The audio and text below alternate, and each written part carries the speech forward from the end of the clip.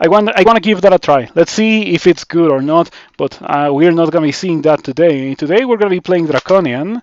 What Draconian Ice Elementalist? Draconian Ice Elementalist. Now let's switch to tiles. Any second now. Okay, it's not going to, so we're gonna refresh and try again. Nope. Kind of. No, it's not doing it. Alright, we can try a couple more times. Sometimes it takes a couple of attempts. And I know that it's going to load because the splash art appears. Now it's gonna load. There we go. White scales. Whatever scales I get are fine. I think that, well, maybe except for gray scales. Gray scales are not very good. Anyway, here we are, being an ice mage. Let's train this to 3. -1 spellcasting makes me want to train this to 3. Oh, there's an orb and a worm. And of course, like, I'm not powerful enough to deal with that. Unfortunate. I wonder if I can maneuver it so I can grab the orb. I could grab the orb and go to D2. I really shouldn't be fighting this thing. I'll do it. Orb of Wrath? It's kind of trash. Have you played Elden Ring?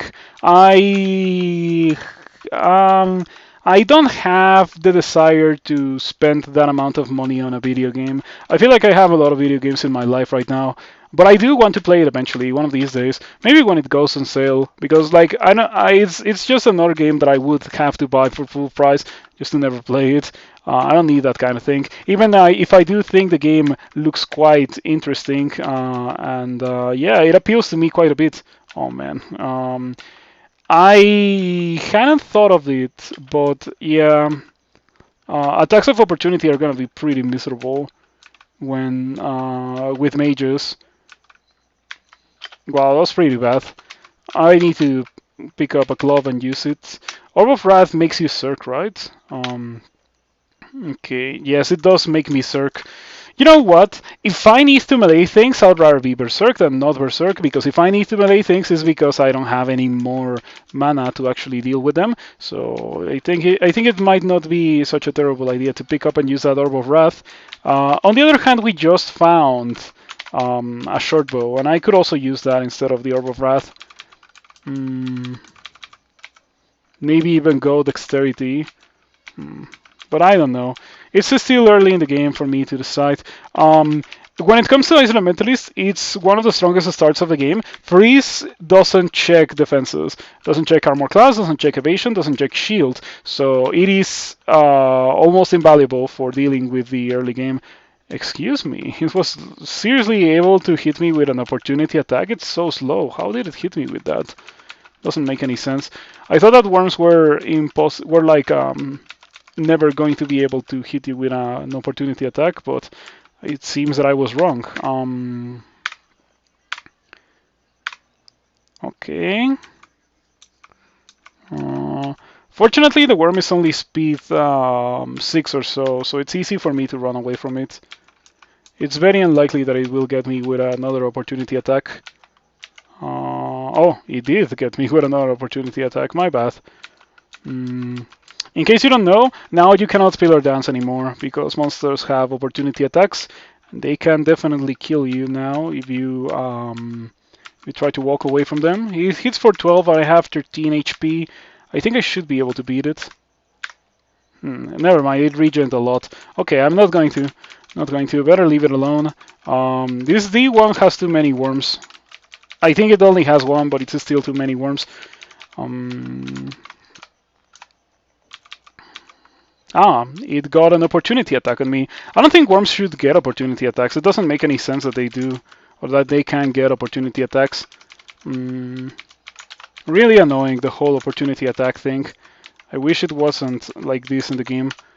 Okay, I want to keep exploring this D1, but someone placed a worm in the entrance, so I guess I won't be exploring D1 anymore.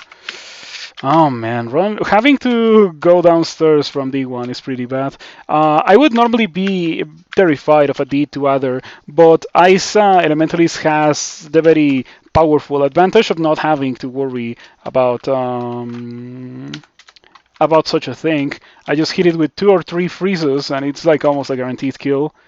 Ooh, good stuff. Worm's Wrath. Oh man, that's pretty funny.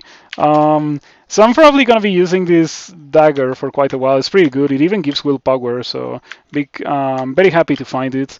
Um, you really like that they made launchers and short long swords to scale with dexterity now. Yeah, I mean, I overall, like taking all the launcher changes into account, I don't like the launcher changes, but I like that part of the launcher changes. Yeah, I like it a bit. Streamer lock, the D2 plus 8 dagger, yeah, it's a pretty good thing. Gonna be leveling up intelligence here. We are level 3 now, so we can get frozen ramparts and a succubus armor. Both of those are essential when you're playing an ice elementalist. Frozen Ramparts, pretty good for killing things in general. Also, Goob's Armor, pretty good for not dying to things in general. So, I'd recommend you to pick up the two of those immediately as you get them. They're single school, level 3, so they're relatively cheap and easy to cast, and they're very powerful. Guardian Spirit is not going to be used today. Nope, I'm not going to be using Guardian Spirit. I'm going to be using Acrobat, however. Yeah, Acrobat is oh, D2 Priest. Okay, D2 Priest can kill you. Yeah, I could die to it. In fact, even more so because I gave the orc time to catch up to me. So now I'm kind of dead. Let's see what we find here. Ooh, I found the thing that will guarantee my survival the most. Surprising. Not gonna complain about it. I'm just gonna use it. Now that was more streamer luck than finding this plus 8 dagger, because it's kind of whatever. Like, it's more of a ring of willpower than a plus 8 dagger. I'm still gonna be freezing things. Yeah, that scroll blinking was way more streamer luck than the dagger. Way more. You have no idea. Man, the Orb of Wrath is gonna be kind of annoying. Okay, we found Manifold Assault. So that's 1 out of 3 ingredients for the build that I would like to go for, which is Manifold Assault Dragon Form. Being a Draconian, I get special bonuses for being in Dragon Form. I get more armor class, I get more an enhanced breath weapon, like the dragon that I become depends on my scales when I cast Dragon Form as a Draconian. It's a very unique and nice thing about Dragon Form as a Draconian. Maybe I can go to D1 now. Yeah, I should be able to kill this worm now. Okay. Worms getting attacks of opportunity really shouldn't be the case. It's kind of despicable that they can't get that. Ah, man, we found a D1 Laja tank. I don't know if I should go for it. In fact, I kind of don't want to go for it, but I should carry it around at least. So when I die, I can show people that I didn't go for the D1 Laja tank.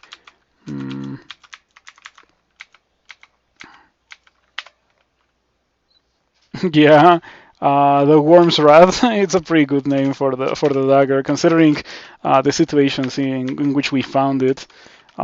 So the Orc Priest is normally very scary. I didn't feel so threatened by it because it was alone and I was at full HP. Goblin Zombie, Hobgoblin Zombie, we should be able to deal with them with not a lot of issues. I have 11 armor class. I am Circing. No longer Circing. Dude, Orb of Wrath kind of sucks. I should probably get rid of it. I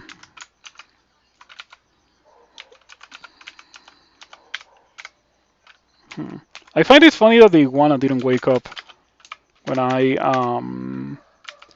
berserked. Really thought that it was gonna wake up. I wonder what god is gonna be in that bolt. That definitely looks like the bolt of a god. Shining one? Yeah, the shining one. The bolt has a bunch of undead dudes that you can kill to gain a bunch of experience with the shining one. So I kind of like that. This white imp is very scary. I don't have cold resistance. I'm kind of low on HP, and it is very resistant to cold. So it's gonna be very difficult for me to kill it. Miscast the succubus armor. Okay, I find curing. That's pretty good luck. Just gonna tap the white imp. We succeed. Gonna tap the Sumbos. It's very difficult for me to run away from the white imp, so I just decided to take the fight. I got lucky with the potion of curing, but yeah. Also, the +8 dagger was very helpful there, I have to say. Otherwise, I wouldn't have been able to kill it. Fire resistance. I don't think I care about fire resistance, but I'm not gonna drop it. Also, I don't know if I want to go the Shining One, and by that I mean that I don't really want to go the Shining One with this character. I don't know what god I can go for. Maybe a Shensari. A Shensari, nah, but a Shensari buffs are gonna get melded, and when they get melded, they kind of don't do anything anymore. But a Shensari is pretty good. Scorch. Scorch is a pretty good thing to have as well. I'm gonna get Blink first, and then I'm gonna get Scorch. After finishing my training in Ice Magic, which is about to happen, I'm gonna train spellcasting. Yeah, in fact, I should train this to 7 instead of 8. Okawaru too, yeah. Okawaru is a good call. I'm probably gonna go Okawaru, but I think I've already done it for this series. Not that I don't want to repeat gods, but whenever possible, I want to not repeat gods. But I will not, hinder myself not repeating gods if repeating a god could get me a win. Okay, so far so good. We found paralysis. That's a big one to consider to train for in the future. Obviously, after D4. Right now, it doesn't really do a lot. Okay, you have a big weapon, but I have freeze, and freeze just one-shots that guy.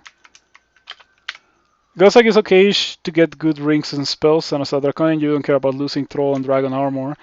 You don't. Okay.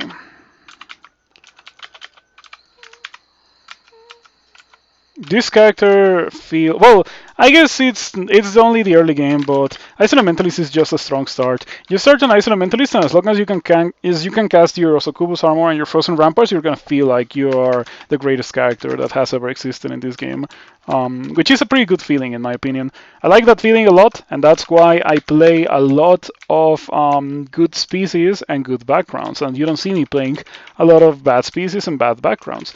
We found Wujian. I already went Wujian in this account, or rather in this series, so I won't be going Wujian. That one I might repeat, maybe for Vinestalker, but not yet. Ice Beast. You know what? I think we have come to the time where we want to identify my things.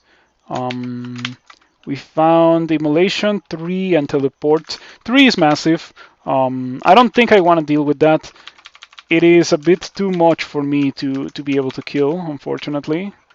The White Imp is less dangerous. Still dangerous, nonetheless. Much less dangerous than the one that I saw when I was only experienced level 3.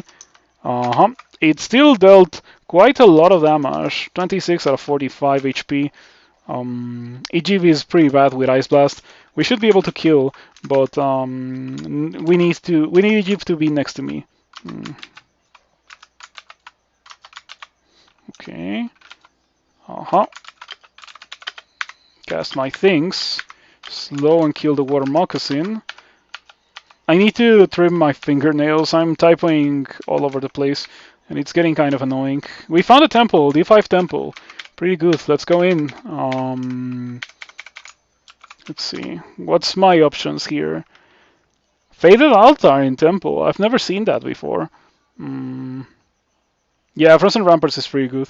Wujian is terrible with Ice Elementalist start. It is definitely not a god that you want to have when your spells require you not to move. I could go Chei Briados. But do I have... I do not. Okay, there's a... Oh, no, I do. I do have Lesser Beckoning. Lesser Beckoning makes it so that Chei Briados is very powerful. No Ash challenge. Yeah, I think I might want to go Chei Briados, but do I really want to go Chei Briados? Chei Briados is not very good.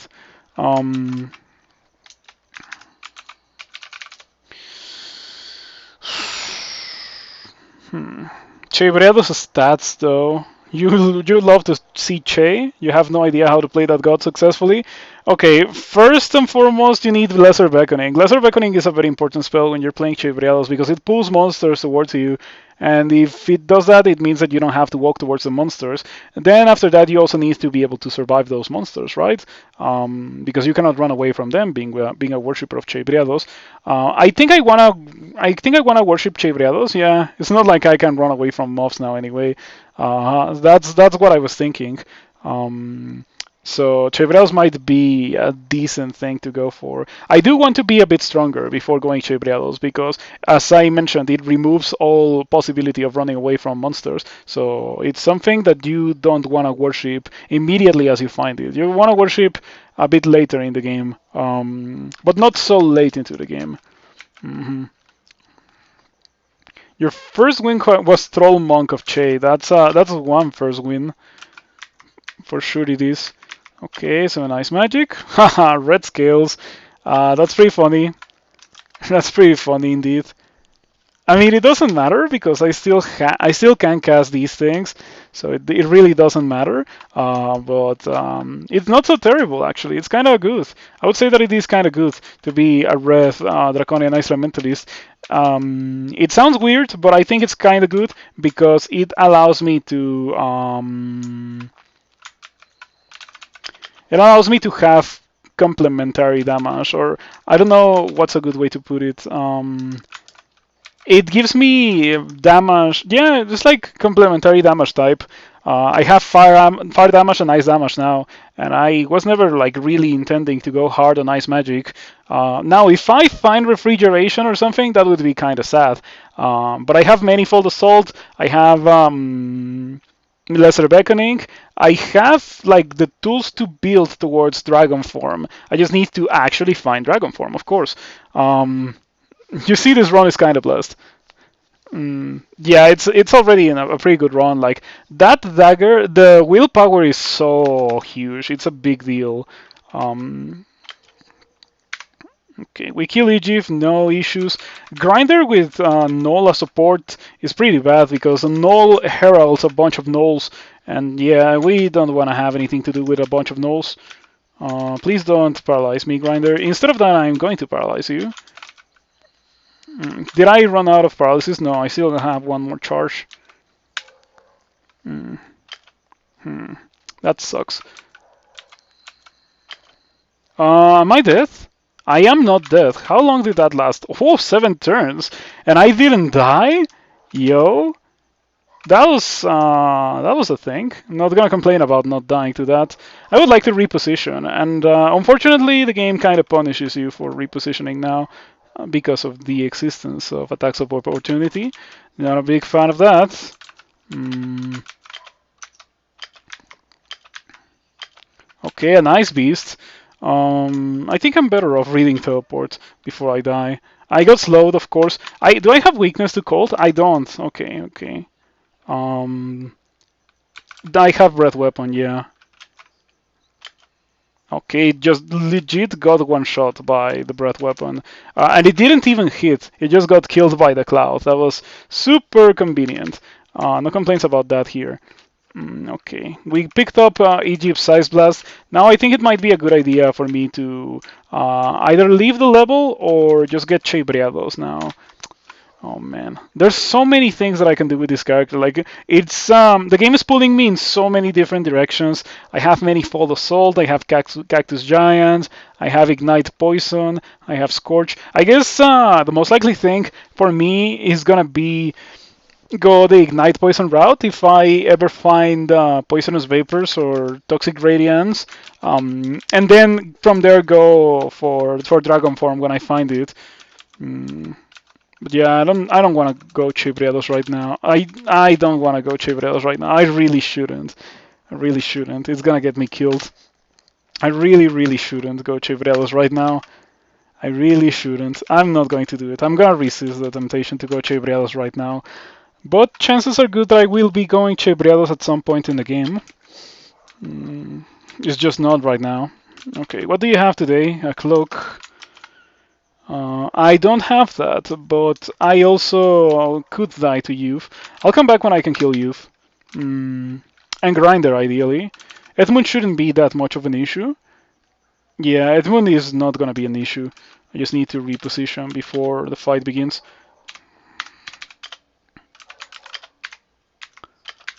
Mhm.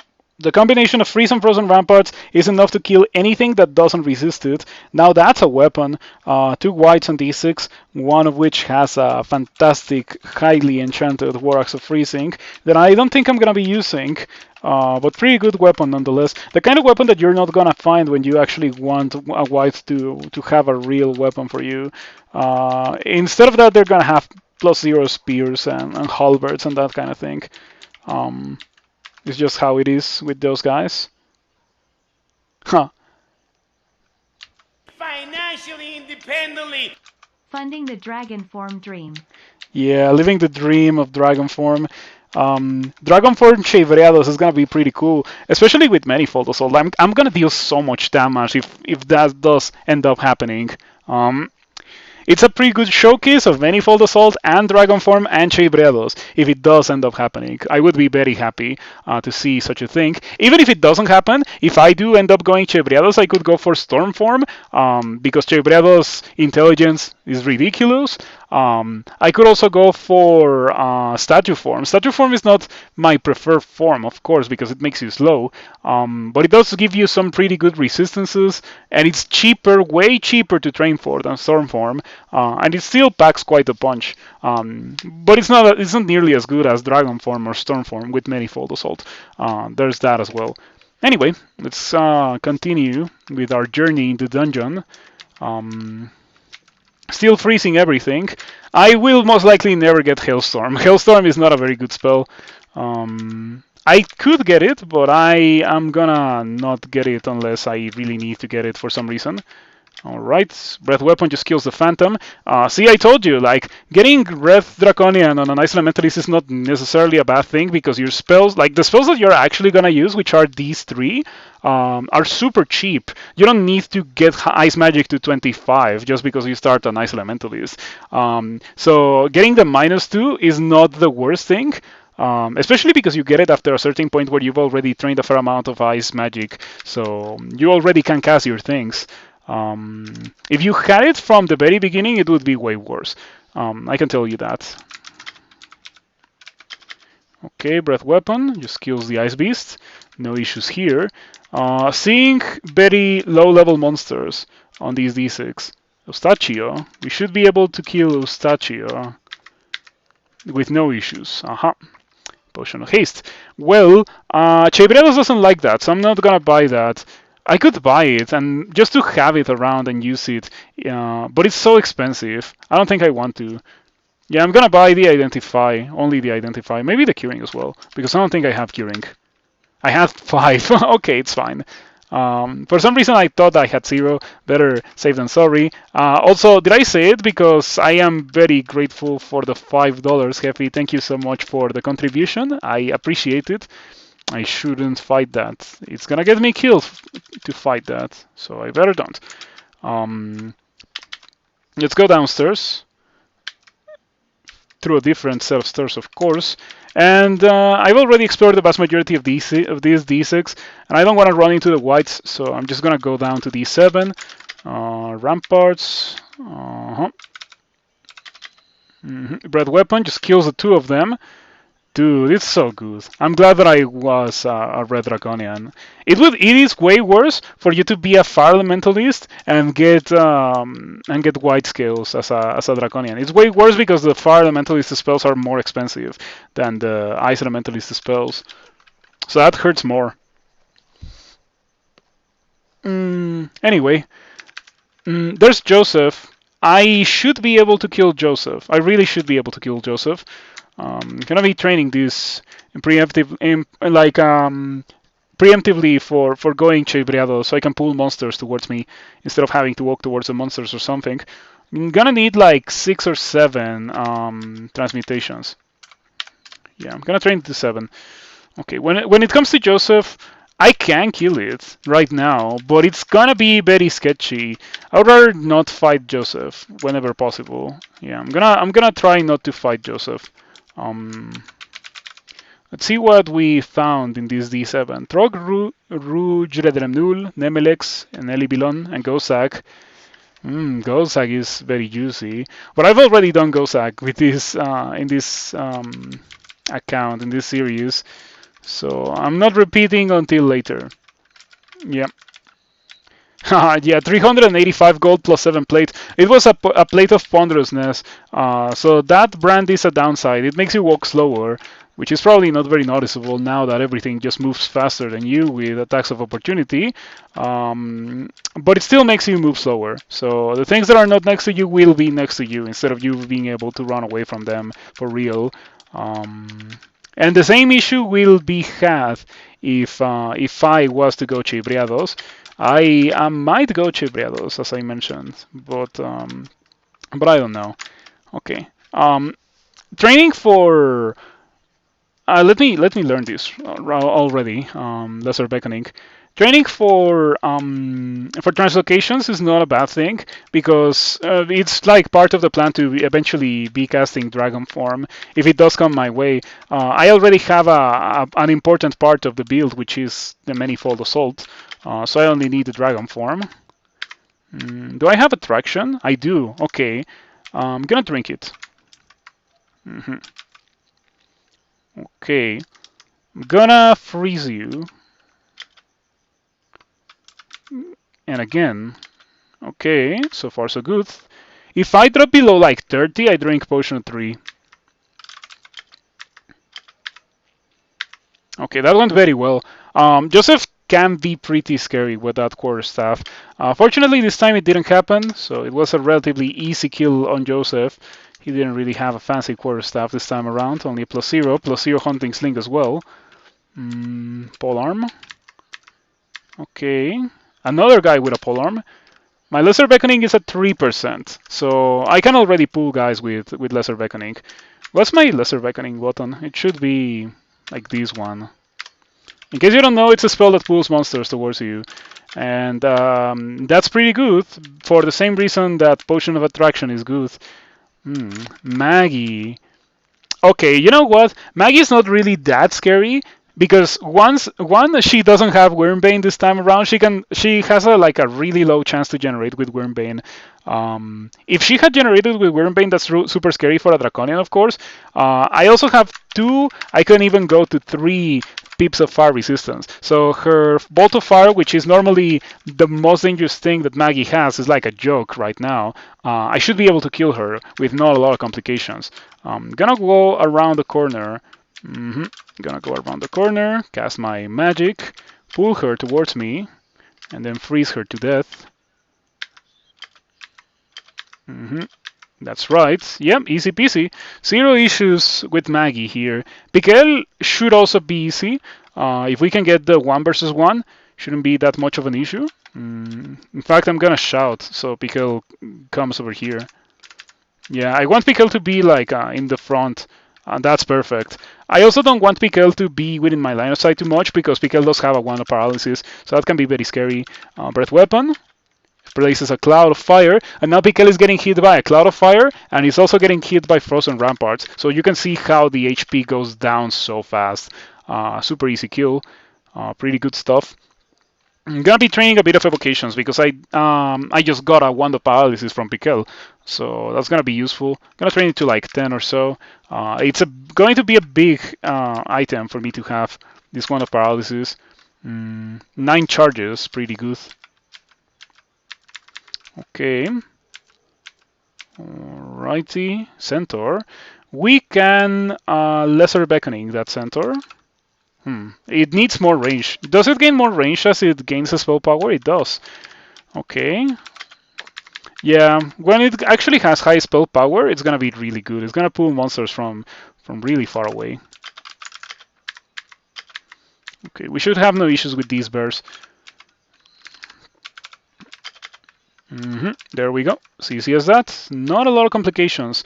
The key to playing Draconian is using your breath weapon a lot. In the early game, it's so powerful. It kills everything. In fact, right now, I think I could kill those whites with not a lot of complications thanks to my breath weapon. I can also kill these bees. I don't have the poison resistance equipped. Better put that on. I don't need 3 pips of fire resistance for bees, but I do need them for Maggie. Wow, this guy has a +6 short sword of freezing. That's oddly specific and very bad for a Draconian, because freezing slows you as a Draconian. It's like an innate weakness to cold that is not represented by you taking more damage. Instead of that, sometimes it slows you when you get hit by a cold attack, and that's pretty bad. Um, anyway, white is standing on a cloud of fire. Just gonna poke it. Gonna do some lesser beckoning here because I can. Pulling monsters into the cloud of fire. The cloud of fire is gone. Gonna regain the breath weapon any second now. This reminds me a bit of the bad old days where food was a thing that existed, and and it was pretty bad to use the breath weapon because it costed a lot of food. So you could get pretty hungry mid combat. It was pretty bad. I'm glad that we no longer live in such times. Um, Oh, you have a halberd. That's pretty rude. Yeah, monsters with halberds are an excellent reason for you, the player, to use a halberd. Because it makes you immune to a halberd if you're using a halberd. And by makes you immune, I mean that you're not fighting 2 monsters at the same time. You're only fighting 1 monster because you kill the monster that's in front and then you hit the guy with the halberd in the back. It's pretty good. Yeah, or yeah, and that's a thing that other weapon users have to deal with, but not halberd users. So there's that.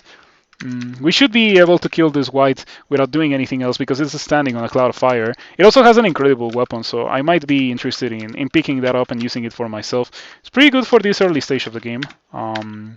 Okay. Very sketchy encounter with a bunch of whites.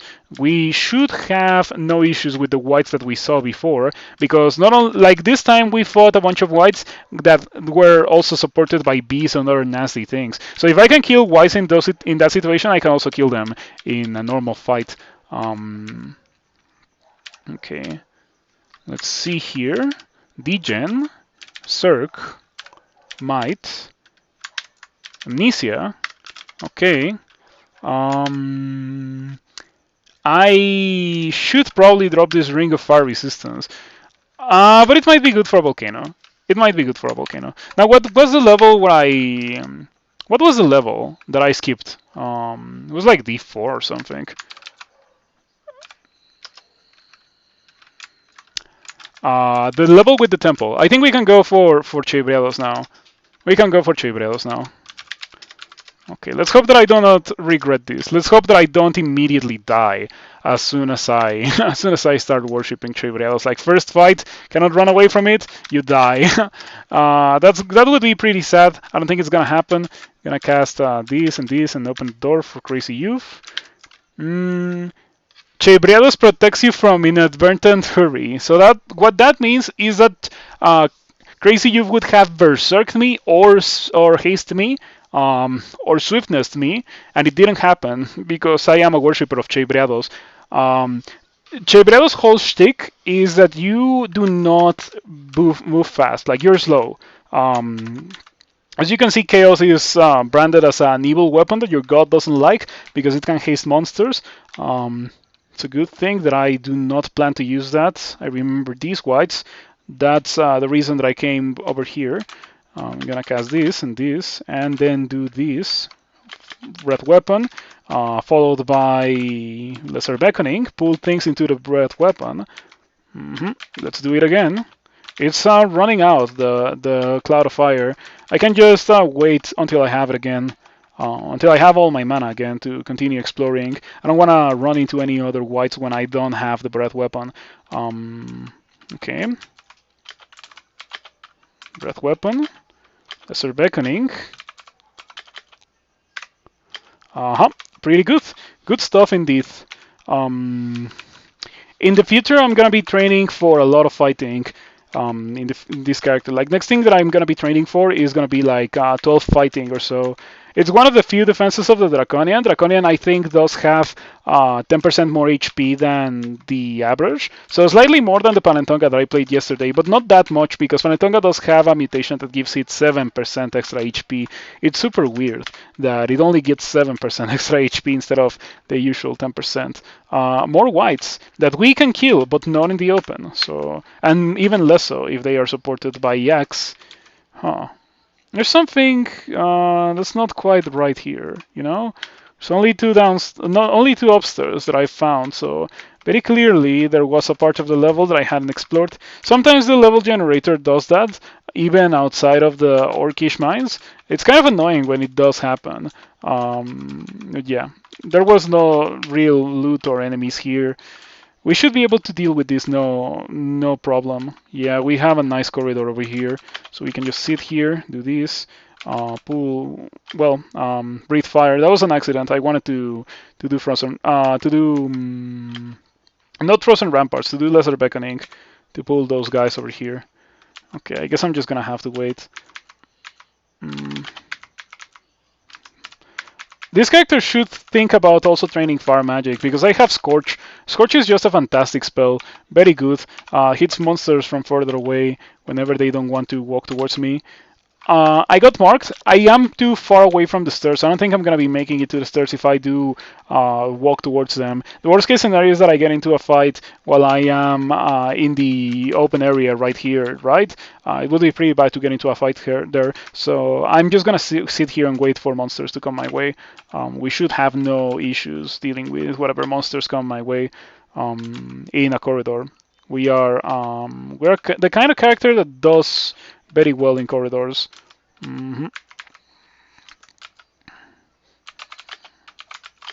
The vampire is pretty worrisome. Yeah, the vampire is pretty bad. It's unfortunate. Roll willpower. I wish I could wear that.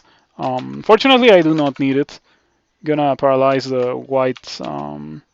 Yeah, the white is barely hurt because it is very resistant to the frozen ramparts. Gonna paralyze that. I'm gonna get rid of the war moccasin. Okay. Chei thoroughly appreciates the change of pace. You can now bend time to slow others. So, in case you don't know how Chei works, Chei likes it when you kill things that are faster than you. And if the thing is much faster than you get much more piety. So killing snakes and that kind of thing, killing vampire mosquitoes is going to be a thing that Chei likes. Later on in the game, killing spark wasps or spiders would be, like Chei would love that. On the contrary, you wouldn't really get a lot of experience or piety from Chei if you kill Nagas. But it does get compensated for by the snakes in Snake. Okay, what do you have? Nothing. You have nothing. I have not a lot. And you do have resistance to cold. Your willpower, not a lot. Paralyze. 50%, please. No? No resistance. Okay. Gonna try again. Nothing appears to happen. Okay, I'm pretty sure it is paralyzed. I'm gonna try to pull it. Nothing appears to happen. You closely miss something. Something hits you, so it's not paralyzed. Nothing appears to happen. Something hits you but does no damage. That vampire is getting pretty lucky with its resistances to paralysis. It's 50% and it seems to be getting resisted every time. That's why I don't like player hexes. They are extremely unreliable. Yeah, I was just gonna re-teleport here. I wanted to fight, but I just, legit the game threw only monsters that were cold resistant at me. The vampire mosquito is oh, it's not resistant to cold. Interesting. I thought that it was because it's an undead, and all undead are resistant to cold pretty much. The whites are very resistant to cold, so nothing to be done there. The vampire is resistant. The yak is not, but the yak is like one against all these other dudes that are resistant, you know? Just gonna try to kill the white. I got confused. It's fine. Gonna drink curing. And yeah, the vampire was super annoying. Not only did it fail to get paralyzed, despite the fact that I was using so many charges of paralysis, it also forced me to use teleport. Kind of ruined my whole plan of just sitting there in a corridor and tanking everything. We should be able to do this sooner rather than later. Yeah, as soon as I can get rid of that Moth of Wrath, and potentially the player goes, we should have access to all that loot, which is pretty good. It's a Randart amulet. That's the kind of thing that we want to see as a Draconian. We don't get access to body armor, which means that we don't get access to gold scales. So we need some good Randarts with this character. Arbitrary name, very resistant to cold, unfortunate. Deep Elf Hedge Wizard doesn't have that much HP, but does have Meth and Ignite Poison. I should be okay fighting that thing, but much later, not right now. Okay, you know how it is with Chei. We cannot move, so we just set up Frozen Ramparts, also Kubus Armor, and we kill those guys. Okay, Frozen Ramparts, also Kubus Armor. You have a Battle Axe, that's kind of scary. Alright. You freeze the white but do no damage. The white completely resists. The white is engulfed in blazing flames.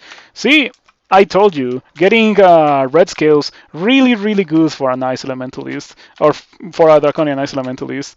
I'm very happy that I got red scales. It was exactly what I needed to deal with all these whites. Okay. Alright, there I didn't find the vampire, and I'm better off not finding the vampire. I don't want to have anything to do with that guy. It seems that I was walking around without the pickup turned off because of the vampire. I'll eventually go back up, probably after D11, kill the vampire, and properly auto-explore the level. And now this looks like a death trap. I only need to see the crystal and the Orc Warrior to know that this looks like a death trap, and that I probably shouldn't be doing this level at all, because as is often the case, this is a huge vault in the middle of the level, full of very dangerous monsters, very annoying and hard to deal with monsters, potentially. So I'm just gonna skip the level. I think I have enough evocations. I'm gonna turn on fighting now. Yeah, I unfortunately wasn't able to take advantage of the paralysis against the vampire. I trained for the paralysis and the paralysis failed me, so there's that. Immediate roll from the boulder beetle. Well, it is significantly faster than I am, and I cannot outrun it, so we are probably gonna be in for a world of pain here. Unless we happen to paralyze it, which we of course don't. 51% feels more like 0%. It definitely does. So now I could theoretically die to this boulder beetle. It can hit me for 64. And I have 65 HP, so definitely not a favorable amount of HP to have when fighting one of these guys. But there's also not a lot that I can do about it. I could drink that potion of 3 to give myself 50% more HP. It might be okay. I'm gonna do that. So I lose half my HP after drinking Tree Form. I wonder how much HP I would have lost if I hadn't drank Tree Form. Just out of curiosity. Okay, what are my options here? I cannot hex the boulder beetle because the boulder beetle resisted my paralysis. I can try to corrode it just to reduce its damage output and its resistance. Not that it matters very much, but it does deal a decent amount of damage, and it reduces the damage output. I try to go for freeze. Oh, I should absolutely. Oh, breath weapon, but I cannot breath weapon when I'm a tree. Trees don't have a breath weapon.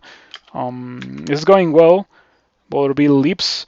The two-head ogre is absolutely terrifying. It's definitely not something that I want to see.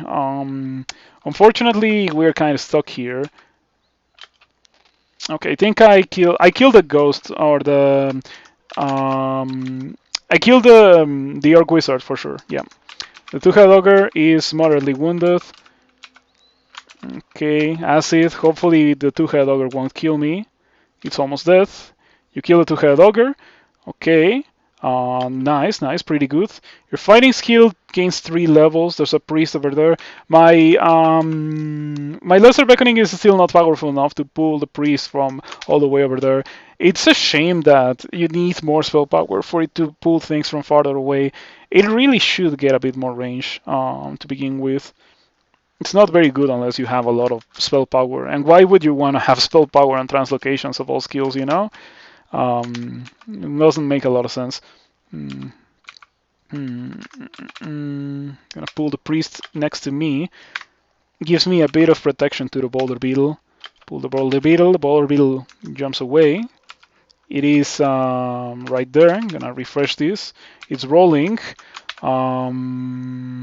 Acid. It's almost dead.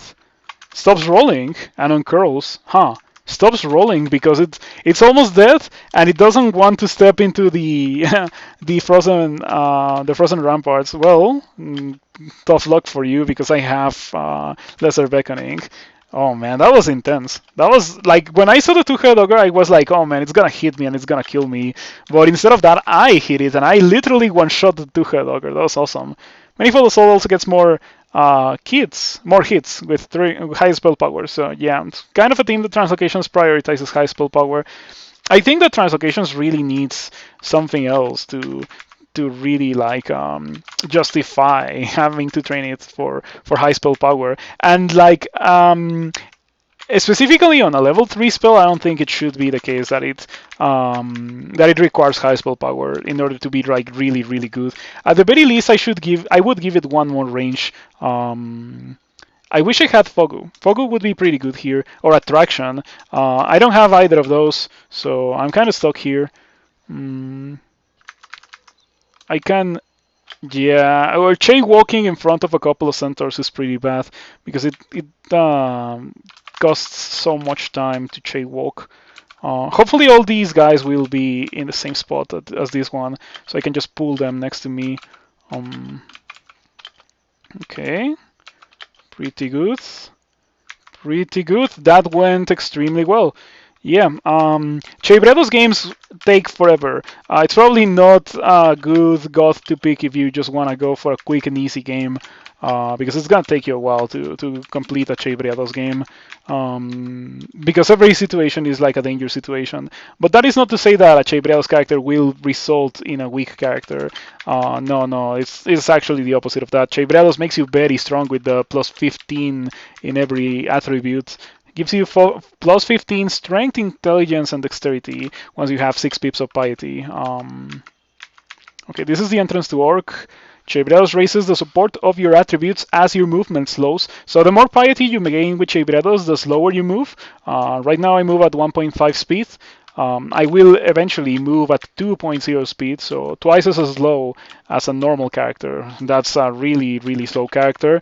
But at that point, I will already have the plus 15 in strength, intelligence, and dexterity, alongside the other pretty good abilities that Chei Breados has. I don't think I've played Chei Breados in a while because it takes a while to go through an entire Chei Breados playthrough, but it results in a strong character always. Yep. As you can see, the Ice Elementalist book is good enough for getting past the early dungeon. You have absolutely no issues dealing with the early dungeon thanks to the Ice Elementalist book. Okay. There's a black bear. We should have no issues with this black bear. There we go. It's not a polar bear, so it doesn't have cold resistance. Okay, Chebreos totally appreciates the change of pace. Chebreos gives you more piety if the monster is like hasted or circling before you kill it. Pretty good. Gonna lesser beckoning. Lots of key presses to kill monsters, but it does kill monsters very well, so no complaints about that here. Okay, easy fight.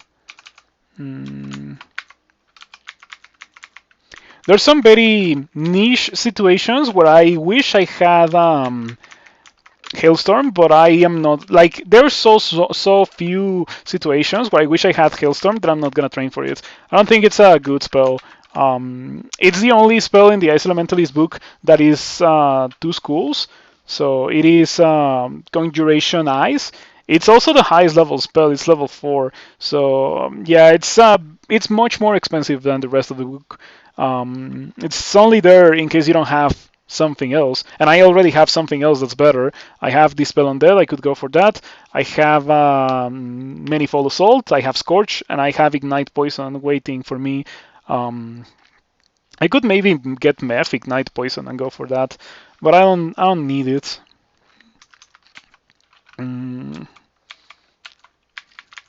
Yeah, what I really want to see is Dragon Form. Wouldn't be the first character of mine that just stops functioning as a crawl character and starts training only for Dragon Form as soon as it gets it. I've done that before and it is very good. I've had it castable by Lair 1, and it is good. It is good indeed. Mm. Oh, that's Azrael's band. We're on D12, so I probably should get out of here. However, Azrael's band shouldn't be an issue for an Ice Elementalist. We should have a very easy time dealing with Azrael's band, so I'm just gonna take the fight right now. I don't know if I should break line of sight. Azrael's pretty scary with the 3 dice of 15 Call Damnation and the 3 dice of 20 Hurl Damnation. He is also immune to its own damnation, so he will do it in melee range.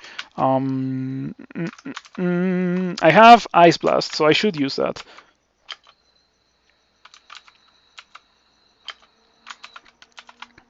Okay, this is like a nice little piñata of experience for me. If it doesn't kill me, of course.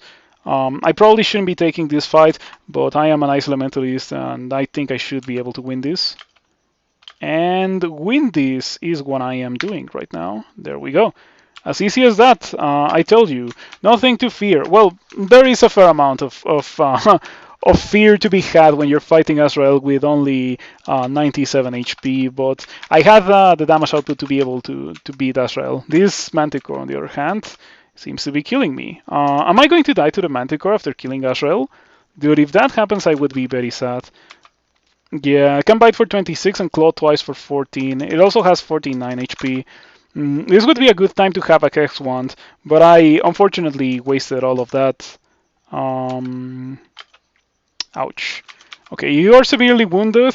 I am at 6 HP. Drinking Curing probably wouldn't do anything. This is pretty bad. This is pretty bad. I might die here. I could blink away. Yeah, I did this in a very poor way because I was at full HP when I was fighting the Manticore. It was not like the Manticore appeared to take advantage of the low HP that I had after fighting Azrael. Well, kind of, because I was not really at full HP. I was at 81. But still, I should have been able to kill the Manticore if instead of just trying to freeze it to death immediately as I saw it, I had gone for Osokubu's armor and frozen ramparts. Like those two things immediately as I saw the Manticore would have been a very drastic difference. I think we might be dead here, but I'm gonna try to go for my final charge of Ice Blast here. Kills the Manticore. Okay, that's what I needed. I needed to kill the Manticore there with that. Otherwise, the Manticore was gonna kill me, and it would have been a very sad end to an otherwise very powerful character. Anyway, we should go do Lair 1. Yeah, Lair 1. Lair 1? Lair 1, Lair 1, Lair 1.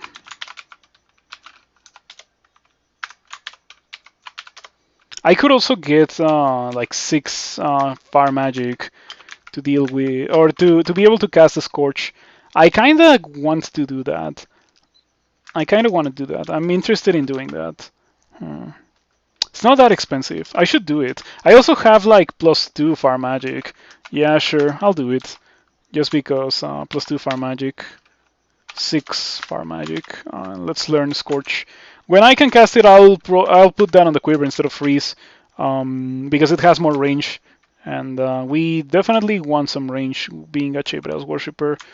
So we go into Lair, and the very first thing we see is the fabled Lair 1 Black Mamba, one of the most dangerous things for any character to encounter going into Lair 1.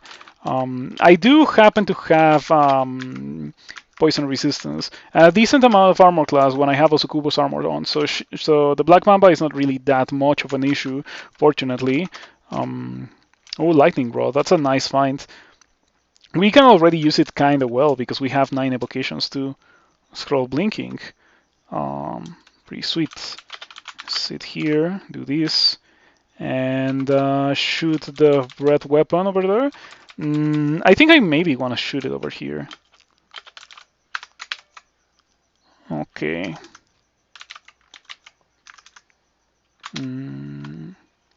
I feel like this character is missing something, and that something is a way to deal with bans. We are gonna start seeing the downside of not having a way to deal with bans right now, but this is going surprisingly well, you know? Yep. Surprisingly well is how this is going. I have not really taken any damage, and I have been just destroying these jacks, okay? I thought that it was gonna be much worse than that, but it wasn't the case, and we take those. Not gonna complain about that. Okay, back to 15 fighting. We go after a brief detour to train 6 fire magic. Now I can quiver Scorch, and I can Scorch while I have frozen ramparts, so I have like variety of damage and everything. Freeze is better when they are in melee range because freeze slows the guys, but it's fine. Ooh, I found the Ring of Cold Resistance. That's a big item for me to find. It gives me the ability to not be slowed by cold attacks. If you have 1 pip of cold resistance, that thing goes away. I'm gonna showcase it. Cold-blooded. Yep. And now check out what happens when I put on cold resistance. That's why cold resistance is somewhat important for a Draconian. See, it's grayed out. So it's not applying right now because it's grayed out. It's completely suppressed because I have 1 pip of cold resistance. And I like it that way because I'm already slow enough. That was a terrible use of frozen ramparts. Okay.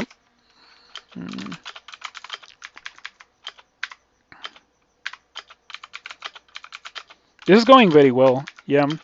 But it's only jack bans. It's to be expected that jack bans go well because it's nothing too threatening. Yeah, these wolves, and in general the Lair monsters, they're faster than you, right? Like even without worshipping Chei, they're faster than you, so it's a very nice thing to be a Chei worshipper here. It is also a very nice thing that I happened to find cold resistance before finding that Rhyme Drake, because it could have been very nasty otherwise. Okay. So Chei actually has been working quite well for me. It reminds me that I shouldn't move, so I don't get attacks of opportunity. Whenever you're in the vicinity of a monster, it's probably safer for you to just shout instead of actually walking towards the monster. Okay, got a bit of extra armor class, because that's how Draconian works. After some level ups, you gain armor class. I don't know how much armor class they get by the end of the game. I think it might be 13, but I'm not sure. We unfortunately got Snake. I wanted Spider for once, because the spiders would give me a ton of Chei piety. I can also just destroy the spiders with Slouch, which is the thing that we just got. You can now inflict damage on those overly hasty. So it's this ability. Causes damage to everyone inside who is moving faster than you, dealing more damage with greater differences in speed. Yep, just destroys spiders and spark wasps and caustic strikes as well. Something to keep in mind for much later in the game.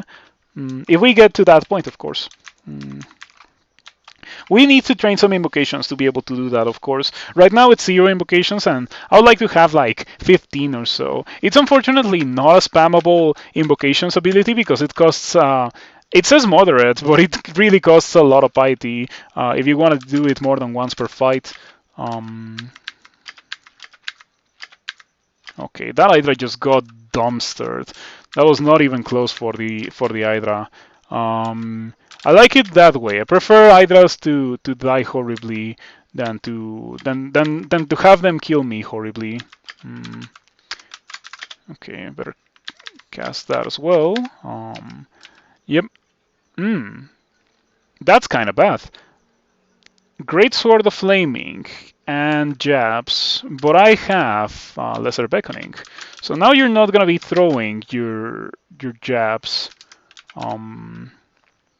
Breath Weapon, 30 damage.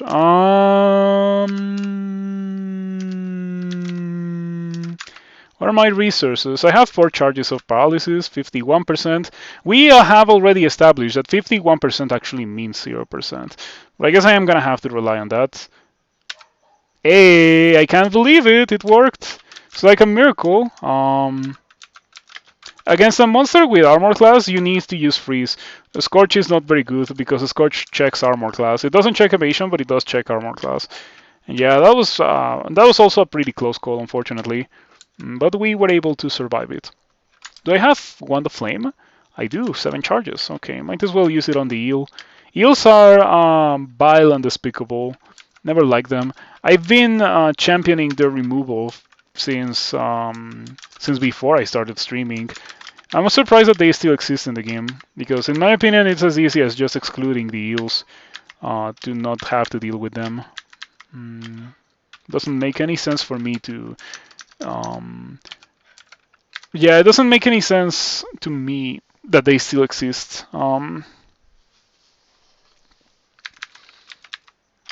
Lots of jacks. Jack bands is what we want to see. We don't want to see death yak bands. Those are actually pretty nasty, and I don't think I would be able to deal with them, nor I would be able to run away from them. So yeah, we absolutely don't want to see any death yak bands. Normal jack bands, as you saw, can surround me, and it's not that much of an issue. Hello, Igor. Good to see you around, and thank you for stopping by. We saw Volcano, which is pretty nice as an Ice Elementalist.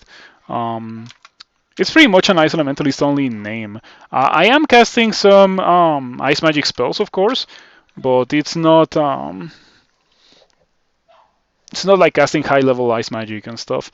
Staff of Cold could be worth wielding. I'm gonna have to think about that one. Let's take a look at the book. The book has Firestorm. That's a win condition right there.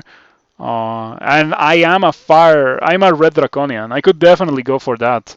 That's like well within the realm of possibility because I am a red draconian. I'm gonna have to think about that for real. The gold is also pretty good, and the cloak is trash. The cloak is unusable. I'm gonna have to think about the book. I don't want to go for Firestorm because I think it's extremely expensive to train for. And like, if I was with a Shensari, I would like pretty much immediately grab the book and just go for Firestorm, and take all the elements conjuration curses that are offered to me. But I decided to go with Chei, and Chei does help me cast Firestorm because of the intelligence, but it doesn't help me cast Firestorm as much as Ansari or Behumet would. And I was also considering Behumet. I didn't talk about it, but I was also thinking about going Behumet. Anyway, I am going to not acquire anything immediately. I'm gonna try to re-identify. Re-identify that last book. It was Torment. So we don't have magic mapping, and that is a bit of a tragedy. Lots of jacks that we can easily deal with. I just need to secure a corridor. They're gonna attack me quite a bit. Yeah, I think I'm just gonna hold this style instead of walking away and giving them the chance to surround me.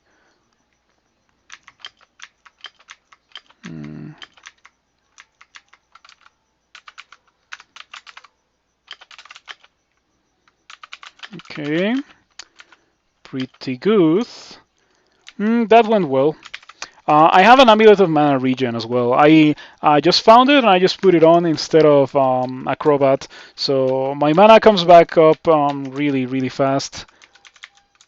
It's not that much of an issue for me to not have normal regen, but I would like to find it at some point. It's gonna be difficult for me to get it, of course, if I want to keep using the mana regen. We just found a second acquirement, so I need to make a decision regarding my first acquirement right now. I think I'm gonna acquire the book because the book is a win condition, and I just go for fire conjurations. Yeah, I'm gonna get the book.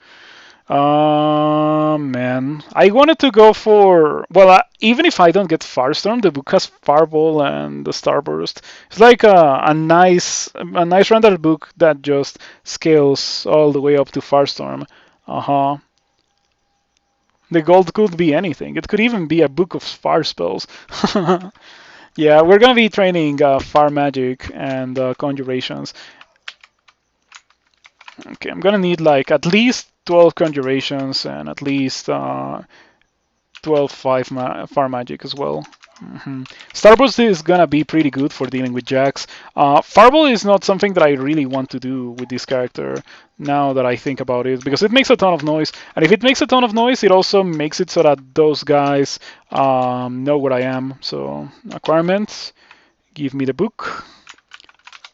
Okay, I have 14 spell slots open, so I'm gonna be getting this, and I am going to be getting this Starburst. Yeah, and when I get my next level up, I'm gonna be getting Flame Wave. I guess that's what we're gonna be doing with this character. I didn't really want to, but the game kind of threw everything at me, so why not?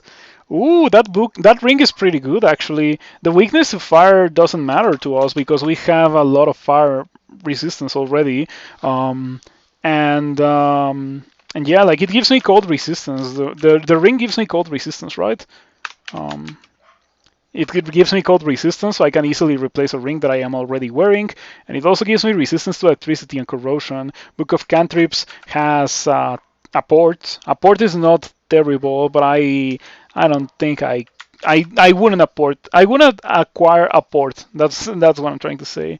Yeah, Staff of Fire for the enhanced Firestorm, but I don't know if I want to replace my Sky Weapon. Like, it's just too good of a Sky Weapon. I think I'm just gonna stick with that for the entirety of the game. There's a pretty good chance that I don't switch away from the Sky Weapon. Um, we are going to get the ring. I am going to get the ring. See, now I have one pip in every resistance. Dude, my Paleontonga took so long to get to this point. My Paleontonga took... I was in depth 3 when I got to this point with my Paleontonga, except that I had a bit more willpower. This character is in Lair, like, what is it, 3? And I am already at that point. This is crazy. You just like that the scroll knew I got far spells, and you're training and tries to tempt you. Yeah, going for the staff, but no, I am not going to be tempted to go for the staff. Just gonna go for what I'm currently using. Okay, the alarm trap is kind of annoying. We should be able to survive all these wolves. Look at these, there's so many wolves. I wish I had a flame wave. I should have gotten flame wave. Flame wave is a good thing to do when you're surrounded by wolves. While you are in frozen ramparts, also Goose armor. Mm. Oh, you know what I could do? I could slouch, but I don't have the ability to do so yet. When I can slouch, if I had it right now, all those wolves would explode. They would just stop existing because they are very fast. So that means that they are significantly faster than you are at speed 10, and I am not speed 10 anymore. Your flying speed is very slow. So yeah, very fast versus very slow, they would explode into separate atoms because that's what Chei Slouch does. Got any Amnesia Scrolls? Won't help here, but could prevent the next time. Yeah, I can also just gain one more level, train for half a level of spellcasting, and get Flame Wave. It's a bit of a tragedy that I don't think I'm gonna be going for Manifold Assault Dragon form. I kind of wanted to do that, but the game said no, you're gonna be a Fire Mage. Here you go, Fire Dracon or Red Draconian. You get everything. You're gonna have everything to be a Fire Mage, including Firestorm. So you better be a Fire Mage.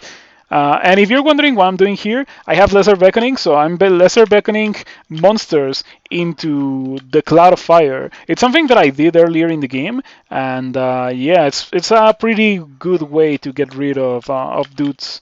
Hmm.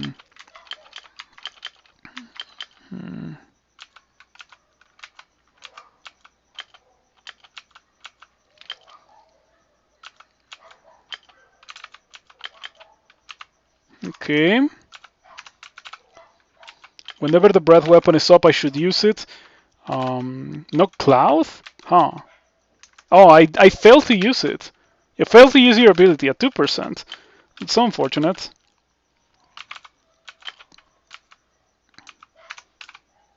I don't even have to do anything when they are standing on the cloud of fire.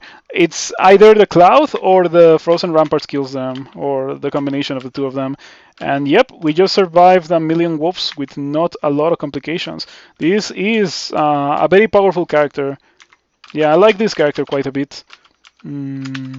the fact that it was able to survive this situation is a pretty good indicator for the power level of this character. So now, with this character, it's more about me not making any terrible mistakes than it is about the character actually becoming powerful enough to win the game. Yeah, it says that it's nearby. I am very close, which is nice because with this amount of HP, it's kind of sketchy for me to. Oh man, I'm gonna miss it. Gonna miss it. Yep, it's gone. Okay, Chei. It's just how it is. With Chei, you're very likely not gonna get into any portal bolts because Chei doesn't slow them. It was right here. And also, this is a crazy thing. This is crazy powerful. I should pick it up. Should pick it up. And yeah, the volcano was right here. Unfortunate. It's just how it is. Sometimes you just don't get the volcano. It's like it didn't generate in your game. And to be fair, before finding the volcano, I also got 2 scrolls of acquirement, so it's not like I'm missing anything too like crucial for not going into the volcano. I think it does have a possibility or a chance to give you like a cloak or a fire resistance or something along those lines. That would probably be among the best things that I could have gotten. Yeah, I don't want to drop that plate because I wanna win with it or die with it and show the world what I wasn't able to use because I was a Draconian.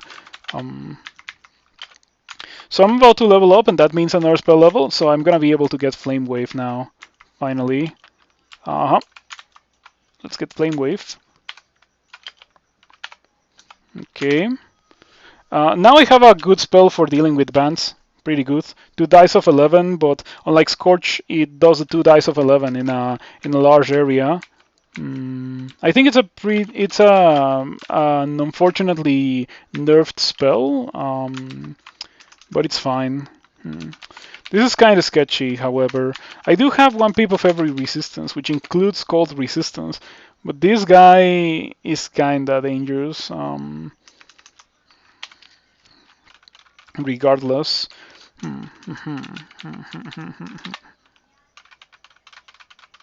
Hello Railbird, good to see you around. Thank you for stopping by. I'm playing a Draconian Ice Elementalist that will become a Fire Elementalist because the game gave me everything to be a Fire Elementalist. So here we are.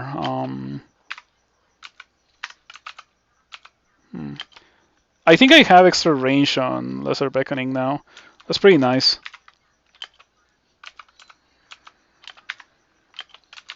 Okay. Almost destroyed. Pretty good. I have resistance to electricity, so the electric eel doesn't scare me. What does scare me is getting into fights with dudes, being or like getting into a fight with too many dudes at the same time, being a Chei worshipper. Maybe I should get a bit of stealth. Maybe I should get a bit of stealth. We got Swamp and we got Snake.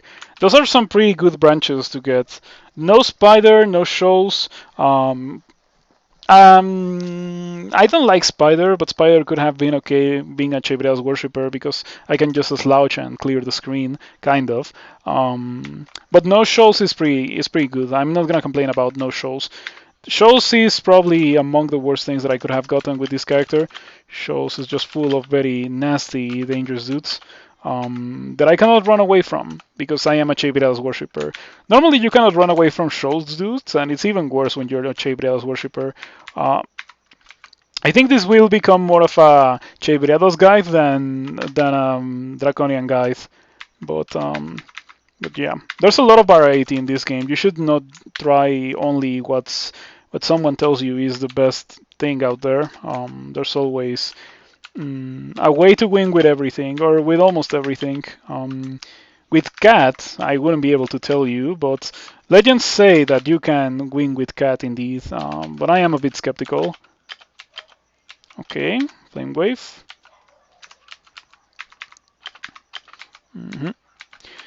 Yep, Frozen Ramparts plus Flame Wave, pretty good indeed. It seems that I have a decent amount of stealth, however.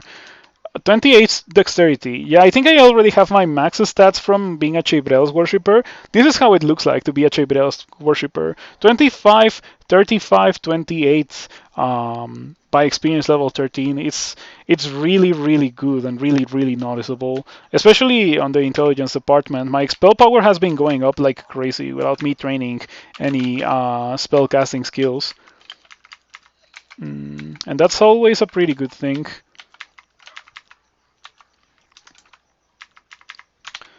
Okay, Star Wars is at 19%. I'm gonna be training what I'm currently training, which is Conjurations and Fire Magic, until the point at which I can cast the Star Wars, which is, I am thinking, going to be around 12 skill. We just got shafted into a Lindworm. We should have no issues dealing with the Lindworm. We are having some issues dealing with the Lindworm, actually. Hello, Star Polemic, good to see you around. Thank you for stopping by. Here we are playing Draconian of Chei, hopefully not dying to this Boulder Beetle. It keeps jumping away from me. Don't roll. It's rolling. I'm gonna wait one turn. I could also use that turn to acid it. Yeah. Okay. It didn't get corroded by acid. Now I'm gonna try to paralyze it. We do get the paralysis. Bullets, ramparts, Nosukubu's armor, breath weapon. It is heavily wounded and paralyzed. Scorch. Scorch. The Boulder's Beetle's fire resistant burns away. Pretty good. Frozen Ramparts just kills the Boulder Beetle.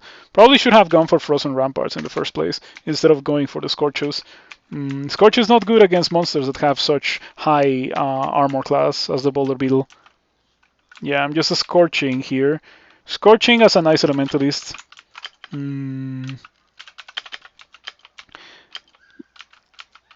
Fire magic and ice magic are very synergistic because you get the defenses from Osokubu's armor, and you still don't want to move with Frozen Ramparts as well. You don't want to move with Flame Wave, you just want to continue channeling Flame Wave. So it adds damage on top of damage, and it also gives you some defenses, which is pretty nice. I think I want to Frozen Ramparts here. Shout, pull those guys. You wish you could play good species, instead you're stuck with Ogre. Dude, Ogre is really good. Why are you so bad with Ogre? I don't get it. Like, I legit cannot imagine a world where people are bad with the species with the most HP in the game. And it really is the species with the most HP in the game, because Troll has the same, but Troll has trash fighting skills. So Ogre gets the high HP much faster. You can have an Ogre and have like 150 HP going into Lair. It's pretty ridiculous.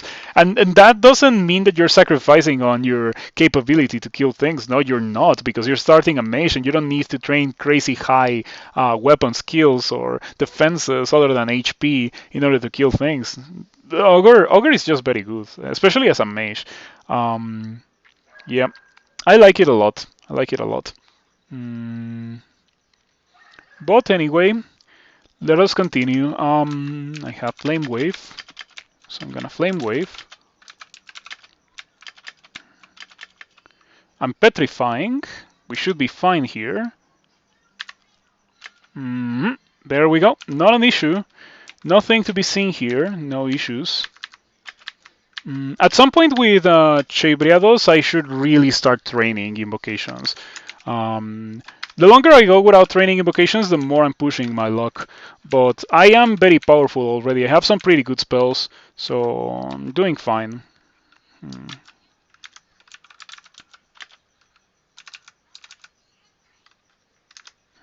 Okay, also Kubu's armor. Flame Wave.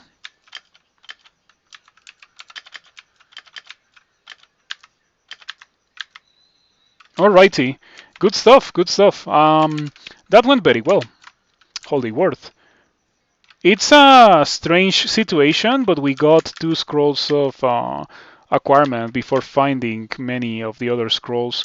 That doesn't tend to happen frequently in Pro as it is nowadays, unfortunately. Okay. That's so much damage. How much damage does Frozen Ramparts do? 1 dice of 12, but it does it every turn. Yeah, it's just this character deals so much damage. I like it quite a bit. It's way better than the Palentonga. For many different reasons. It has actual good defenses, and it also has good damage output already. Death Yak, 2 dire defense. Okay, I lost my things. The dire elephant could be an issue. We can starburst the dire elephant. It does decent damage. Let's do it again. It does decent damage again, but it doesn't kill. I can blink away. If I was not a Chei worshipper, I think I maybe could just step away and close the door, but probably not. How fast to kill an Orb of Fire with just ramparts, freezing, cloud, and freeze? It would take you forever, because the Orb of Fire is unfortunately cold resistant. Yep, resistant to cold. You can see it right there. Right here it says resistant to cold. So it's not very resistant or immune. It's only resistant. Still, resistant is better than weak. Melee with that spicy Chei dexterity? Yeah, like I have 28 dexterity. I could definitely melee with my untrained dagger and die. Class would deal around 10 damage, freeze and ramparts 5 or 6 each. Yo, it would be miserable. 10 turns, which is surprisingly quick, all things considered. I don't know if it would be 10 turns, because keep in mind that the Orb of Fire also has Fireball, and Fireball removes the freezing cloud. If, like, assuming that the Orb of Fire is next to you, if it shoots you with Fireball, it's gonna remove the cloud that is on top of the Orb of Fire, you know?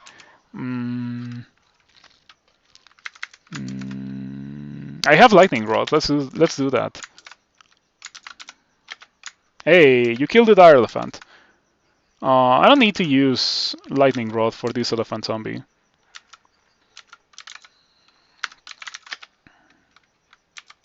There we go, as easy as that. I don't think I can deal with dire elephants yet, but I would like to deal with dire elephants eventually. Okay. So many different spells I have to cast, but it's how it is. This character is fortunately able to deal with the game. I would prefer being able to deal with the game casting 1 or 2 spells only, but I also prefer this over over not being able to kill anything. Yep. What's the loot that I would get from doing this? Just out of curiosity. Hello, Prince Cosmo. Good to see you around. Yeah, I started a Draconian Ice Elementalist and I got Red Draconian. It's good, however, because like it's good specifically on Ice Elementalist because the skill that you need to cast the ice spells is super low. Like I have 5.8 after having my aptitude reduced. 5.8. And I'm still casting everything that matters. I'm not casting Hailstorm because no one cares about Hailstorm. It's pretty good. Like the breath weapon was super good. It was actually ideal for me to get red as an Ice Elementalist. It was really good for dealing with whites and stuff in the early game. Yeah, I also hope that everyone is doing well.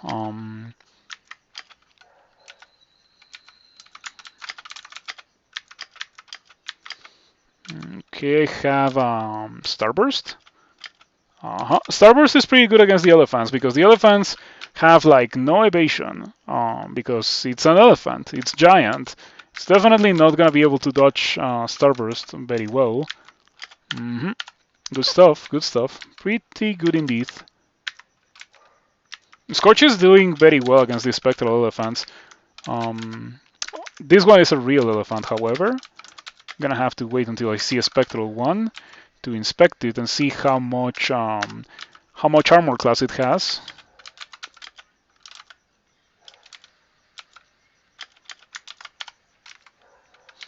It's nice that I have the mana regen as well, because I am using a lot of mana per fight. I'm glad that I got Starburst. I'm glad that I got that book altogether.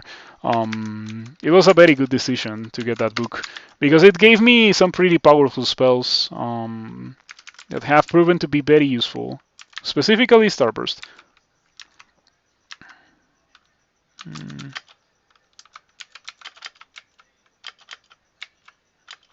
Okay, stop that. That guy was shooting me with Bolt of Draining through the Spectral Dude.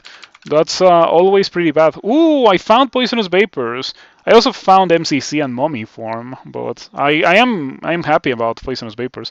You see my earlier question about the old Bolt? I did not. Now that you have good fire spells, can you handle that older Bolt that had the Randart Amulet? I think I can. I'm gonna have to check the Bolt, but I'm gonna see. I'm gonna see. Is this a Randart? It is not a Randart. It's just a normal description jewelry. That's unfortunate.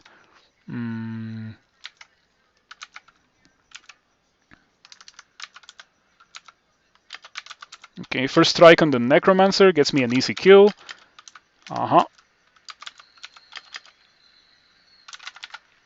Mortally wounded and almost dead. Yeah, I think I'm just gonna sit here and cast these two spells. Then just staff. Oh, the Elephant countered me. The Elephant is kind of a soft counter to Ice Elementalist because it pushes you away, and so it forces you to not have those spells anymore. Kind of a shame. Flame Wave? How much armor class do these guys have? A fair amount. Okay, the Spectral Anaconda's fire resistance burns away. Pretty good. Let's follow that up with Breath Weapon. Heavily damaged, constricting you more vulnerable to fire, standing on fire. It is also standing next to Frozen Ramparts, but resistant to cold. That doesn't do a lot. Flame Wave. Big damage from the Dire Elephant. It is severely wounded. I don't know if I should go for another Flame Wave. Probably not. It's probably gonna get me killed to go for another Flame Wave. But I also can't move. This would be a good time for me to have like Slouch or something. But I do not have that. What I do have, however, is Acid. So I'm gonna shoot these guys with some Acid. Kills the Necromancer. Pretty good. Severely wounded, covered in acid. No longer standing on a cloud of fire. Starburst? You killed the Dire Elephant. Pretty good. Now I don't know if I can deal with that one. I wonder if I can Chei move and close the door. Probably not, because I move twice as slow as these guys. So I move once and it moves twice and it stands on the door. So I cannot kill it. I have to choose between fighting it or running for my life. And I think I want to run for my life. Yep. Especially if there's another one coming. I can kill them. I just need to be at full HP. Just gonna sit here and wait for the teleport to trigger. Interesting that the elephant didn't pursue me. Okay, there we go. Yeah, round 2. This time, I better close that door, actually. I better leave them for last. I can kill them, but need to wait a bit. When it comes to that bolt, I'm gonna have to see what the bolt threatens me with, because it was not really a matter of damage output. It was more a matter of actual defensive capabilities to kill that bolt. You miscast a Starburst. Pretty bad. Pretty bad indeed. I can blink. I have 4 of them. I could also fear. It's not gonna fear the Simulacrum. Am I standing on the door? Yeah, I shouldn't be standing on the door. I should be standing here. It's just that because I am with Chei, I wasn't able to really reposition that well. I have 2 heal wounds. These guys are not standing next to ramparts, so I cannot stall to victory. I kind of want to blink away. Yeah, I'm gonna blink away.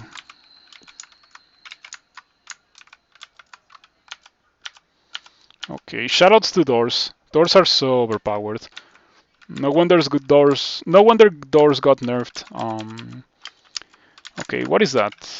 Glowing triple sword. Glowing triple sword. I kind of want to find out what that is. But unfortunately I cannot kill that thing. It is probably immune to fire.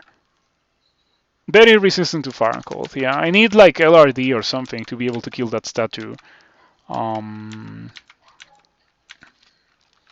yeah, if you ever put something in the chat and I don't see it, do feel free to remind me. Don't feel bad or anything about reminding me, because sometimes I miss chat messages, especially when it's going fast. And when I'm focused on the game, I tend to miss some chat messages.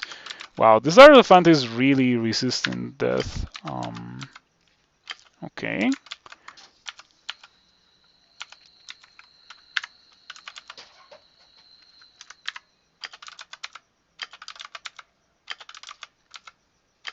All right.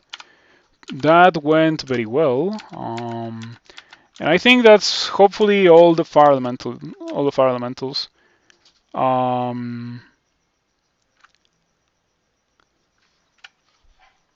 Chart dump posted from Updog a few minutes ago. The Mummy Chaos Knight. Can you link me that, Star Polemic? Because I do not see anything in chat. A Ring of Slaying.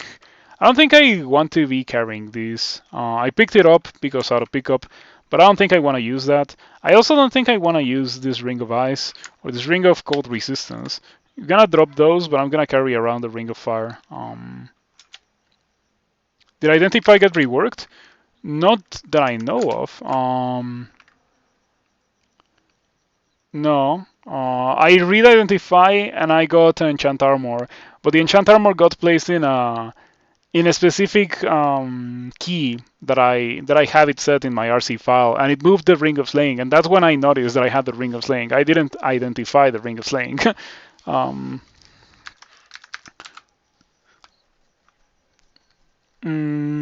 Okay, let's go do something else. I have a Staff of Conjuration. I could pick that up and use it, but I need the willpower from the Dagger. I really want this Dagger to stay with me for the entirety of the game because it's so good. My resistances are pretty good right now. 1 pip of everything. That bolt with the amulet. Let's find out what this is. Okay, it's on D9. Yeah, we should be able to do this. You don't know how to get there? How come? Oh, I got shafted. I got shafted. Let's go upstairs.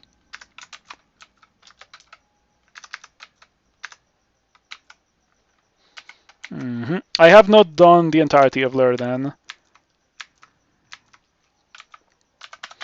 Okay, Starburst gets the job done here.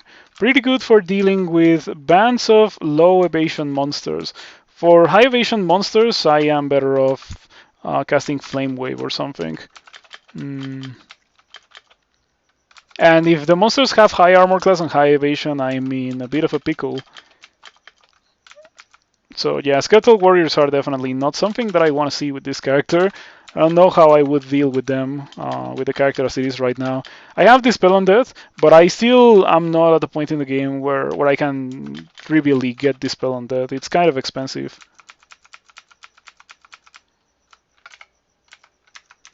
Okay. Bloodstained Hand Crossbow. Let's check that out. It's a hand crossbow of penetration. Definitely interesting. The thing is that I don't see myself using that when I have Starburst. Maybe I could use this a bit and then finish the guys off with Starburst. It also only costs 10 skill to get it to min delay, and the attack delay that would come from wearing armor, well, we don't have that issue as a Draconian, so maybe it is actually worth considering. I'll carry it around just because it's a cool thing. Sonia. She has Kirer and Venom, not Distortion this time. We should be able to easily deal with Sonia with this character. I have Poisonous Vapors. Yeah, I have Poisonous Vapors and Ignite Poison. I really should learn that. I really should learn those things. I wonder if I should amnesia something. Maybe Fireball. I don't see myself casting Fireball that much. But since I have Fireball, might as well. And it just kills Sonia in a single cast. I was not expecting that. Let's see, that's a maximum of 48 damage. I think I got a very good roll against Sonia.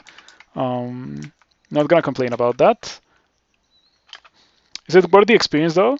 Just notice my strength, intelligence, dexterity is really high. Is that a Draconian thing? No, it is a Chei thing. The point of Chei is that you get a ton of stats. Move more slowly as they gain favor and are rewarded for killing creatures who are faster than they are. As they move slower, worshippers of Chei are granted increased attributes. So that's strength, intelligence, and dexterity. That's all the doing of Chei Chei gives you plus 15 in strength, intelligence, and dexterity. All three of them get enhanced by Chei so that's why my character is kind of crazy right now. Yep, you get a lot of stats, and so you become very powerful. But at the downside of not being able to move pretty much.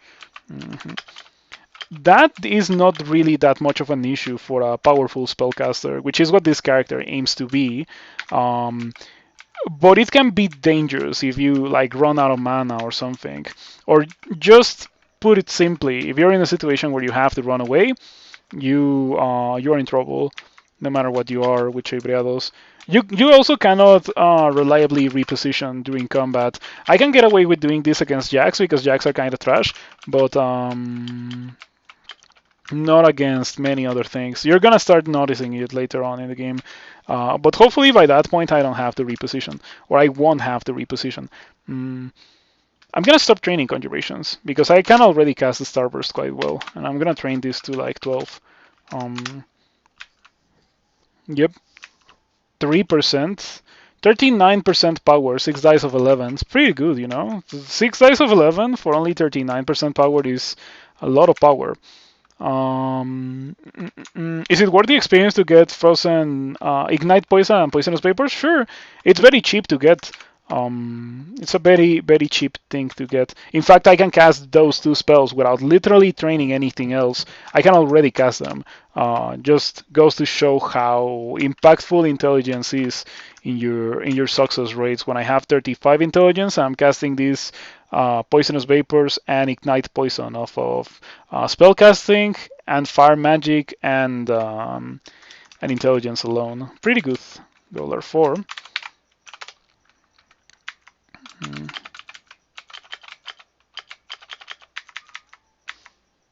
Oh, the crossbow.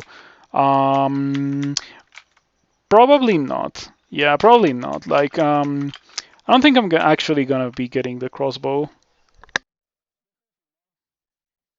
But yeah, I'm just carrying it around because it's cool. Okay, let's go do that bolt. It's on D9, I think. And Flame Wave should let me do this bolt without a lot of complications. The only really scary thing is the Moth of Wrath. What do we have for it? Not a lot of things to reliably get rid of it. Where is the transporter? Where would I land? Oh. There's also a random ring in there. This is definitely juicy. Where's the landing spot? Oh, it's right there.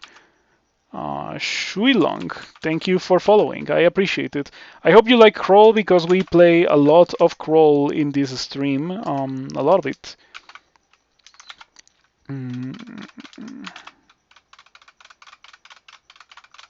Thinking about how I want to do this, because it can go bad fast if the Moth of Wrath immediately berserks the Manticore or something like that. I guess if it does that, I am going to immediately re-teleport and just blink for my life, because I do have that option. It's even at 100% power, so not that much of an issue if it does happen. Alright, so here goes nothing. Okay. Moth of Wrath is all the way over there. I can do this. The Manticore goes berserk. Okay, that's exactly what I didn't want to see and exactly what happened. So, re-teleport and blink for my life. Everyone is circling. Ideally, I would be able to get rid of the Moth of Wrath to prevent this from happening again. Let's see if we can do that. We can hit it with this. Well, that's a shame. The Moth of Wrath also didn't really take that much damage from that. So I can do the same thing again. I can just sit here. Those guys are no longer berserking. They're not slow either. That's kind of whack how they all recovered from that so fast. I really want that. Really, really want that. It's my last teleport. I guess I could. In order for me to be able to do this bolt, I need to kill this thing immediately. That's the way for me to do it, because I can kill everything else except for the Moth of Wrath. Okay. The Wyvern goes berserk, the Killer Bee goes berserk. I wish I had Charming. Charming would be pretty good. I can paralyze the Moth of Wrath, however. 51%, please. It works. First attempt. Pretty good. 26. It's fine. The Manticore is not circling, so that's the big thing. If the Manticore is not circling, I think I can win. 33. Okay. It's a lot of damage. It's a lot of damage indeed. I think I can maybe try to paralyze this guy as well. 69% chance to succeed. Watch it fail. It doesn't fail. Nice. So that greatly reduces the amount of damage that I was taking, because this guy is kind of crazy. Starburst hits everyone that's paralyzed. Hits almost everything, actually. Okay, severely wounded Cirque. Lightly wounded. Let's go for Starburst again. I really shouldn't be fighting this right now. Yeah, it's not going well for me. I have 3. Maybe I should have used 3. What does the ghost have? Nothing, really. Okay.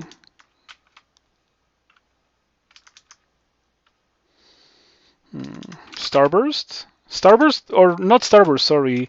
Flame Wave doesn't seem so terrible here. Do you have fire resistance? You have 1 pip of fire resistance, but it also has 52 HP. Okay, that's a big heal from heal wounds. Starburst? Ghost is almost destroyed. I don't have Mind Burst. I do have Ice Blast, but you have like 2 pips of cold resistance, right? Yes, you do. But you're also almost destroyed, and you don't have that much HP. So we should be able to deal with the ghost like this. That wasn't necessarily risky. Probably should have postponed it a bit more. But we do end up getting very rewarded from doing that, because that ring is pretty good. It is straight up better than the ring of poison resistance that I was using. In fact, that ring makes me want to drop this ring, because I don't think I'm ever gonna be putting that ring on. I have weakness to fire, and I have 2 pips of fire resistance. I also have 3 pips of willpower, so pretty good ring, pretty good amulet as well. It's straight up an upgrade as well. Mana regen and 6 strength is much better than just mana regen. So we did end up using a fair amount of resources there. It's pretty rough, but we also got some significant upgrades. And a +1 cloak. The +1 cloak I didn't even notice, but let's put it on. Let's drop the +0 cloak.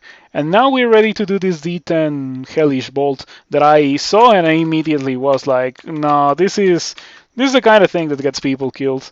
We can probably do it now. Cannot Starburst, however, because the Starburst would bounce at me 3 times, unfortunately. Can I do it? Can I do it? I probably can't. I should re-teleport. Yeah, because like the vast majority of my damage is a Starburst, and I cannot Starburst, so I really shouldn't. Okay. I think I can kill those guys, but I need them to be outside, because I don't have LRD. If I had LRD, this would be significantly easier. Okay. Pretty good. To have Dagger really not wanting to go over here. Where did you come from? You're kind of cheating. Yeah. The Knight is kind of whack. I can read Fogum. I can read Fear as well. This would be a pretty good moment for me to have Poisonous Vapors Ignite Poison. But I still need 2 more spell levels to be able to learn Poisonous Vapors. That's what I'm training spellcasting for, by the way. Getting those 2 spells. And that combination of Poisonous Vapors, Ignite Poison is going to replace Scorch, it's going to replace Freeze, it's going to replace even Lesser Beckoning, it's going to replace like almost everything that is not or that it's gonna replace everything that's single target. All the other spells are still gonna be useful, but I think that Poisonous Vapors Ignite Poison is probably like the best single target damage in the game. It's like so reliable and so consistent. It doesn't miss, it doesn't check evasion, doesn't check shield. It's just very good. I don't know if it checks armor class, but I would be inclined to believe that it doesn't do such a thing.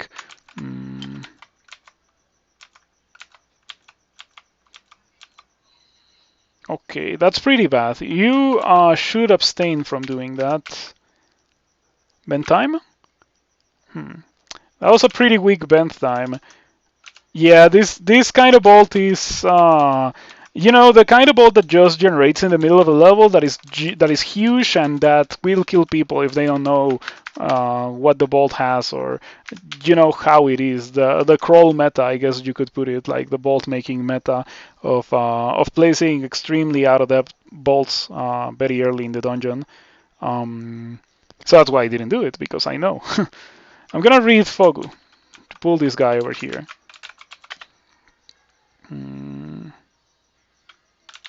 Breath weapon doesn't do anything. There's black smoke. I wonder what weapon it has. I have Curer. Let's use Curer. Alright. Starburst? Starburst. Aha, that was big damage on this Orc Knight. It's almost death. You can finish off with freeze. Aha, good stuff, good stuff.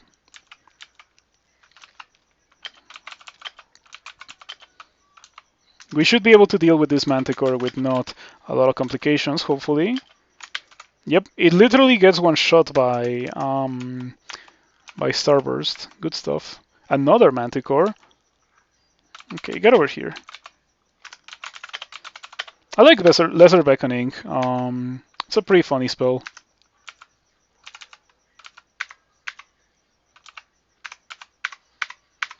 Okay, Freezing Rate doesn't stand a chance against a Scorch. Full power Scorch, I have to notate. Alright. Kite Shield of Reflection. That is a juicy thing for me to have. Very interesting indeed. Gonna get Ignite Poison. I could also Amnesia, like maybe Scorch. Could Amnesia Scorch and get Poisonous Vapors. I could have also Amnesia Freeze. I'll Amnesia Scorch, because the Scorch frees up one more slot. Poisonous Vapors. Now we're gonna Quiver Poisonous Vapors, of course. Where is my Ignite Poison? Okay, it's in the same key that it always is. Gonna train this to like 4 or so. And after that, I think we want to start training for invocations. Ring of Willpower, well, came into my life a bit too late. I do not need such a thing anymore, so it's just how it is. I don't think I'm going to be using a Ring of Willpower with this character. As long as I have this dagger, and as long as I want to be wielding this dagger, the Ring of Willpower doesn't really hold a lot of value for me. And yeah, as you see, this combination is just very powerful. This is a fun character indeed. It's powerful, and it is using a lot of resources in a very unorthodox way. It's using ice magic and fire magic, and now it's using poison magic. It is also a Chei worshipper, so that's fun in its own way. It makes your character more fragile, more prone to mistakes. That's just how it is with Chei. It makes you less resistant to making mistakes. But the entirety of the game is less resistant to making mistakes in this age of opportunity attacks. So there's that. Okay, I'm gonna have to flame wave this guy.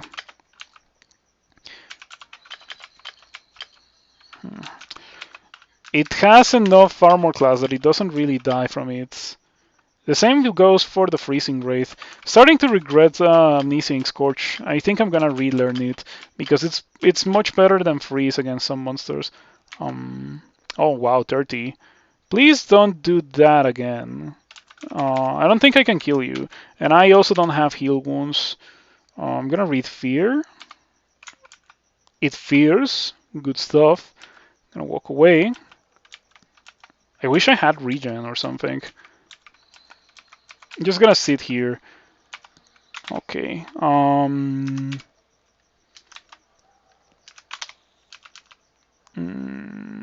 Maybe what I should have forgotten about was Lesser Beckoning. It was good for a while, but I don't think it's gonna be good anymore. Okay, now that I am at full HP, the Cyclops should be significantly less scary.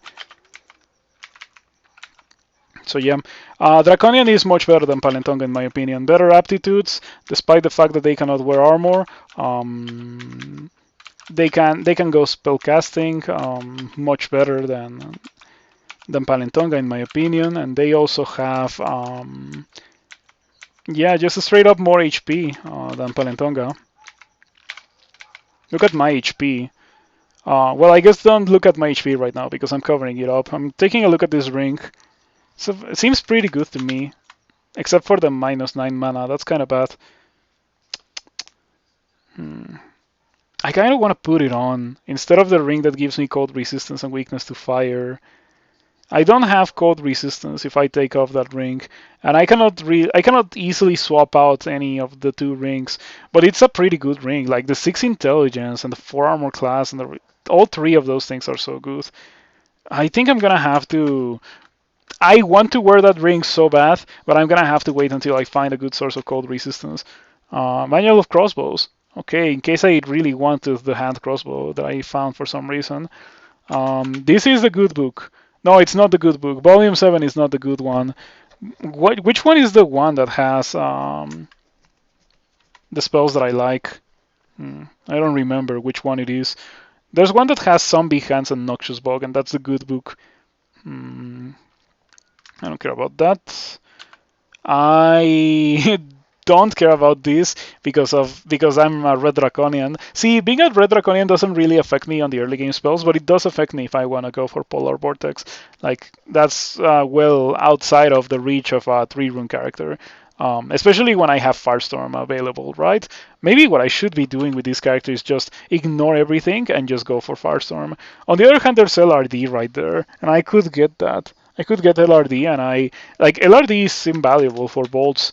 It's like Toxic Radiance, Ignite Poison, but for bolts.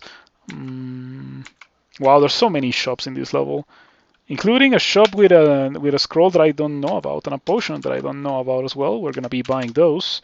Let's see what we got. Brand weapon. Let's buy this as well because I don't have enough identified. Seems brilliance. Alright, this D10 had so many good resources that were denied from me because unfortunately the level happened to place a super nasty bolt. Okay.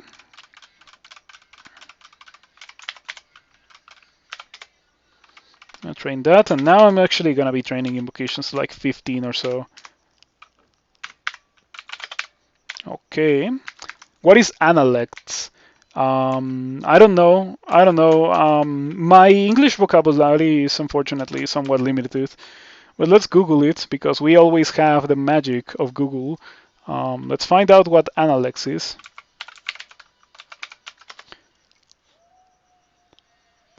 Selections from or parts of a literary work or group of works, often used as a title. A collection of literary fragments. So now you know what Analects are. I'm gonna be getting all these scrolls of teleport and the scrolls of fog. In fact, I'm probably just gonna be buying everything. Yeah, literally everything. It's this shop's fault for being so good. Never mind, it was a book for sale. Oh yeah, it was a book for sale. I saw it. It's a Randart book, of course. Manual of Long Blades with the triple sword. With a triple sword with manifold assault. With my 31 strength. We could do that. Ooh, Condenser Bane. That's so good. This bolt is well outside of my capabilities as an early game Draconian Ice Elementalist, so I do not regret not going for this bolt. Orb of Energy, and a bunch of trash that I cannot wear. I kind of want to put on that kite shield of reflection, but I would love to find a kite shield of cold resistance, so I can take off this ring of resistance to corrosion and a bunch of other things, and put on that ring of cold resist, or put on that other ring. That's fantastic. Yeah, that ring is so good. The -9 mana is probably not gonna be that much of an issue, and the 6 intelligence is huge. The 4 armor class is huge, and the resistance to electricity is not huge because I already have it. But the other things combined make that ring into a very interesting and juicy ring that I look forward to being able to put on. Yeah, this character is it has so many options. It can do so many things already. And Chei is just making it better. I found a Succubus refrigeration. Mummies. We have Starburst for mummies. We also have TAF because at this point they don't really worry me that much. 3 Reapers. That looks like something that I don't want to have anything to do with. Yeah, they're surrounded by rock wall, by translucent rock. Yeah, I don't want to mess with them anyway. Looks like something that can that like some evil bolt that just breaks the walls or something. That's what that looks like to me.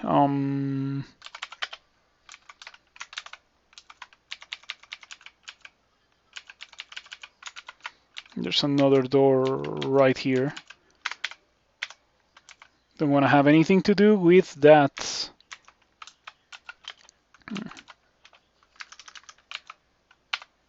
Ouch. 56. Okay. Almost maximum damage roll from that boulder beetle. The lack of armor class from being a Draconian is unfortunately pretty bad.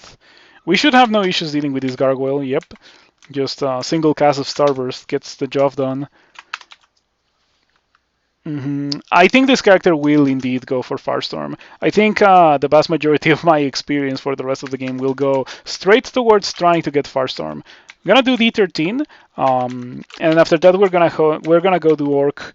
And this character is looking like the kind of character that can probably do Elf before doing a Lair branch, which is a pretty good position to be in. I don't like this +4 longsword, especially because I know that the bolt that places a dancing weapon longsword places 2 of them. Unfortunately, I am a Chei worshipper, so it's gonna be very difficult for me to walk away. It's right next to me now, and if I walk away one more time, it's gonna hit me like 17 times, and then it's gonna hit me another 17 times if I go upstairs, so that's 34 times. I'm exaggerating a bit, but you know what I mean.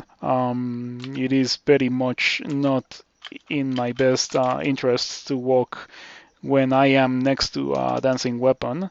My 20 armor class hopefully will do something, but yeah, I could use something like Irradiate. Irradiate would be pretty good for dealing with dancing weapons. Unfortunately, they are elf monsters, so I'm gonna need to have a good answer for them before going into elf. Also, I took 21 damage. Why did I take 21 damage? What did I do? Did I walk or something? Did I melee something? I should inscribe this with don't attack because I don't want to attack with this +8 dagger. Gonna re-teleport. Flame Wave. Yeah, the +4 longsword is very resistant to fire and cold, and it is immune to poison. It's like oddly difficult for me to kill with my current character, unfortunately. Not much to do about it other than just not fight it and not die to it as well, of course. Okay, gonna miscast some Starburst, unfortunate. Let's do it one more time. Okay. Alright, alright. I'm just gonna wait for my teleport to trigger.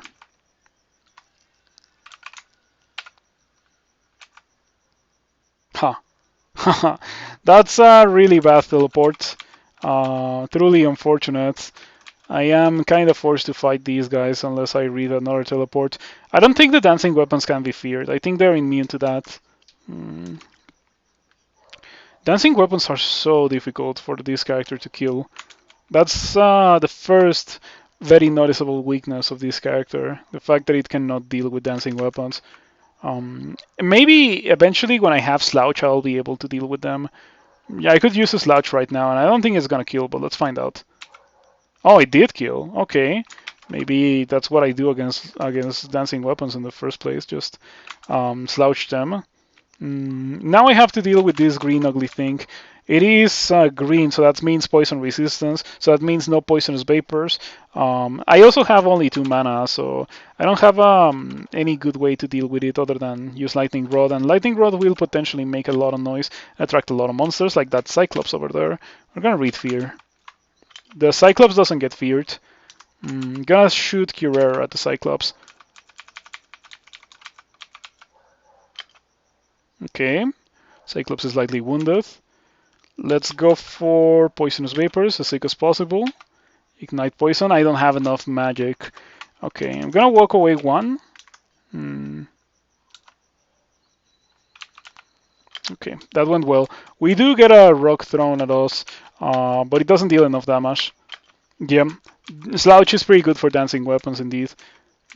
So that's unfortunately gonna be my go-to option. I would prefer to do something that doesn't cost piety, but you know, better to have an option than to not have an option for dealing with those guys. Truly unfortunate.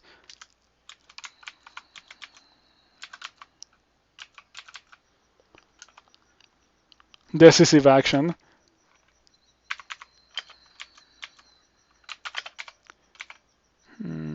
Hydra. That reminds me that I don't think I saw a single Hydra in Lair. That's unusual. No complaints about that, but I do find it very strange that I didn't see a single Hydra in Lair. Weird. Or maybe I did and I was so in autopilot that I didn't even notice. But I don't think it was that. I don't think that was what happened. Gonna Lesser Beckoning the Centaur Warrior so it doesn't shoot me.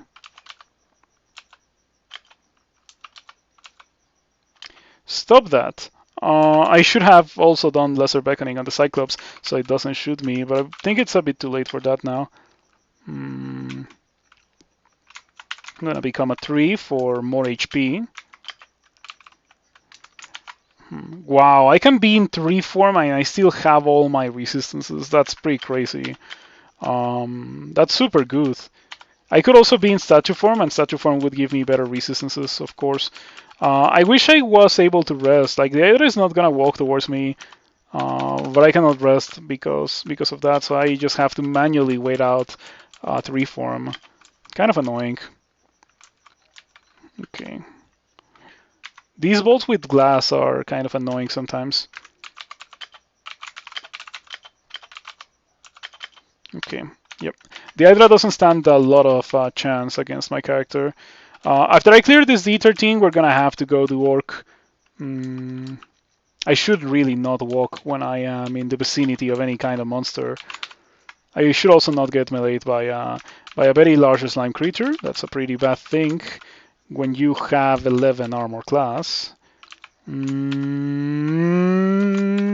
Okay, there we go. That's the kind of blink that I was looking for. It's a bit too late for it, however, but I can Phantom Mirror this guy.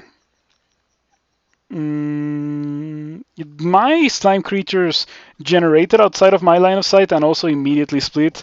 It's the opposite of what I wanted. I wanted them to generate here, and instead they generated over here. It's pretty bad. I have very low mana. I don't like this. I don't like this. I don't know if I have the damage output to kill the slime creature. Or rather, I would assume that I don't have the damage output to kill the slime creature. There's a double space in regenerates in console. I don't know if it's noticeable in tiles, but in console there's a double space right here. Regenerates quickly. There's a double space. I should bug report that. I could do that. I think I have enough time to fully use it, so hopefully it will.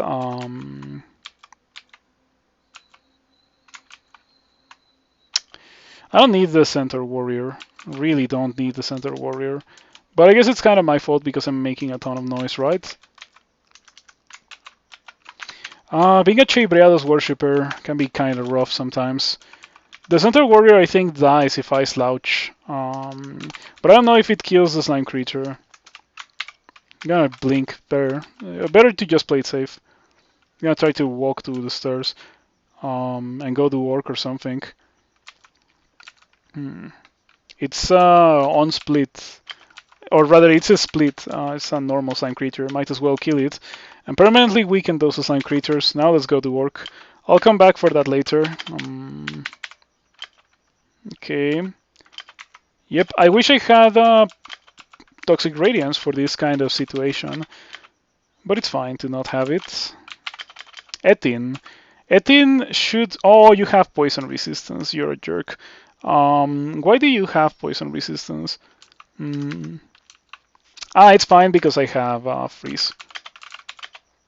I should get rid of the Etin. The Etin is significantly more dangerous than the Orc Warrior with poison resistance. It doesn't die from Ignite Poison.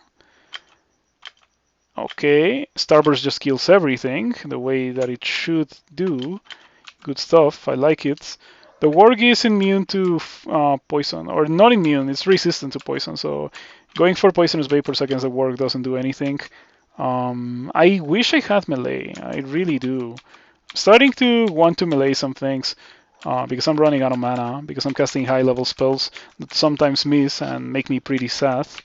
So maybe I should be training for the dagger, just to use as a last ditch resource, I guess, kind of, to kill things.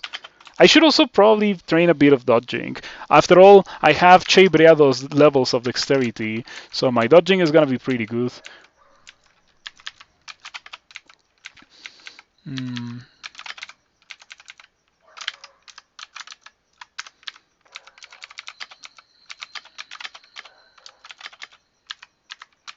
Okay, yep.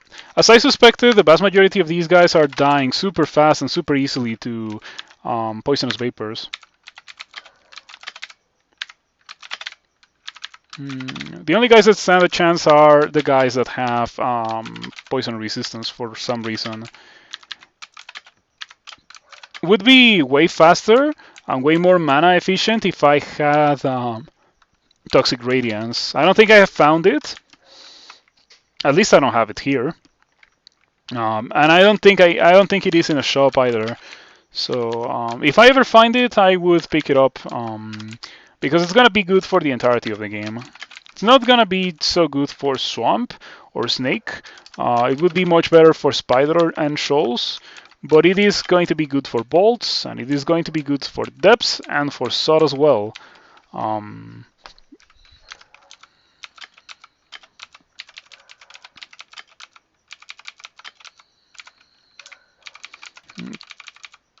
Okay.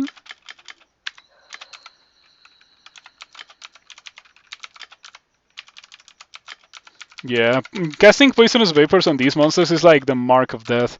I just have to go for the Ignite Poison and they die. Jorgrun is fine. We should be able to kill Jorgrun. Would be much easier if I had File of Lots, which I unfortunately do not have.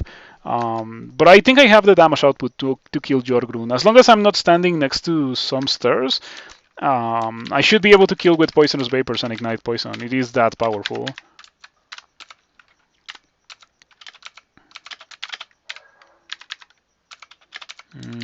Okay. Pretty good. Robo Resistance.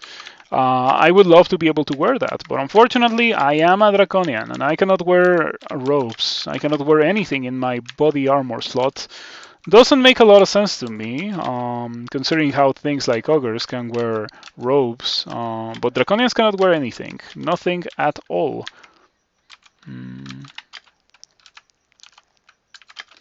So the mana regen is pretty nice, because I am getting into fights where I take more damage than I... Or rather, it's the opposite. I take fights where I don't take any damage, but I run out of mana. So the mana regen prevents me from resting pretty much every fight.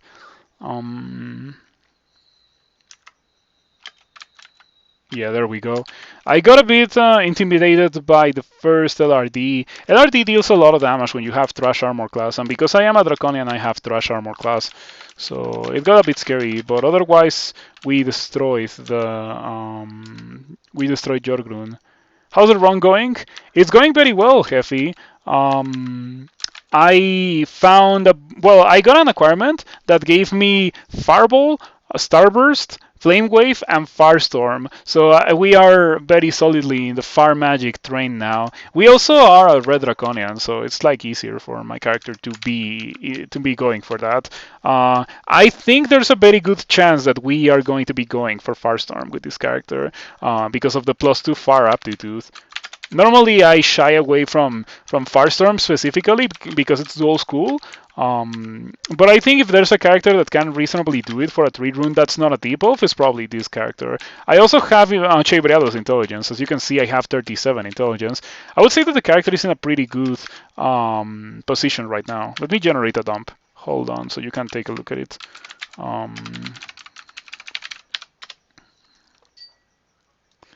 Okay, copy link. There you go.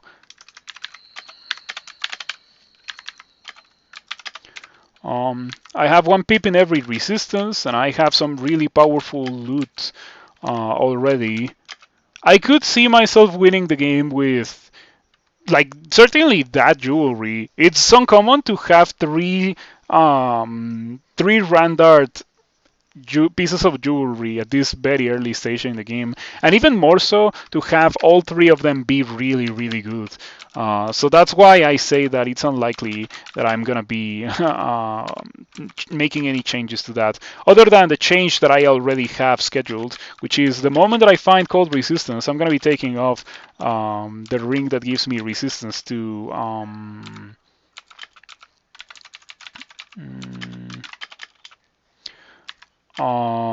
resistance to corrosion, yeah. Like this ring. I'm gonna be taking off this ring, and I'm gonna be putting on the other ring that gives me 6 intelligence and 4 armor class, because it's pretty good. Robo willpower. Another thing that I would like to use, but I can't.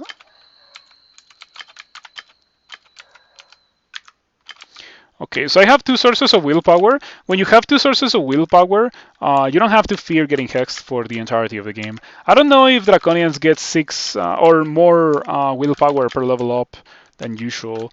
I think only the purple Draconians get more willpower per level up.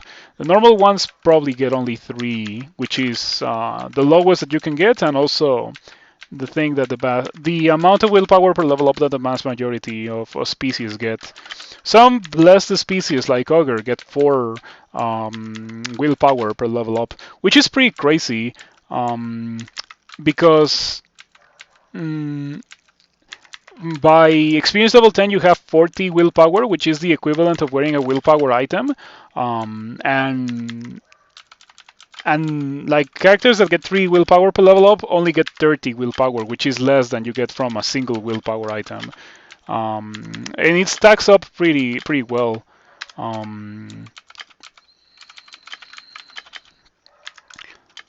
Yeah, it can get to the point where you don't even need to wear that many willpower items. Okay, unfortunately I wasn't able to kill Morris. I no longer have mana, so I guess I have to get fancy with my evocables now. Mind Burst? Mind Burst again? That gets rid of Morris. Gonna poke the Orc Warrior, gonna poke the Orc Priest. Some more scrolls to buy, sweet. I need more Identify. I'm gonna need like 2 of them. Mutation. Vulnerability. Okay. You know, this bolt was very easy. Wow, more random rings. This game, what is up with this game? Why do I have so many good rings? I should have been an octopod for this game. An octopod would be very happy with all the rings that I've already found. Books. Okay, I don't care about that. I care about LRD, but I already have that. Book of the Dragon gives me Dragon Form, so I could go for Dragon Form Manifold instead of going for Firestorm. Yeah, I can go for Dragon Form Manifold instead of Firestorm. If I go for Dragon Form Manifold, when I cast Dragon Form in Sot, I would be losing 1 pip of willpower, which would be bad, but I wouldn't be losing anything else because the jewelry doesn't get melded. Like I can go for that and it's cheaper. I have 7 translocations, so it will only require a bit more for Manifold Assault to become really good. I kind of want to do it. Yeah, I kind of want to do it. I'm probably gonna do it. The way to do it is first you get Dragon Form, then you get Manifold Assault, and then you get the Unarmed Combat. You don't get the Unarmed Combat first, and you don't get Manifold Assault first. You get Dragon Form first because you can cast Dragon Form with 0 Unarmed Combat skill, and it kills things super well. You think Dragon Form would be better because it's not constricted by mana like fire spells? You're right with that. That is indeed a big part of Dragon Form. I'm gonna be putting an item that subtracts 9 mana, so Dragon Form is going to be better. It's gonna allow me to kill things without really spending mana. I don't think I found boots. I have not found boots, so I'm gonna buy these unfortunately overpriced boots. Put them on. I wanted to train for the shield, but I think I'm better off just going for Dragon Form Manifold. Let's see. I am at 9 invocations. I want to get Step from Time to a point where I can reliably use it. I have not showcased any of the abilities that Chei has because they haven't really been so relevant to my character. Bend Space attempts to slow everyone adjacent to you. There's Temporal Distortion as well, which makes it's like attracting a bunch of monsters. Like the monsters walk forward, but they don't get to attack you. So you pull monsters pretty much. It's weird. It's weird. You also get Slouch, which deals a ton of damage. We've already used it. It's pretty good.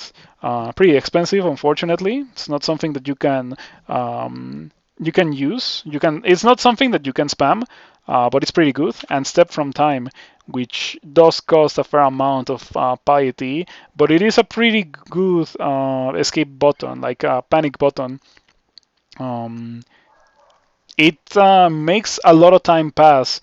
You do not regen, but the monsters walk away and stuff. Monsters will wander and may even forget about you, so it's a pretty good panic button when you are a worshipper of Chei. And so I want to use it with this character. Yeah, from there I don't think I care about any of those rings, but I do care about buying this Book of the Dragon. I'm gonna put it on the wish list. I'm gonna start training transmutations hard for Dragon Form, and when I can actually cast Dragon Form, I'm gonna come back and buy the book, because maybe in the time between me training for Dragon Form and me actually being able to cast Dragon Form, I actually find a book in the floor, and then I saved 800 gold. It's a pretty expensive book for some reason. But yeah, anyway, we're done with Orc. Let's go back to the D13. Did I do the entirety of Orc 1? Let's find out. I did. Okay, D13.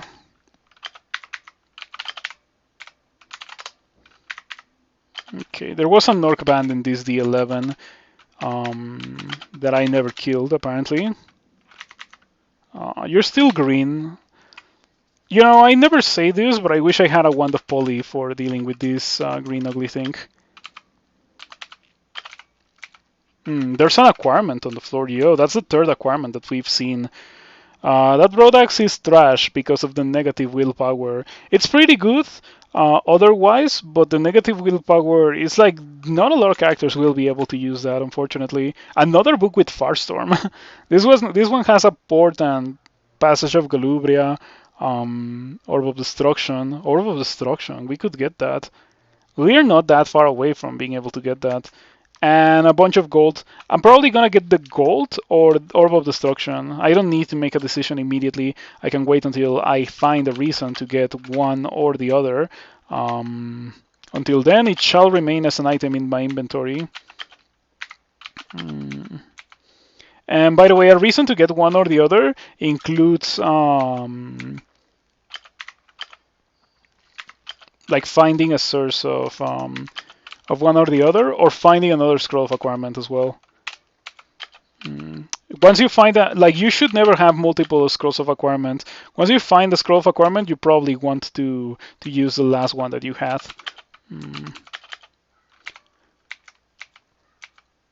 Okay, we are done with this. Hand axe and stones. Okay, let's go down to D14. Ice cave, hard ice cave.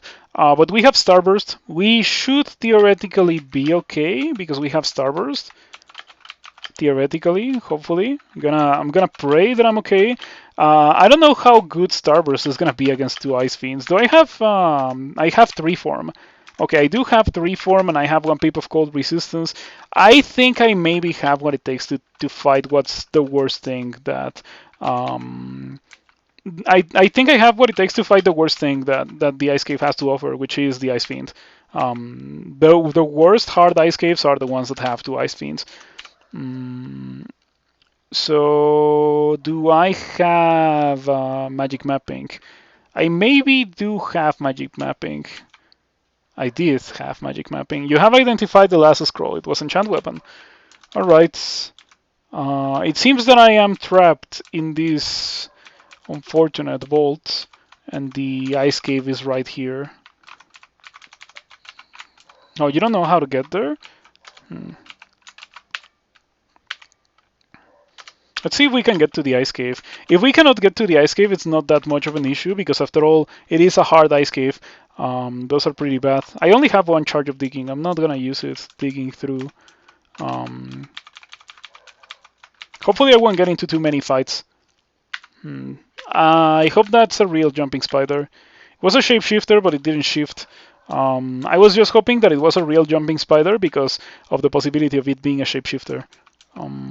Bookshop, okay. This might offer me cheaper dragon form. It offers me a manual shield, Book of the Earth, Book of Power, Crystal Spear and Battle Sphere. We don't care about that. We don't care about that. We don't care about that. Or that. Or this. I mean, I kind of do want statue form and LRD. This is probably like the best book of LRD in the game because it also offers me statue form. I'm gonna put it on the wish list and maybe I'll buy it, but there's no guarantee that I'm gonna go for that because we have dragon form. I do want LRD before bolts. That's something important to keep in mind. I want LRD before going into bolts. Very important thing for my character to acquire. Okay, let's hope that this doesn't go terribly wrong. This is the earliest point in the game at which an ice cave is a hard ice cave. D14, D15, and Lair branches are where hard ice caves generate. And hard ice caves are actually pretty difficult. They offer you some really messed up monsters to fight against, like some ice fiends. In this case, we've seen some animals. White ugly thing. Yeah, we should be okay here. Breath weapon, why not? There's a nice dragon. The ice dragon is poison resistant, unfortunately, so I cannot do the thing that I've been doing against these guys on the ice dragon. Okay, I have the breath weapon, however. You have got your breath back, so I'm gonna do that, and then ice. Starburst deals a ton of damage to the ice dragon. Yeah, beautiful. That was so much damage. The ice dragon didn't really stand a chance. I'm glad that I am a powerful fire mage going into this ice cave. Hello, Ratatouille. Good to see you around, and thank you for stopping by. I don't know if I mentioned it yesterday, but if you enjoy Crawl, you are going to enjoy this channel a lot because it's pretty much the only thing that I do here. I also played Rift Wizards, but I've been playing a lot of Crawl because I haven't really been feeling burned out after the tournament. Yeah, it's just how it is. All right, I'm flying, so I can just step here. Oh, you can swim through deep water? It can travel through water, incredible. I didn't know about that. I have Acid. I also have Ice Burst. Or not Ice Burst, sorry. I have Lightning Rod. So I could also use that. Covered in Acid.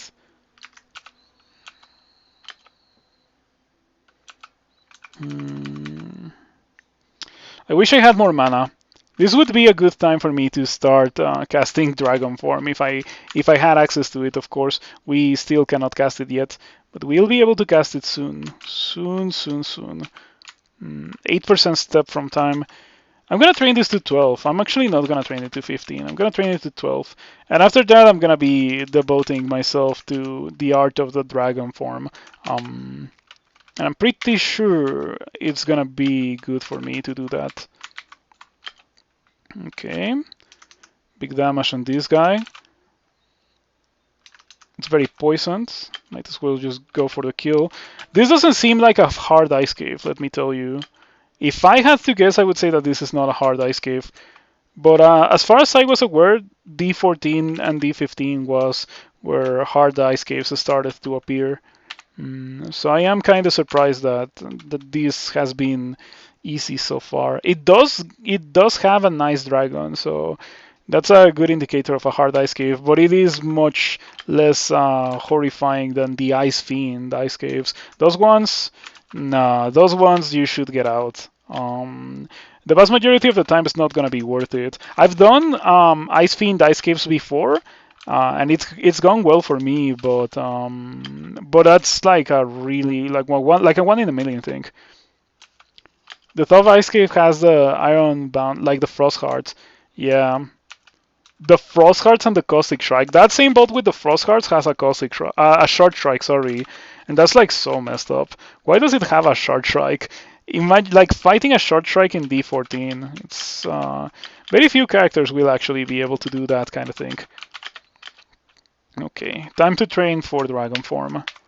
We're gonna need like 15 transmutations. I also am looking forward to training for. Ooh, I wish I had it. I wish I had LRD right now. It would be so easy to deal with that statue if I had LRD. Since I don't have it, I can just fly over this water instead of dealing with the statue.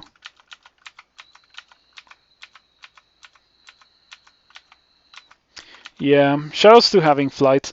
Is this the one with the... It might be the one with the frost hearts. Oh, two frost giants. Okay, yeah, it is the one with the frost hearts. And does it no longer have the caustic strikes? Maybe it doesn't. Anyway, I have 2 pips of fire resistance. I'm probably gonna go for immolation and slouch.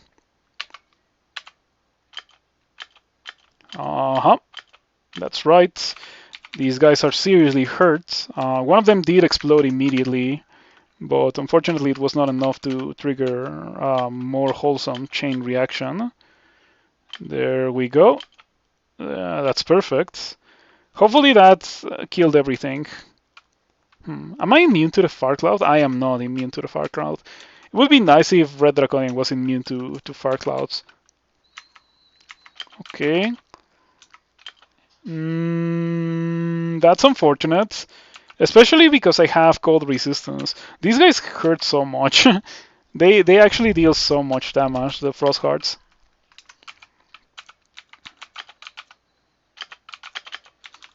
Fortunately, I can kill them on my own. But yeah, this bolt used to have caustic strikes. Maybe it doesn't have them anymore. Hat of the Bear Spirit, double willpower. Unfortunately, it does come with rage, which is a 20% chance to circ me. And I don't want to. Oh, Chebreros may prevent me from that. Chebreros may prevent me from that because Chebreros doesn't like me berserking. I hope that Chebreros prevents me from circing. Yeah, it's a hat. It's the Hat of the Bear Spirit. It's an on-rand art. That ring is good. That ring is good. 7 strength, 4 intelligence, 4 dexterity. If I was to replace my ring, like I can replace this ring with this ring of ice. Yeah. I lose resistance to electricity and resistance to corrosion, but I gain some pretty chunky stats worthy of a Chei worshipper. Oh, Buckler of Cold Resistance. I shall put that on. I shall put that on. We can throw away the Orb of Wrath. Like, I'm not using that. Now I have a source of cold resistance. Yay! Yeah, pretty good loot. Pretty good loot indeed. No complaints about that. The Hat of the Bear Spirit is nice because I'm not gonna be meleeing. I wish it didn't have Guardian Spirits. I'm not a fan of Guardian Spirit, but not much to do about that. 5 pips of willpower? Yeah, 5 pips of willpower. I have so much willpower that I couldn't wield my dagger, which is actually gonna happen when I start casting Dragon Form. It's gonna get melted, and I'm gonna be fine. But it's also gonna melt the Hat of the Bear Spirit. It should be okay. Should be okay. We still don't have to worry about that kind of thing. File of Flots. Give me that. I cannot carry it? Hold on, let me drop something, because File of Flots is clearly more important than some of the things that I'm carrying, like this Ring of Resistance to Corrosion. Yeah, we can drop this. I already have another Ring of Resistance to Corrosion. I can read the acquirement. This acquirement offered me Orb of Destruction. Do I have access to Orb of Destruction otherwise? I do not. Okay, so I'm gonna be getting the book because I want Orb of Destruction.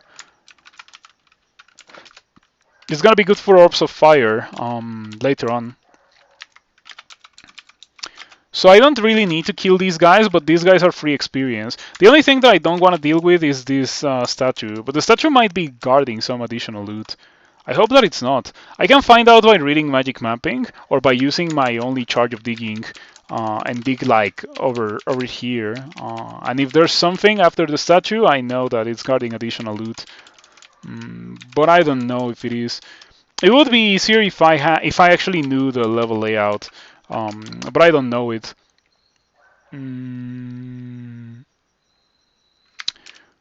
Did I already pick up the File of Flots? I don't want to leave without picking up the File of Flots. Okay, I do have it. Okay, let's just leave now. Yep, let's just leave.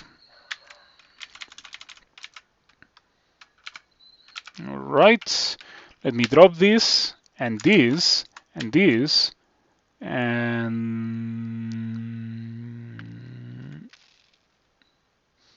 I'll carry the rest of those things. Let me drop the enchant weapon and enchant armor, and amnesia, and silence, because I'm a dedicated spellcaster. I cannot make use of silence.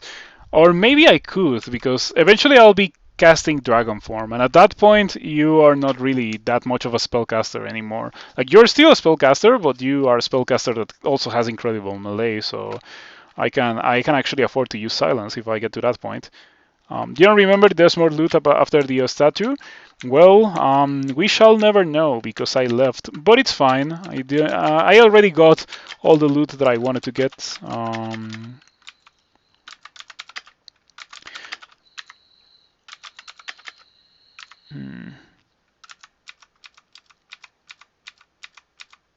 Okay, I didn't berserk there. And since I attacked like 6 or 7 times, I think it's not really a stretch of the worth to, or like a stretch of the imagination to think that the Chei prevents me from circing.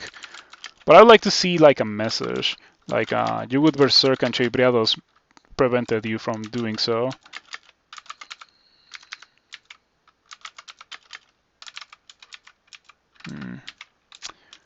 Unfortunate. I'm starting to notice a trend where I use all my mana and I don't kill things, and that's not a good trend. Oh, Chei protects you from inadvertent hurry. So I do circ, but I am not fast while circing. It's fine. It's fine. It's completely fine. No issues with that.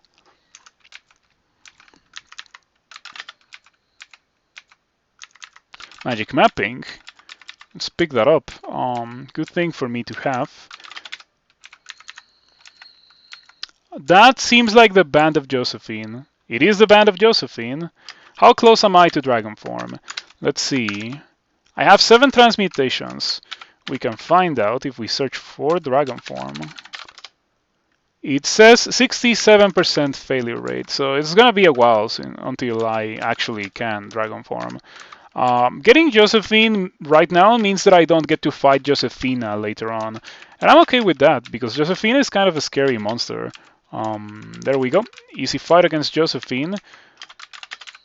More shops over here. I want to find out what that shop has. I don't think I've... Oh, never mind. I have seen that shop yet, or before, so it doesn't really bother me. Let me pick up that potion of attraction. Skeletal warriors. I have issues with these. Oh wow, it actually gets opportunity attacks, and it also gets normal attacks. That's kind of messed up.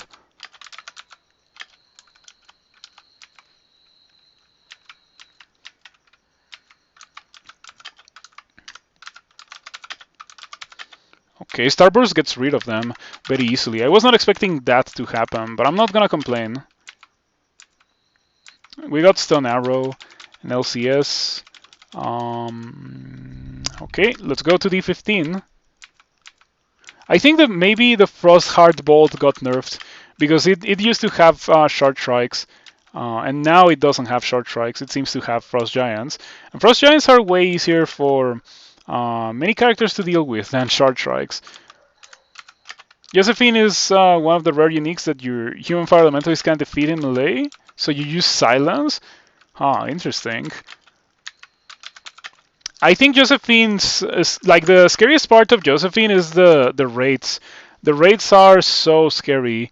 You usually don't want to have anything to do with those raids because they slow you, and so that makes Josephine deal a lot more damage with that, or deal a lot of damage with that bolt of draining, just doing it more often. She's really scary. We are going to.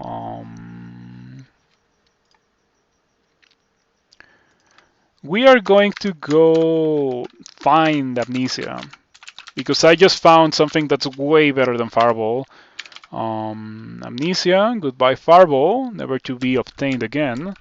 Hello, Irradiate. Eventually, well, I say never to be obtained again, but that's a bit of an overstatement. I can see myself learning Fireball again. Usually kills the raids first, then go 1 versus 1 against Josephine. In the new version, there's gonna be... Yeah, take a look at this. There's Josephine and Josephina. So Josephina spawns if you never fight Josephine. If you don't find Josephine in the early game, Josephina spawns much later in the game. I have fought Josephina before. She's not really that scary. I killed her in 3 attacks in my Wujian character. I just Serpent Slashed her and she exploded. I think she should be probably a bit more tanky, wear heavy armor or something, to be scary with that amount of HP. Also, yeah, I don't like her spell set that much. I think she should straight up just have Ice Blast instead of Serac Fall. She needs to come alongside a band, and I don't remember her coming with like a band of Simulacra. If she did that, then she would be scary. But she's not really scary. Anyway, let's go to D15. That's a Nogger band. Better play it safe against that guy. That's the Uskoyo bolt with a bunch of dancing weapons. It's pretty cool. Okay, now that I have Irradiate, I did learn Irradiate, yeah. I can cast it, no issues. 3 dice of 26. In fact, maybe what I should do is use Osokubu's Armor and then Drink Attraction. I can also Temporal Distortion. It's the same as Drinking Attraction. Just pulls guys. Your IC Armor cracks and falls away as you move. I don't move with Temporal Distortion. That's interesting. Have you found Parhit? I have not found Parhit even once, and I prefer it to stay that way because Parhit is pretty scary. Yeah, I have not seen par hit even once. From the late game uniques, I have seen. Well, I didn't see Senata when Senata was a late game unique, but I've seen Senata a couple of times already now that she's a mid game unique. Um, I've seen Josefina, and that's it. Have I only seen Josefina from the new late game uniques? I think that's actually the case. He dropped +9 gold scales. Does he always get crazy highly enchanted gold scales? Is that just how it is? If so, that's crazy. Man, this character is lacking a bit of a something. And that something is more mana. I have 13 mana. I'm running out of mana so fast. It's gonna get better when I have Dragon Form, because in this kind of situation, when I drop to like 10 mana or so, I can just cast Dragon Form and kill everyone in melee. I hope that it is guaranteed that his gold skills are highly enchanted. Probably shouldn't have used Temporal Distortion. Yeah, I should have used Attraction instead of Temporal Distortion here. I have 2 potions of mana. I could use one to get a refill. But that feels kind of lame. This character really is missing a lot of mana. Like a lot of mana. Condenser Bane, I guess? So I take 20 damage. But I kill the mage. Now I can Ice Blast these guys, shooting through the mage, or like through where the mage was. Pretty good. Pretty good indeed. Maybe don't tap the two-headed ogre? Maybe don't tap the two-headed ogre? It's almost dead. Let's tap the two-headed ogre. Okay. Okay, that went super well. The extra two-head ogre that appeared made me a bit nervous, but fortunately we were able to beat it. I should have enough mana to kill this Tengu Conjurer, but I definitely don't have enough mana to kill its warrior friend. That's a shame. I'm gonna have to use more Ice Blast to kill this guy. One more. One more. And there we go. Okay, those dancing weapons are making me so nervous. The edge of the screen. I know that they're inside a vault that they cannot break out from. Yeah, it's a pretty cool vault, but they are so scary, those dancing weapons. You see them from outside and you're like, oh, I don't want to fight that. And then you see that there's a bunch of them and you're so scared. The fact that I'm on D15 and dancing weapons still make me have that reaction is a bad indicator. But it should get better now that I have Irradiate, because Irradiate just destroys dancing weapons. It's a brutal spell against dancing weapons. Okay.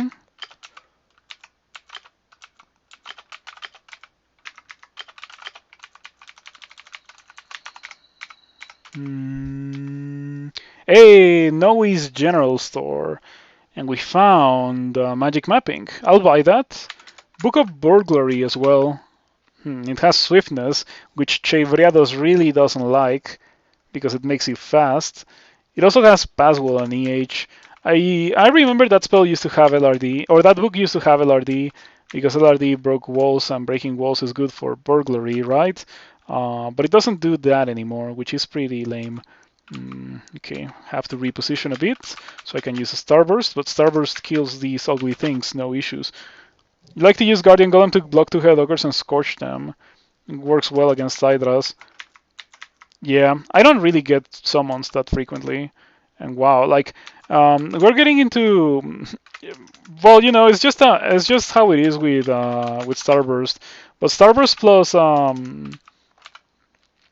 plus Crystal, yeah, this beam is likely to hit you, likely to hit you, likely to hit you, likely to hit you. Two, okay.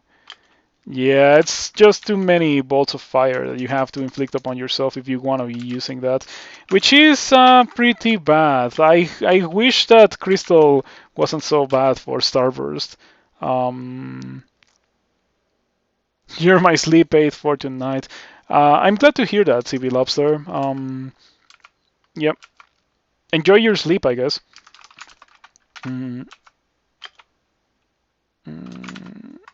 Yeah, I'm just gonna move away so I can actually hit this guy with Starburst. I wonder how many people use my content as like ASMR sleeping aid kind of thing. I do have like literally hundreds of hours of crawl characters on YouTube that could be used for that. So I don't know. Never heard of anyone that has like explicitly told me, "Hey, I use your things to sleep." But I mean, as long as I'm helping you, I'm okay with that. Lean into the microphone and start whispering more. Um, I use a headset, so there's no microphone to lean towards.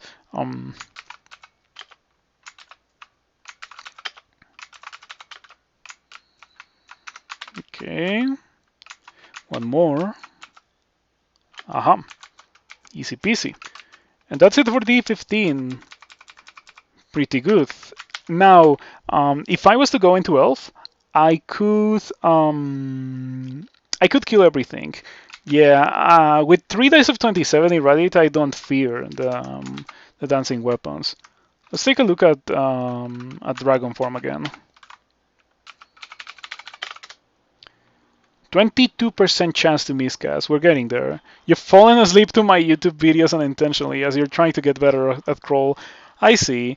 Also, hello. Thank you for stopping by, Bled King. You can ask me or people in my Discord, whatever, and most likely someone will be able to help you because everyone here knows a fair amount about crawl. Use my YouTube videos to sleep, but since I'm here, yeah, I appreciate that, CV Lobster. Thank you so much. You're house sitting and can't do it, but when you're at home and ready to go to bed, you use your phone to send the stream to your TV and watch it. Nice. Gonna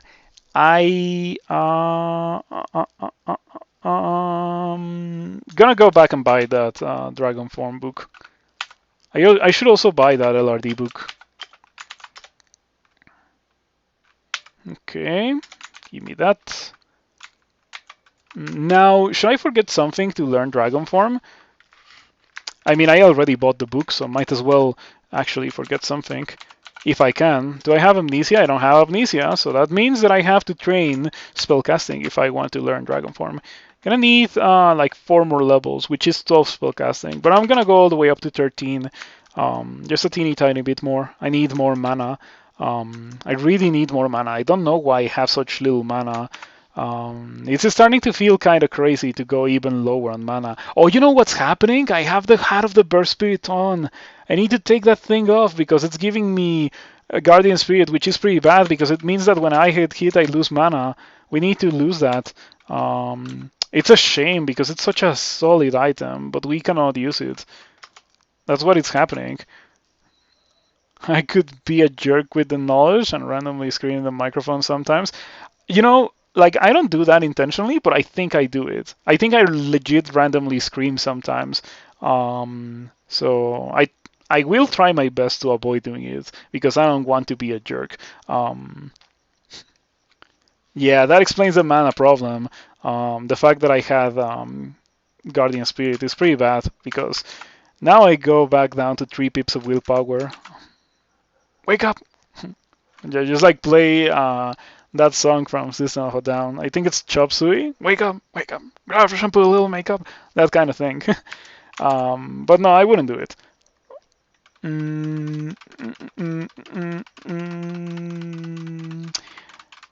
Hat. I need a hat to replace the Hat of the Burst Spirits. Okay, never mind. I don't have a hat. I don't have a hat, but I do have the ability to go kill those elves in Elf. I do need to put on the resistance to electricity.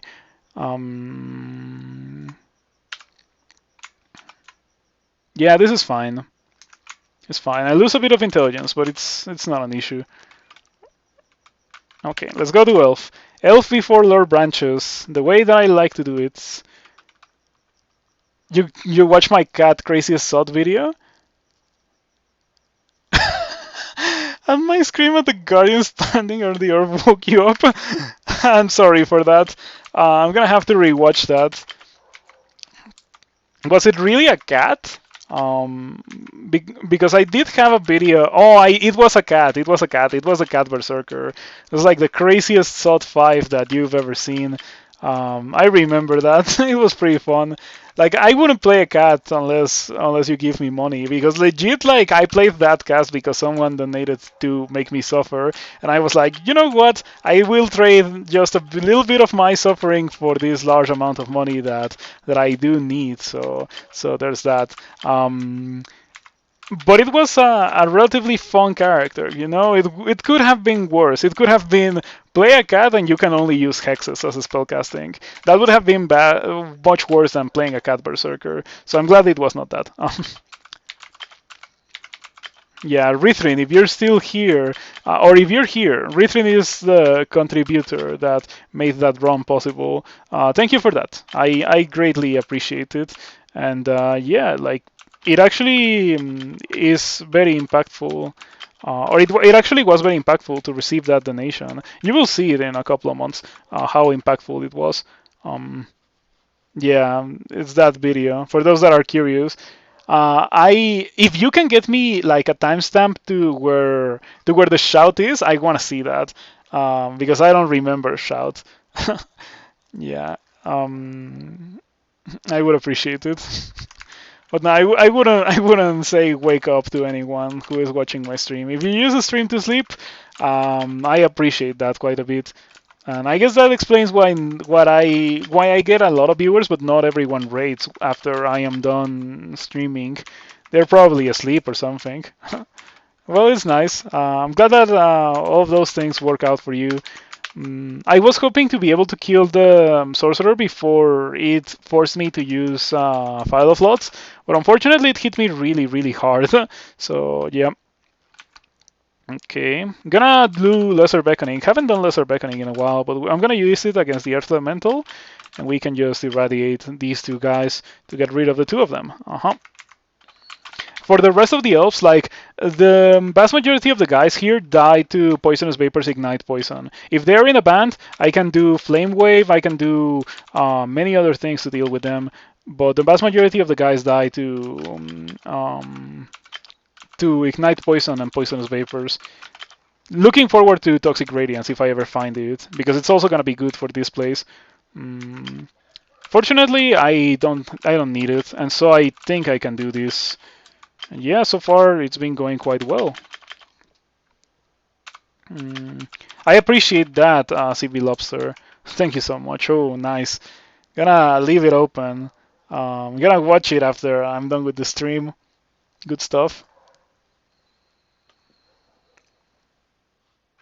Thank you for the timestamp. Remember it a lot louder. Maybe you were in that like state when you're like about to fall asleep, where it's very easy to wake you up. You know, there's like sleep cycles and everything. Maybe you were in a cycle where it was really easy for you to wake up, and it startled you and you woke up, or maybe you were in alert for some reason. It happens. Yeah, I tend to wake up very easily. I once woke up because my mom was talking to a customer support person. Yeah, and that woke me up. Ooh, you straight up just summoned an ice fiend immediately. Okay, sure. That's a good way to make me want to immediately kill you. Yeah, because ice fiends are not what we want to see with this character. Oh, that fire elemental is a real fire elemental. I thought that it was a summon. Okay. Fortunately, I can just kill it easily with this. Irradiate was a big addition to my kit because now I have like just physical damage. Irradiate is physical damage, like a stun arrow, so it doesn't get resisted by anything, and so I can use it to kill monsters that are immune to everything, like an earth elemental or a fire elemental. 13 spell casting. I can get dragon form now. Gonna go back to transmutation so I can actually cast it after I learn it. My orb of destruction is at 16%. Yo, that's lower than I thought it was gonna be. Maybe I should push for orb of destruction right after statue form. Um, where's manifold? Oh, manifold is at 3%. I can also cast manifold already. Probably not with a lot of spell power. Let's see. 66. Okay, never mind. It is perfectly castable already. Shoutouts to Chei and its massive intelligence buffs. Let's get Dragon Form. hmm Yep, capital D for Dragon. Mm. And so we are gonna get to showcase the power of Dragon Form Manifold Assault. It's not something specific to a Draconian, but Draconian gets a slightly better Dragon Form because they retain their scales, and so they get slightly more armor class that you would normally have when you are casting Dragon Form. Your armor class is set to 16 when you're casting Dragon Form, but Draconians get more than 16. Specifically, Grey Draconians get a lot more than 16 armor class. A lot more. It's very good for Grey Draconians to cast Dragon Form. Funny thing you do with my videos and play 5 of my videos at once while playing Crawl. 5? The extreme anguish got you? When the guy stepped on the orb? I really need to re-listen to that because I don't remember it. Well, I remember the character, like I highlighted it for a reason. Normally I upload full playthroughs, but that was just like so good that it needed to be uploaded as a standalone. It is part of a full video, but like I knew that a lot of people were not really gonna watch the full video, so I uploaded the short version, which is pretty funny to think about because the short version it still lasts for an hour. So there's that. And by the way, I just moved once, and that guy shot me for with 3 volts of electricity. Fortunately, I have the resistance. Mm. Okay, final level of the Elven Halls. This is a good place to use magic mapping on to see what we are going to be fighting against. Where is my bolt? What's the bolt? Huh. Oh, this is a bolt. This is a bolt. Yeah, this is 100% a bolt. So we're gonna be excluding that because that's what you do when you are when you go into Elf 3. You exclude the bolt, you kill everything else that is not in the bolt, and then you do the bolt to maximize the chances of a good teleport to prevent you from dying and that kind of thing. Some short 5-minute clips of highlights could give you some quick views. Yeah, the thing about that is that like I can easily do them. I would normally tell you, but I don't want to like because it's too much effort, that kind of thing. I can easily do those, but I don't know what's a good thing for me to highlight. I need like someone to tell me, hey, highlight this, so I can place like a marker while I am streaming and then put it on YouTube like that. Yeah, that should be the best system for me. Short videos like those are liked by the algorithm. Yeah, like 5-10 minute videos. What I'm gonna be doing for the YouTube is gonna be making like 10-minute videos where I talk about specific spells or builds or just like playstyles or things that I like. And I have like a bunch of ideas for those videos, like for example, poisonous vapors ignite poison, or just ice magic, or manifold assault dragon form. Like just all those things that I generally do with my characters that are hard carry things for me. I couldn't make videos out of all of those things, but I don't have anything to put on the background like for a video. It would be more like a podcast thingy than a video. So that's what's prevented me from actually doing those videos, but I will start doing them soon.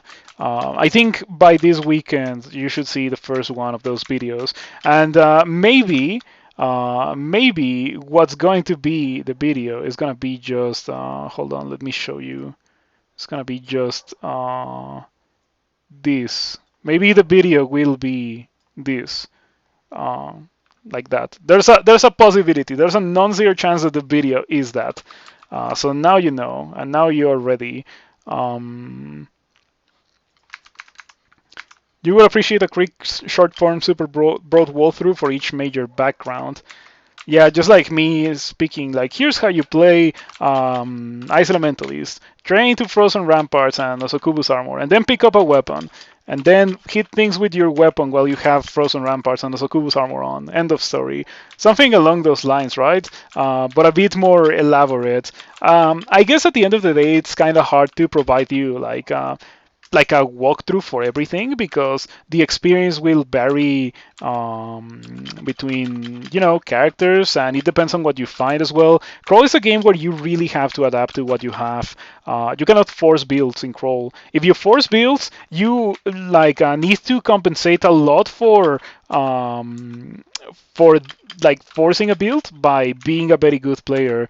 So it's very difficult to actually force a build. It's much easier to adapt to what you have and be flexible. Um, Become fire elementalist, yes. Yeah, exactly as you say, Woth. That's also another example of adapting to what the floor provides you. There's a dude that wanted me to show how I would play a spellcaster and how I would skill a spellcaster, and I hope that that dude is very happy with what I'm showing in the video. I think it was Blink and Die. I saw that. Oh, Blink and Cry. I think it's what it's called. Blink and Cry is a good crawl name now that I think about it. Very very fitting because every time I blink in crawl, it's like, oh, my character just became permanently weaker for the rest of the game. I hope that I don't die to blinking or to not having blink later on. So yeah, pretty good name, Blink and Cry. Port and Die, yeah, Scroll of Teleportitis. I should have like an emote that's Scroll of Teleportitis. But I don't know how I could illustrate that on an emote because like I can imagine it being like just a short video where you read teleport and you land. Like for example, here the scroll of teleportitis would be me landing like in the middle of the vault, like here or something, or maybe somewhere around here where it's like super hard for me to escape and I'm within the line of sight of a million elves. That would be a scroll of teleportitis kind of situation. I don't want to risk myself getting into that kind of position right now, so I'm gonna use a step from time. First use of step from time gives you a cool effect. And as you see, the guys straight up disappeared. I had Zenata and an Elementalist, and I was surrounded by Earth Elementals, and now there's only a Demonologist that I can easily kill. So that's the power of Ben from Time. It's very strong. I don't want to fight these guys yet. Oh, Clouds of Negative Energy are pretty nice. They are really, really nice for the monsters that they affect, of course. The Transmogrifier. My dragon form is at 5%. Yo, that's so cool. We're gonna be dragon forming very soon. Okay, you kill the Master Archer. Annihilator over there. It's significantly more scary than the Death Mage, so I'm gonna focus on killing the Annihilator first.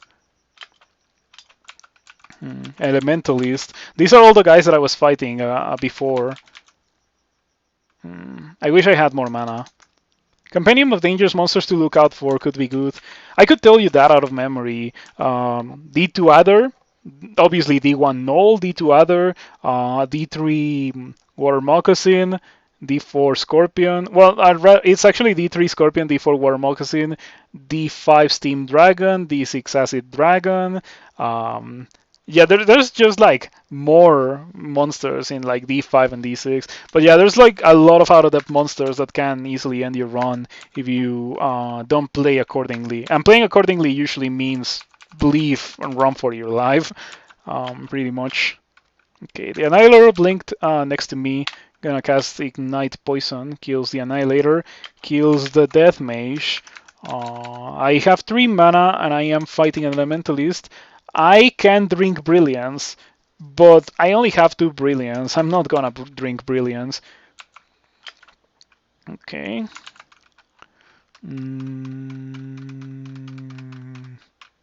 Lightning Rod?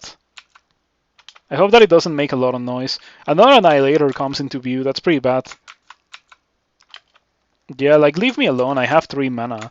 I need to regain my mana before I can actually kill you. But I can kill you easily. It's just that I have 3 mana. I'm not liking that because at least it's so far away that it doesn't have a chance to iron shot me or crystal spear me. But those are the real dangers, the iron shot and the crystal spear. You find yourself only worrying about extremely dangerous enemies. The most of the enemies that I listed would appear as extremely dangerous if you got them in those levels. Some wouldn't, like the other. You would see a D2 other. It depends on how much experience you gained on your D1. If you're experience level 3, it's kind of like the average, and another can definitely kill an experience level 3 character. If you're experience level 2, you absolutely should not fight another. It really should appear as extremely dangerous if you're experience level 2. Um, yeah, I guess we could do all of that. Mm, I tend to do that kind of thing while I am playing through those things. But like making a dedicated video for those things is probably better. File of Lots to prevent you from casting any more spells, to prevent the Demonologist from summoning anything too nasty. I kind of want to walk forward, but it's gonna give them 17 turns. It's actually only gonna give them 2 turns. Yeah, you can see right there that it gave them 2 turns. Okay, now I should be able to Ice Blast, just to get rid of them. I want to get rid of them right now, and after that I'm gonna bail. Okay, I am making so much video. Oh, so much noise here. You're talking about videos for getting new viewers, definitely. Another Annihilator. Dude, leave me alone. There's so many of them. Can I Phantom Mirror you? Hopefully you will get killed by a copy of yourself. Yeah, I'm just playing the meta game here. Joe, it blinks so close. It's gonna Crystal Spear me and kill me. Joe, that's not good. Stop that. Should I silence you? I could silence you. I could silence you. And that removes your threat. But then again, there's probably a bunch of dudes coming my way, and I don't really have melee. If I had Dragon Form on, I would be more confident about silencing this guy, but I don't, so I'm just gonna read Blinking. Go upstairs. You block the poison arrow. Got a bit lucky there. That's why my tier list did so well. I think the tier list did well because they are tier lists, and people just like to watch random tier lists on YouTube. Um, but I am going to make one for backgrounds. I just haven't gotten it ready yet. You know how you have to upload like a bunch of pictures to Tier Maker? I have not gotten those pictures uploaded. I haven't even made the pictures. So when I do that, I'll upload them and I'll make the tier list for backgrounds. But as I always mention when I'm talking about that, absolutely Cinder Acolyte is top tier. Like easily Cinder Acolyte is top tier. Gonna be training 15 conjurations for Orb of Destruction. After all, I did acquire the book specifically for Orb of Destruction. And after that, I think we're going to be getting LRD. Nah, I think I can actually get LRD first and then get Orb of Destruction. I do want LRD before going into bolts. It's a really good spell for bolts. It trivializes the constructs, and the constructs are really scary monsters. Yeah, all 3 of the constructs are really scary. The one that's the least scary is the Peacekeeper, but the Peacekeeper mites everyone else, and that makes it pretty scary. Okay. I should probably cure Senata. Senata, I think it is. Senata, not Senata. How much evasion do you have? Not a lot. You have a free beast weapon in the form of a +4 Bardiche. And she dies really fast because my Ignite Poison deals a ton of damage. Damage not available, but power 79%. It's quite a lot of damage. Yeah, I have good skill in Fire Magic and Transmutation, so it's carrying the lack of skill in Poison Magic. I could compensate for that just by training a bit of extra Poison Magic to like 8 or so. But I don't have any reason to actually do that. Like, I don't have Noxious Bog, I don't have Toxic Radiance, I don't have any high-level poison spells. period, so I don't want to train it much higher. Well, what I do want to do is get LRD. It's not here, but it is in a shop for like 300 gold, so I can easily get it. As soon as I get out of Elf, I have enough money to buy it.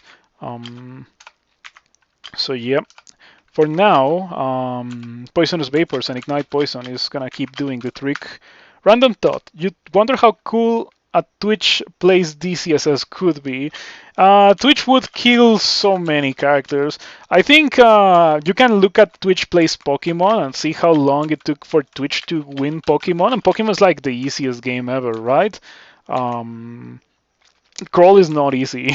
Crawl, like you can go into Crawl with all the intention to win Crawl, and Crawl will beat you unless you know what you're doing. And the vast majority of Twitch doesn't know what they're doing. And even if they do, let's assume that it's Twitch plays Crawl full of people who are experts at Crawl. How I play the game would vary drastically from how someone like Onetical or Curly Brace plays Crawl, let alone someone like Yermak. Yermak is probably just like gonna look at what we are doing and say, what are you guys doing? You're all noobs, probably. Wow, this Master Archer got super rude. It didn't die from the Ignite Poison. I got a bad roll. It's almost dead. And it is at the edge of the screen, so it is kind of difficult for me to kill it. I do have 10 Scrolls of Focus, so let's use one. It works very well. I can just wait for the Master Archer to get over here and then just kill it with Irradiate.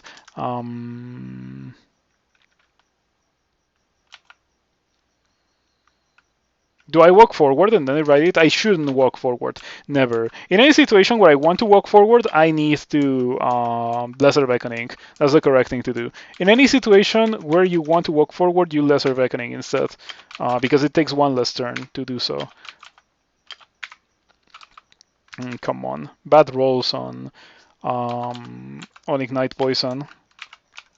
Took me 2 Ignite Poisons and a Starburst to kill that Death Mage.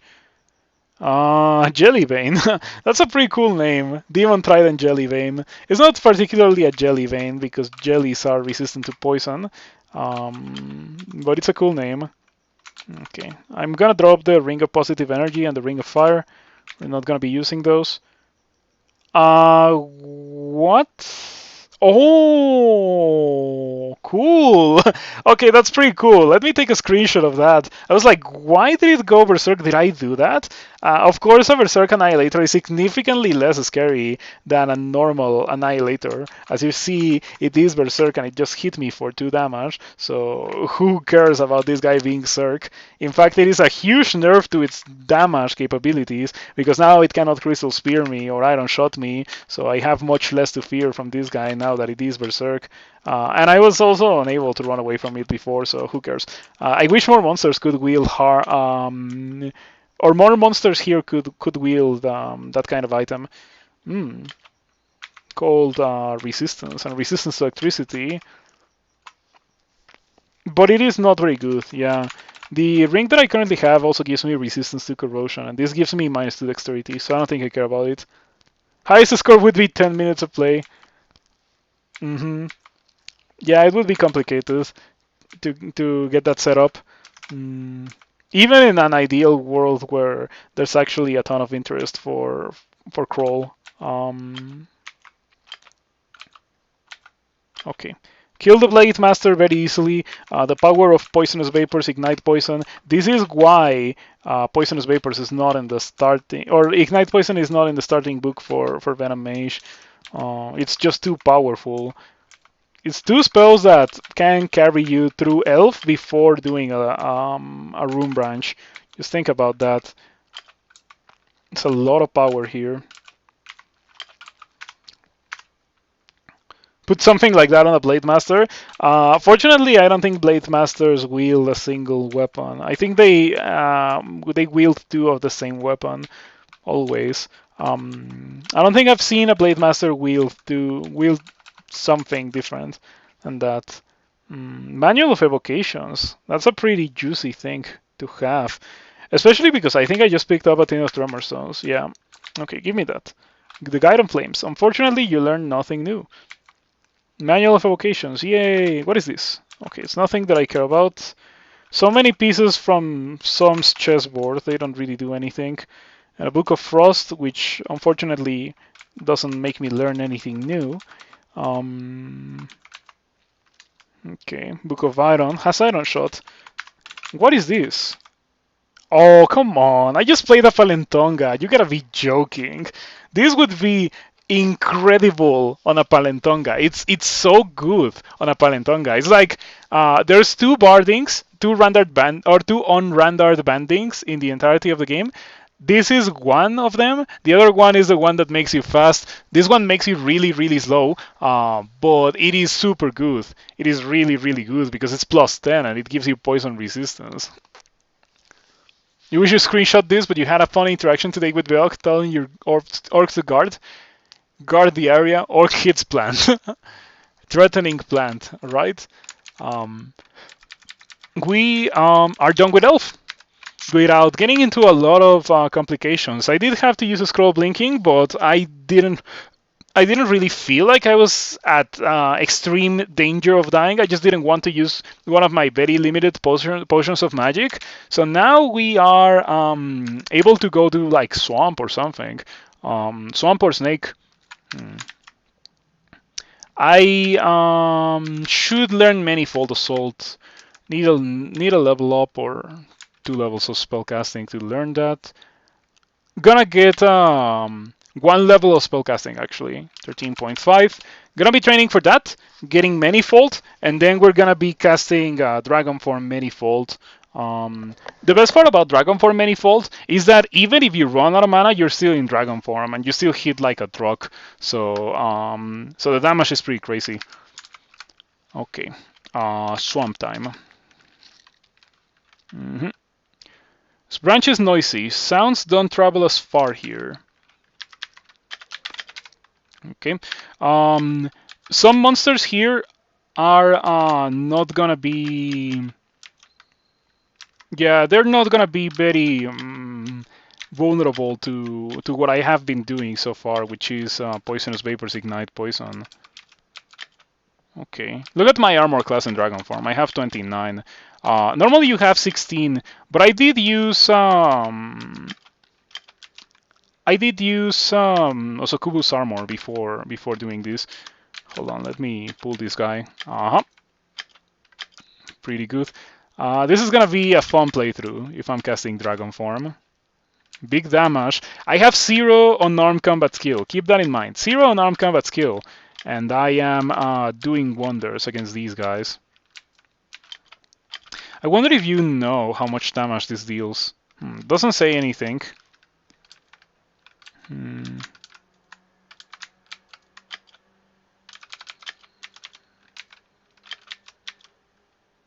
Okay. Looking forward to actually being able to manifold as well. Later, Sonia killed by frenzied.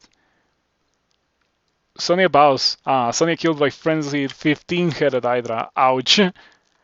Kind of hard to feel sorry for Sonia, you know? She is so evil, after all. I need to see what my character looks like when I am in Dragon Form. Need to see what I have to look. What I have to look for. Let's see. 2 pips of willpower means that I have to look for Fenstrider Witches. Maybe it's not a good idea to use Dragon Form against Fenstrider Witches. Also, no cold resistance. No resistance to negative, but that doesn't really matter.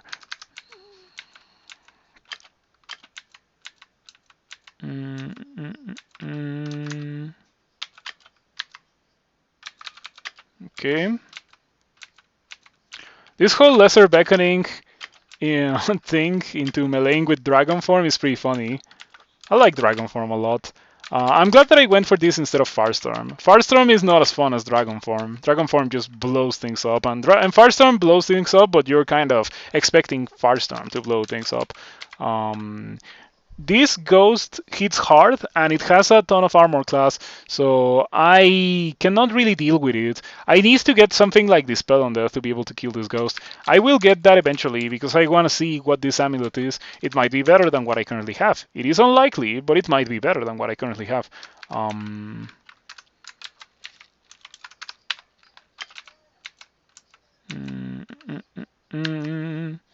Okay. Dragon form. Can I learn Manifold? I'm probably close. Yeah, I'm very close. I'm about to get Manifold. Pull the Hydra. You roar for attention. It makes so much noise to roar for attention, by the way. I take 40 damage. You know, fortunately, I don't care about taking 40 damage. It's not that much damage to my character. A +2 cloak, nice. The Bolt of Cold hits you. Yeah, I don't have cold resistance in dragon form. What I do have is a ton of HP, so that's pretty nice. Okay, time to get Earth Magic, and now we can learn Manifold Assault. Let me quiver that. This is gonna be a fun playthrough. It's gonna get better the moment that I get like real unarmed combat, because right now I have a 1.0 delay in my unarmed combat. Do you have poison resistance? You don't have poison resistance. Okay. Even with Dragon Form, there's still some monsters that I should not melee, like that Spriggan Rider, because I also don't have that much skill in... I have 0 unarmed combat after all, so it's gonna be really difficult for me to actually hit those guys.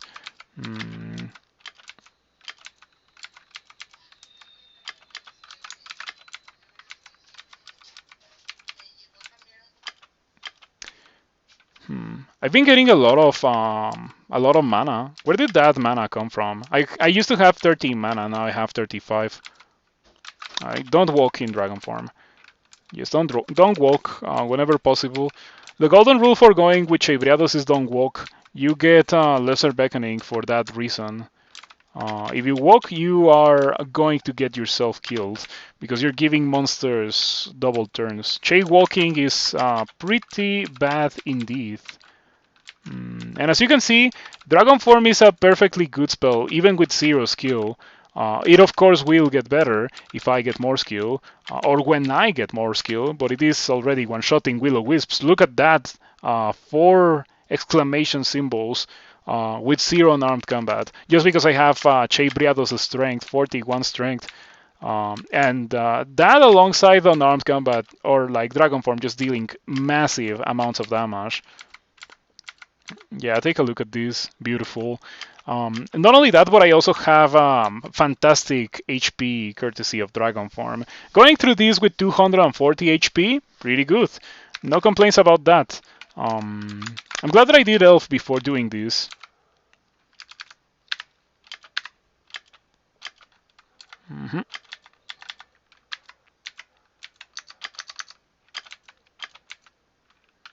Turn Hunter. That's kind of spooky. I'm gonna pull it so I can hit it.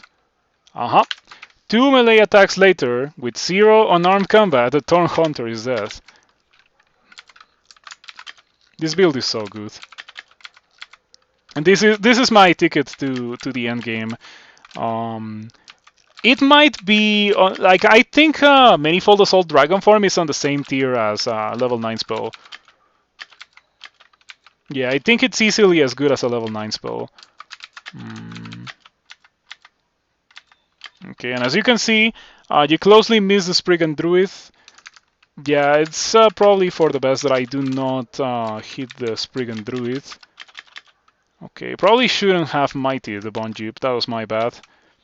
Okay, it does hit me pretty hard for 53, But fortunately, I have so much HP that 53 damage is not that much of an issue. Similar to how I feel when I play a troll. Maybe that's why I like Dragon Form so much, because it gives me my favorite part about, or not a troll, an ogre.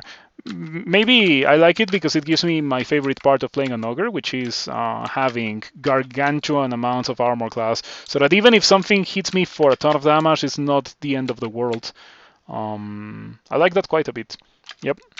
Have you tried Dragon Form? If so, I would like to know what you think about Dragon Form, because I enjoy it quite a bit. And if you have never tried it, I would recommend you to give it a try. It's so good. Yeah, just look at how good it's doing. You can even shoot your breath weapon, and sometimes you hit things. Oh, you hear a sizzling sound because there were clouds of freezing vapor in front. Okay, that's my bad. I do have that to block the line of sight of these bug bodies. Okay.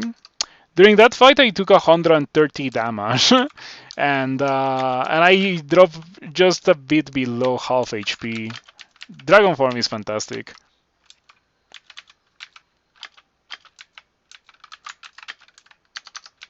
Okay, so at this point we kinda like stop being a spellcaster. We can still cast a starburst and things, but Dragon Form is just all. It fulfills all my needs. It's a lot of physical damage. It can also be somewhat complemented by poisonous vapors and ignite poison against monsters that are vulnerable to that. Of course, for monsters that are for monsters that are not vulnerable to those, you can also have like LRD, Dispel Undead.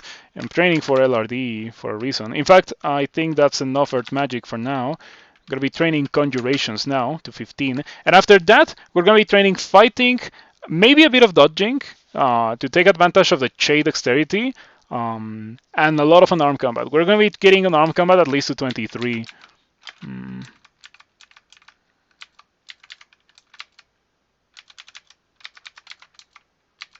Deathdrake. We have Manifold.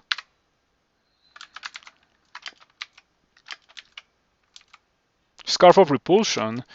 That doesn't really do a lot, does it?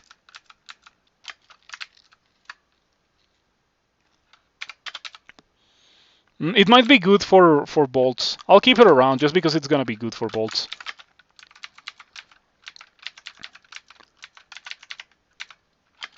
For this place, however, it doesn't make any sense. Like, it doesn't really impact me right now. I only want it for bolts because in bolts, I might have to get into a fight and need like a round of monsters shooting me before I go into dragon form. And for that, the scarf could be good. Okay, some good loot.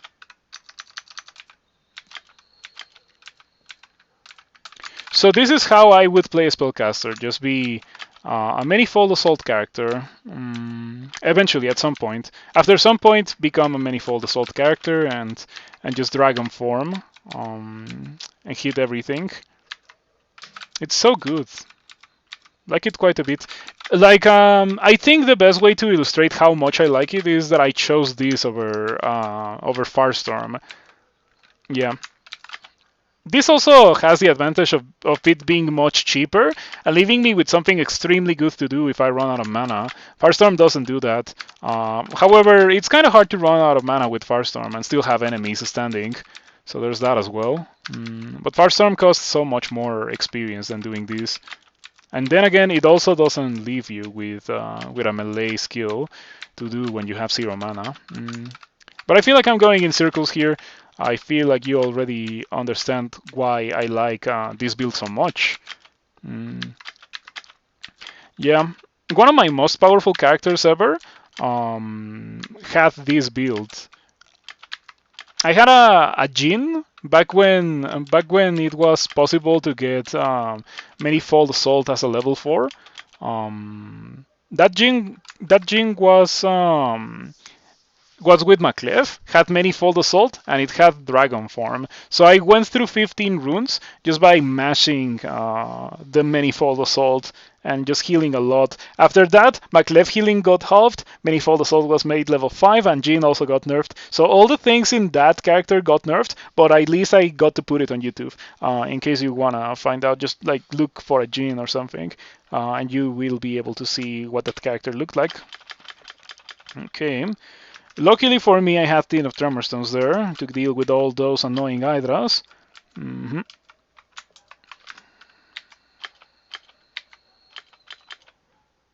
Okay, I have to say that I am not a fan of Dragon Form chopping off Hydra heads, but the damage that it deals is so massive, even without any unarmed combat, that it is okay.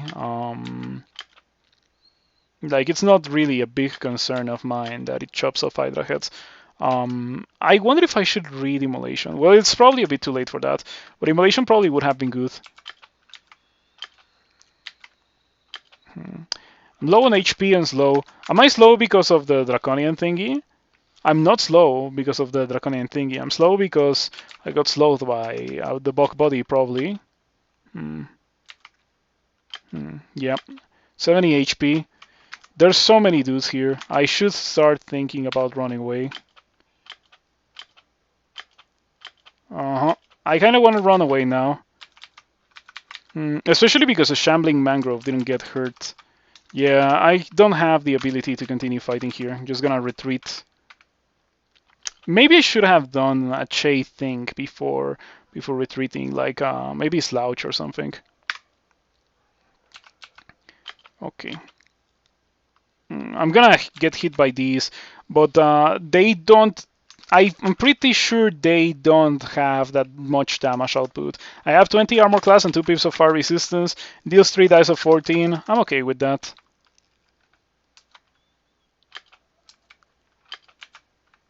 Yeah, it was not an issue. There we go, easy peasy. I do wish I had a source of regen to make the process of resting a bit faster, but the vast majority of times I'm gonna end the fight at full HP, so it's not that much of an issue to not have healing or regen. I mean, okay, Donald. Donald doesn't have poison resistance, and so Donald is gonna die to poison damage. There we go, as easy as that. Donald had a kite shield. By the way, I also have a kite shield that I'm not going to be using anymore. Let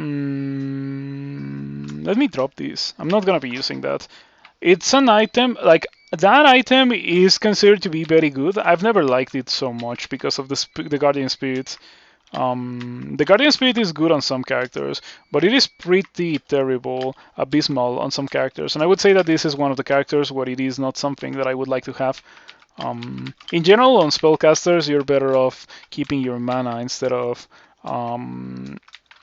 making you lose mana when you get hit. That sounds so bad, actually. It sounds like something that could potentially be a bad mutation. Like, you lose mana whenever you get hit. Sounds like a pretty bad mutation. But it is instead a property that is on an item. That some people consider to be good. And well, it depends on your character. For some characters it can legit be good. Stormform. Well, it's a bit too late for Stormform. I already have Dragon Form, and Dragon Form is good enough. So I'm not gonna be getting Stormform. Stormform also only gives you a ton of evasion, and it kind of nukes your armor class. And it doesn't give you any more HP, so I don't like Stormform as much as I like Dragon Form. It deals more damage potentially, but it needs requires a lot of spell power for it to deal more damage than Dragon Form. Okay, that was Swamp, and so we can do bolts now. Before doing bolts, however, I do have a Scroll of Amnesia in Elf 3. That's very lucky. Gonna go and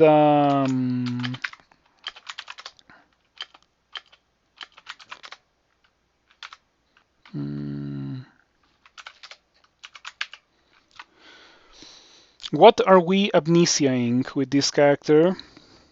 I am tempted to Amnesia Starburst because I'm not really using it anymore. I could also Amnesia Flame Wave.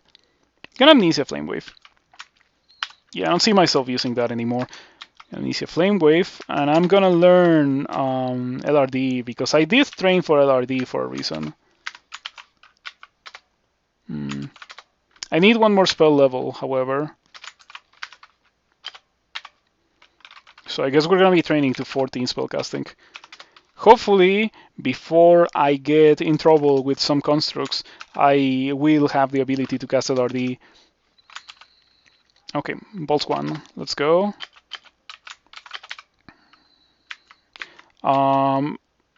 Frost cards are gonna be kind of scary for me if I'm in Dragon form because they deal a lot of damage and I don't have cold resistance in Dragon form.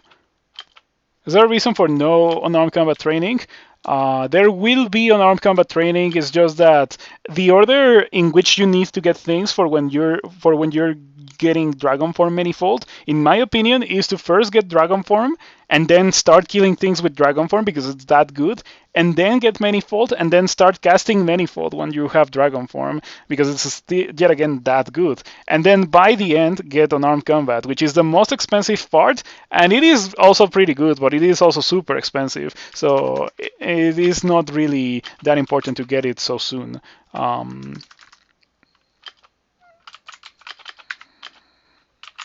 Yeah, no problem. You can feel free to ask anytime.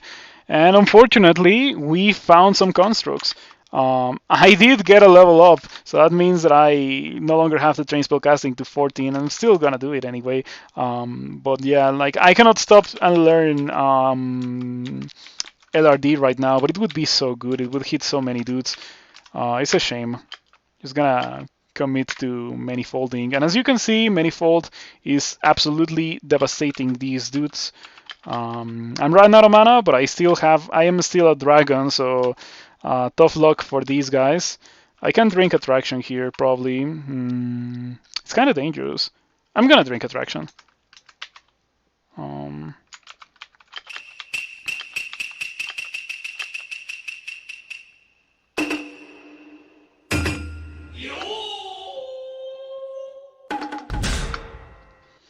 Okay, Torinsky, thank you for the raid. I appreciate it. We are going to be training more conjurations now. I am Nine Settler. Hello, people from Torinsky. Hello, everyone. I am Nine Settler, and I mostly play Dungeon Crawl Stone Soup. I always play Trunk. Only during tournaments I play the stable version, but outside of tournaments I play Trunk. And right now we're playing a Dragon Form Manifold Assault Chei Draconian. Boo! Come on, Trunk is good. Yeah, hello everyone. How's it going? How did it go for you, Torinsky? As for myself, well, I have a streak of 2 that is looking like it's gonna become a streak of 3. So, yep, I like this character quite a bit. I'm having a blast with it. It's a very powerful character. It's doing a lot of very powerful things. I even have Ignite Poison. And just take a look at that. This character has been getting carried by a lot of spells that I like a lot. Dragon Form, Manifold Assault, Poisonous Vapors, Ignite Poison. Even before that I got Starburst, which I like. I did get Fireball, but Fireball was kind of trash. You're kidding with that boo, lol. You have no idea what this is, lol. Oh, in case you don't know, this is Dungeon Crawl Stone Soup. And wow, this is such a good item, dude. I wish I could use this. Oh man, Chevriados betrays me once again. So Dungeon Crawl Stone Soup is a roguelike, like an actual roguelike. It is turn-based, tile-based, permadeath, no meta progression, and random. So it's a textbook definition of a roguelike, and a very difficult one at that. But it is also a very fair roguelike, where all the information that you need is provided to you in game, so you don't have to tab out and look into a wiki and try to find out what am I doing with my life when I'm playing this game, right? The game tells you all that you need to know. It tells you that this Dire Elephant has a ton of HP and a ton of armor class, but it also has trash evasion and a lot of willpower, so you better not try to hex it. And it also tells you that the Dire Elephant hits really hard. Yeah, You can do that for every monster in the game. The game just offers you all the information that you need to know in order to go through the game, and lets you to make your own mistakes and die horribly as a result of it. And it's a very fun game. Yeah, if you have never tried it, I would recommend you to consider it. It is a free game. It's not a game for everyone because it's a very difficult game. So a lot of people will not really vibe with Crawl very well. But if you enjoy playing a game and having the game absolutely devastate you until you get good enough to actually beat the game, you're probably gonna like Dungeon Crawl Stone Soup because it is that kind of game. The stats look a lot like the original AD&D stats.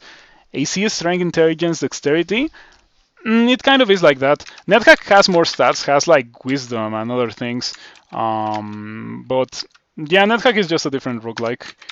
Okay, Frostheart. We're gonna pull it. For a Frostheart, I do not need to be in Dragon form. Dragon form removes my cold resistance. Doesn't make me weak, because fortunately I have a Ring of Ice, but it also doesn't make me resistant, which is a pretty bad thing. So yeah, I'm better off not being in Dragon form when fighting those guys. Crawl is the best roguelike. Yeah, Crawl is the best roguelike. Terinsky met Steve for the first time today. Oh, you were playing Noita? I have to watch that. I have to go and watch that video on demand. I'm glad that you gave Noita a try. It's a pretty funny game. How have you liked it so far, Terinsky? I'm excited to hear that. Then until you get good enough to win, sounds a lot like Noita. Well, Noita is much more inspired by NetHack than it is by Crawl. NetHack is kind of like the antithesis of Crawl, where there's a bunch of things and you don't know how anything works, and NetHack won't tell you how anything works. So you have to like alt-tab a lot and look a lot of wikis and use like outside resources to actually stand a chance. And Noita, I feel like it's like that a fair amount. That doesn't stop it from being a fun game, fortunately, because it is just a fun foundation of a video game, which NetHack is not really. But I wish there was a game like Noita with the design philosophy of Dungeon Crawl Stone Soup. It would be very similar, but very different at the same time. You've been liking it a lot? I'm glad to hear that. Yeah, just far enough in now to know how little you know. Yeah, there's so much in Noita. Noita is so punishing, but in a totally unpredictable way. Crawl is great, feels very fair. You can get long streaks if you're good enough. My longest streak is 10 in a row. I'm okay at Crawl, but I feel like I am too impatient sometimes. That ends up getting me killed. Okay, hold on. Can I manifold assault invisible monsters? You can't. Okay, that's fine, because you can just punch that guy. And now I'm training unarmed combat now, because I don't need to train for anything else to win the game other than unarmed combat, fighting, and maybe a bit of dodging. I am good to go with my offensive capabilities. Maybe I'll train evocations a bit as well, because I have a manual. Patience is the biggest killer. Hide 90% plus win rates if you try hard enough. In this account, I don't have a 90% plus win rate, but I do have a very high win rate, much more than in my other accounts. When I started this account, I had a streak of 4, and then I lost like 4 characters in a row, and then I paused this account for like half a year, and now I came back to it. We're playing the species in order. I'm gonna try not to repeat backgrounds or gods. I will probably do it. It's not like a hard rule, but I'll try to not just spam Gosag, you know, or a Shensari. Better refresh my dragon form here. Okay, pretty good. So yeah, and I'm playing with Chei. In case you have never played with Chei, it makes you really slow, but it also gives you 15 to every stat. 15 strength, 15 intelligence, and 15 dexterity, which ends up making your characters pretty crazy powerful. You deal incredible amounts of damage thanks to your strength or dexterity. You end up being able to dodge a lot if you train a bit of dodging, which I haven't done yet. And you end up being able to cast very powerful spells because you have a ton of intelligence as well. So yeah, Chei is just powerful. It is very punishing. You're not allowed to make a lot of mistakes with Chei It's just the nature of the god. Because you cannot move because Chei makes you slow. I haven't mentioned it, but Chei makes you slow.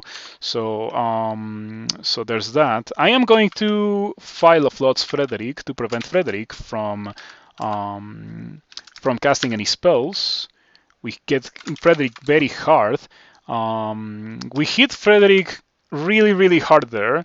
4 exclamation symbols means that I dealt a lot of damage, and yeah, we just two-shot Frederick with 6 unarmed combat. That's the power of Dragon Form. I told you, you don't really need the unarmed combat, but it is a nice thing, mostly because it speeds up your attacks, not because of the damage that it apports. And it does apport some decent damage, but the attack speed delay or decrease is like the big thing about training unarmed combat. Okay. Pretty much out of mana. It is fine.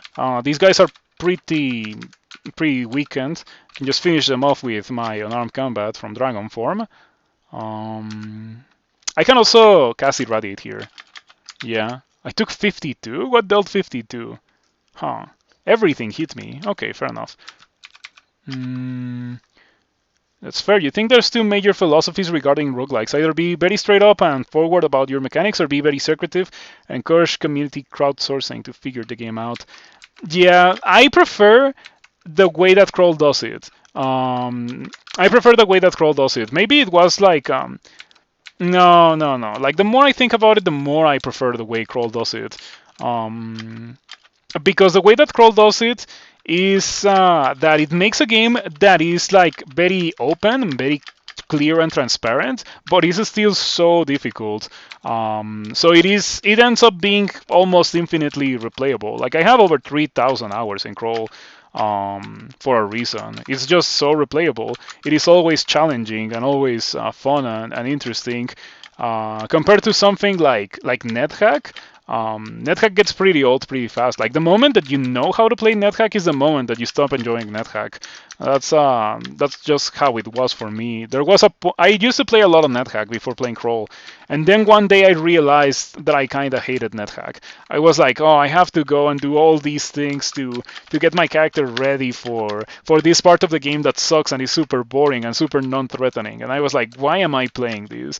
And that was the day that I stopped playing NetHack. And I have not had anything like that with Kroll, and I will probably never have it, because you just have to go through the game and kill things. And think about your character. There's no grinding to be made. There's no like loot hoarding. There's not a lot of things that NetHack and Noita do have, but Noita compensates for that by being a very fun game. I need to stress it, because it sounds like I'm trashing Noita when I'm talking like that about NetHack, right? But no, I like Noita. I like Noita quite a bit. I like it because it's a fun game where you can build ones that melt your computer. I've done that before. Like, I was talking about that on the Roguelikes Discord recently. I built a computer for a friend like 2 weeks ago, and as part of the benchmarking process, I used Noita. Like, I logged into my Steam account and I just downloaded Noita, and I used Cheat GUI, which is a Noita mod that just lets you have whatever you want, to build a really powerful wand that I have gotten like legally in one of my games. Obviously not streamed, because that kind of thing melts your CPU. And the one that I shot before upgrading the computer froze Noita for like 30 seconds. It was pretty funny. And after the upgrade, it froze the computer for like 15 seconds. So it was very clearly an effective upgrade. Yeah, you can build ones that freeze your computer like that in Noita. So get excited for that, Torinsky, I guess. Chei's always tricky without being able to run away. Yeah, it's Chei is pretty funny. I haven't gone Chei in a while, like probably about half a year, if not more. But yeah, this character I felt like going Chei. After all, this character is the newest victim of opportunity attacks. So if I cannot run away from things, might as well get powerful as well, you know? That might be rough for you, haha. Oh, my computer is also not very good. Like you can see the specs of my computer in my channel description or whatever. And you can see that it's not the greatest computer. It does have a high-end processor, but it's a high-end processor from 10 years ago. So, so yeah, it's already starting to show its age. I would like to upgrade, but well, it is in the plans for the future. It will eventually happen. Um, you say that it isn't really good one until frames per second becomes seconds per frame. Exactly. You know what I'm talking about, Angrid. That's how it is. Seconds per frame is the way to go. How does Chei work?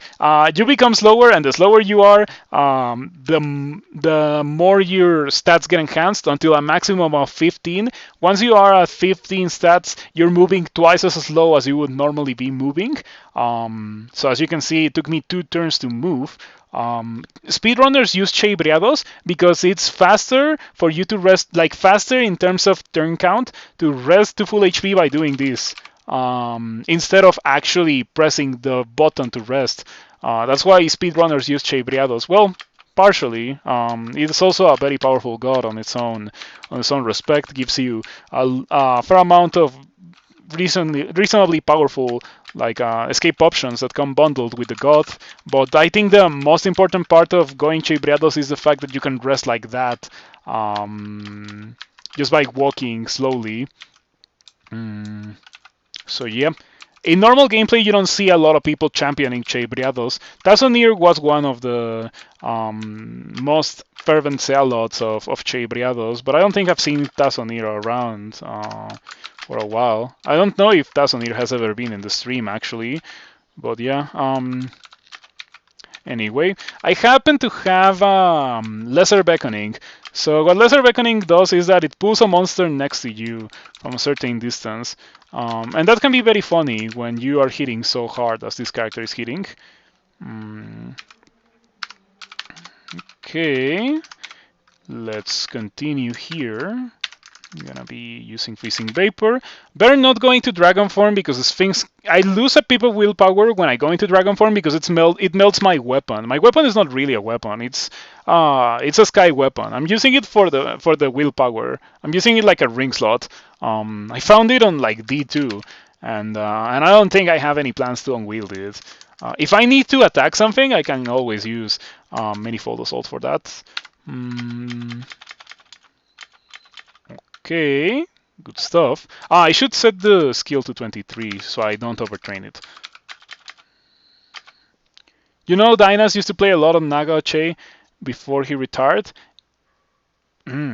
Yeah, I do remember that Dynas has like a crazy streak with Naga Wanderer. I don't know how he did it. He's just crazy.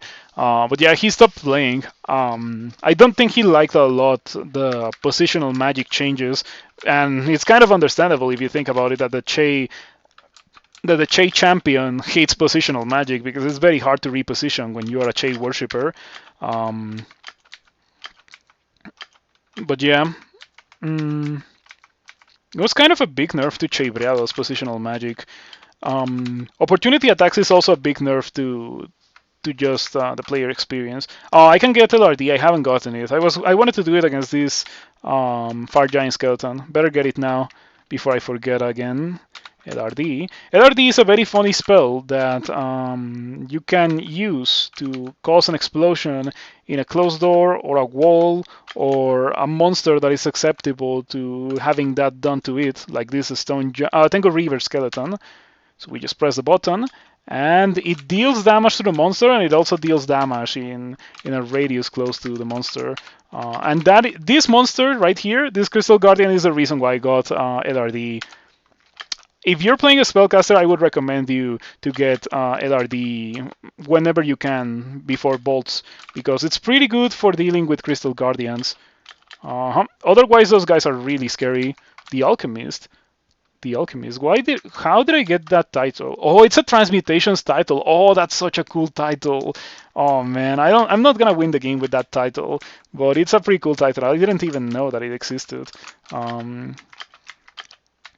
Okay, so in case you don't know, in Dungeon Crawl Stone Soup, the objective of the game is to get 3 runes 3 runes of Sot, and then go get the Orb of Sot in the realm of Sot, and then get out.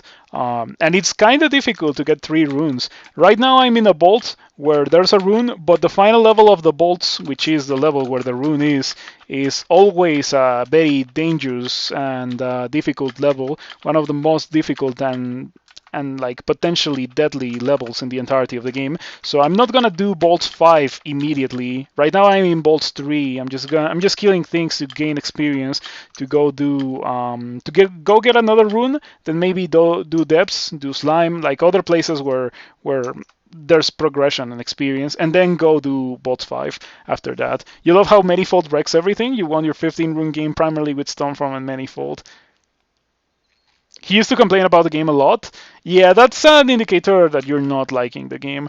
I feel like I complain about the game a bit, but I try to just like keep it positive and like give the game the benefit of the doubt, that kind of thing. I still enjoy the game.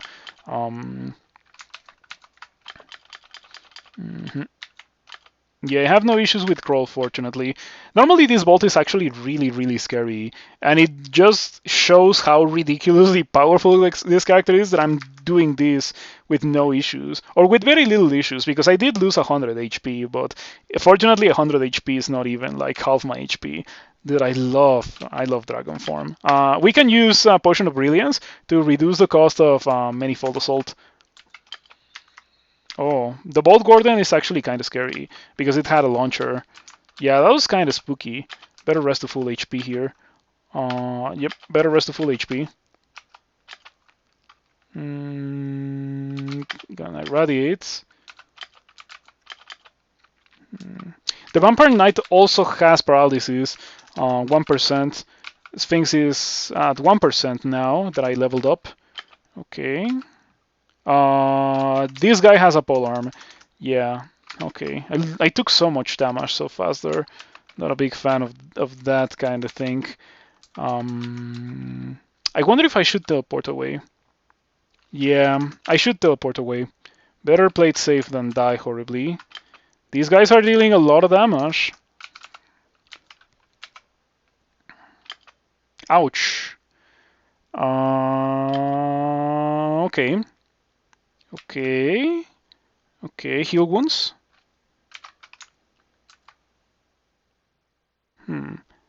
Something hits you. Okay, okay. So let's see here. Wreath teleport. It's been... Oh, I know what I should do. I should probably do step from time to guarantee that I'm gonna survive here. I think I may be able to drink heal wounds again, and the Orc Warlord will be hitting the invisible Vampire Knight here. Can any Chei abilities help, or just? You just mentioned it, yeah. I read your mind. I think we should drink heal wounds and just wait for the teleport to trigger. If after we teleport we land like inside that bolt, I would step from time and hope that it does something. That went very poorly. I drank heal wounds and the damage, and I got out damaged. Like I healed, but I took more damage than I healed, so it's not very good. I think the teleport triggers next turn. It's a shame that the door is closed because of the warden that I fought against. Yeah, we're gonna be going for step from time here. I need to do that. Huh. Okay. This guy still has its launcher. I'm still at 39 HP. Someone opened the door, so I think I can blink away. I have 3 blinking. I could fear. I'm gonna read fear. Come on, dude. Dude, the Orc Warlord easily resists? What's up with that? You don't even have willpower. You only have 2 pips of willpower. Doesn't have to be this way. I'm out of here. I'm blinking away before it kills me. Okay. That was unnecessary, unnecessarily close. Okay, I don't have heal wounds, and I'm gonna be Chei walking. I don't have regen.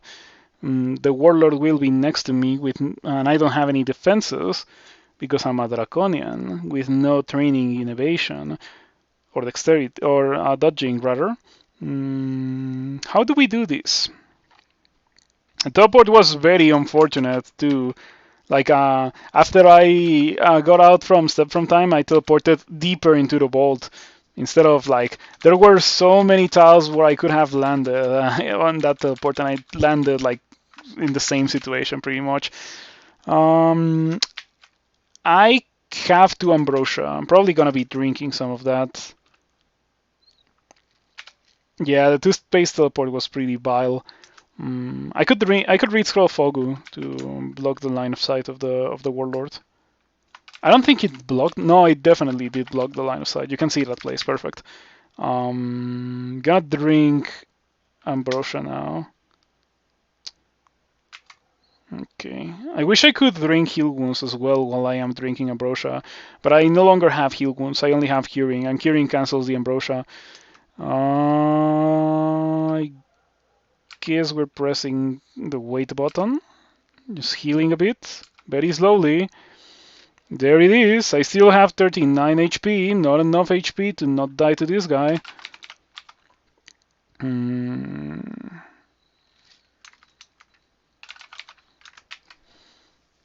Maybe I should have teleported. Okay, I have a bunch of options here, like Phantom Mirror. I don't think it can hit me for 39 with a Fustivalus of Flaming, especially not after the Fustivalus is nerfed. Maybe it can, but... Okay. Okay, I went for a Phantom Mirror, and yet again the summon got placed over here instead of being placed over here where I wanted it to be. That's kind of unfortunate. Not much to do about that. Still at 39 HP. This is still a scary situation. I'm gonna read Fear. Please get feared. Thank you for getting feared. There's my summon, completely worthless summon. Well, at least I know that it's carrying a Glaive of Flaming. Find it interesting that it didn't switch to the Glaive of Flaming.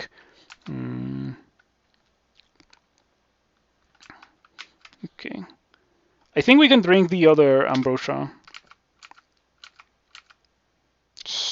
Well, it's fine. This amount of HP is enough for me to be able to kill that guy. Fortunately, I was able to rest to full HP. But yeah, that was kind of a sketchy situation. First one that I have had in quite a while. So back to the normal schedule we go, where we just manifold everything. This would be a good time to have statue form. I have the skill and the spell. I just don't have the spell levels to actually learn statue form. It's right here, and it's at 1% chance to miscast. So I would be able to easily learn statue form. You learn and cast a statue form.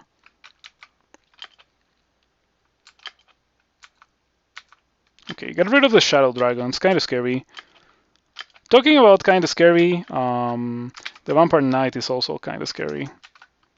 It unfortunately has a polearm. It's like such an evil monster. I'm gonna Lesser Beckoning the Vampire Knight to pull it next to me. Same for the Stone Giant. Now the two of them are petrifying. Yeah, this guy's super petrified. I'm gonna kill it before it stops being petrified. Fortunately, the chase low only extends to movement speed. It doesn't do anything for your attack speed. And my attack speed is quite good now that I have been training unarmed combat. It's at 0.7. I will stop at 0.6. That's why I set my my training cap to 23. After that, I could go all the way up to 27, but I feel like it's very, very expensive to do that, and I'm better off just spending that experience doing something else. Okay, let's see what we get from that vault. Like, it hasn't fully explored the vault. Okay, trash and trash. Okay. Okay. And more trash, I assume. Yeah, Book of the Earth. I bought that book, but I'm okay with... Oh, Manual of Throwing is kind of okay. Huh. Okay. Well, that was definitely not worth doing, but it can have some good stuff, so I don't regret doing it. That's a good ring. This ring is pretty good. Like, this ring is fantastic. I'm probably gonna be buying that and using it for the rest of the game. 2 pips of cold resistance and willpower. The only issue is that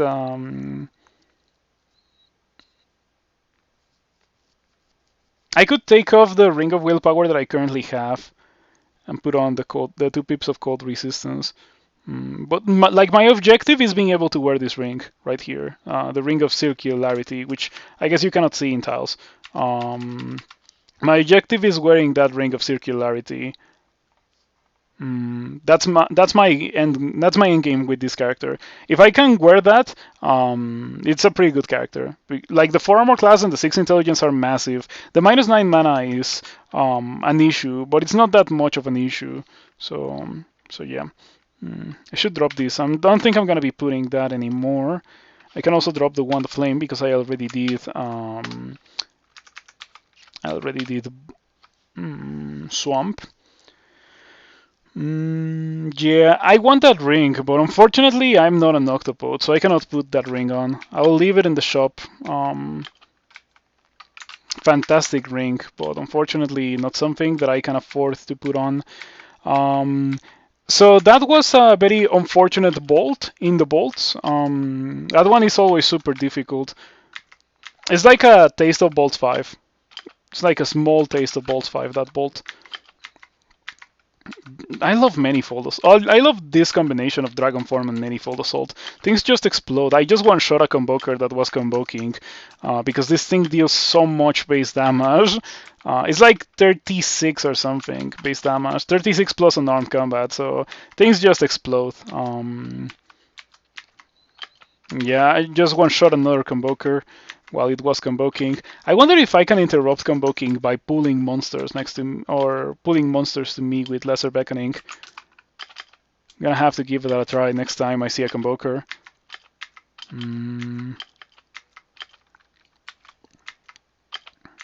Okay. This is the kind of character that I like to have that has one tool that works very well against the vast majority of the game, and all that's left is you to not make any terrible mistakes. I don't think that Palentonga had something like this.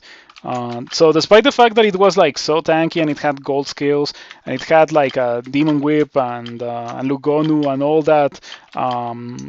that cool stuff, I still think it was a significantly worse character than this one. Even though this one doesn't have like any armor class, it just has all the damage output in the world. And at the end of the day, damage output is the best thing that you can aim for in Crawl, because killing things fast is a good way to prevent those things from dealing damage to you. As long as you're killing things well, you don't have anything to fear. I have one characters that don't get any defensive skills. This one will probably get some dodging to take advantage of the Chei dexterity, but it's definitely not my objective. I bought a manual of fighting. I should maybe start training for that. Yeah, I think when I hit 17 on armed combat, I'm gonna turn that off and I'm just gonna train the manual to completion because it's gonna be a significant increase in HP to train that much fighting. Now that I am done with Bolts 4, the next thing on our list would be to get my second rune, which is gonna be on Snake. Manifold or Dragon Form, Manifold Assault, and yeah, from now on, like we already got past the difficult part of the game, which was getting to the point where I could Dragon Form. Now that I have Dragon Form, the game is much easier, straight up.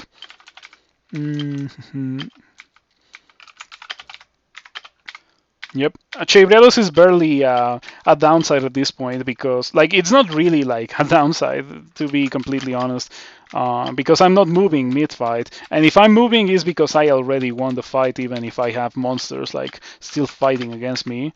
So normally you would do the 2 Lair runes before doing bolts. I prefer to get my first Lair rune as soon as I can, um, and then go do bolts, because bolts I feel like is more often than not easier than doing these Lair runes. Mm, okay, that's a very good glaive, almost fully enchanted and with a relevant brand. If I was using that kind of thing, I would be happy to have it. Okay, breath weapon. Did I just one-shot the Naga with the breath weapon? That's crazy. They're not like the paragon of tankiness, but still, that was a lot of damage. Isul. Okay, Isul should not be an issue. Sleep has a 19% chance to succeed. Could be annoying, but we should be able to two-shot Isul.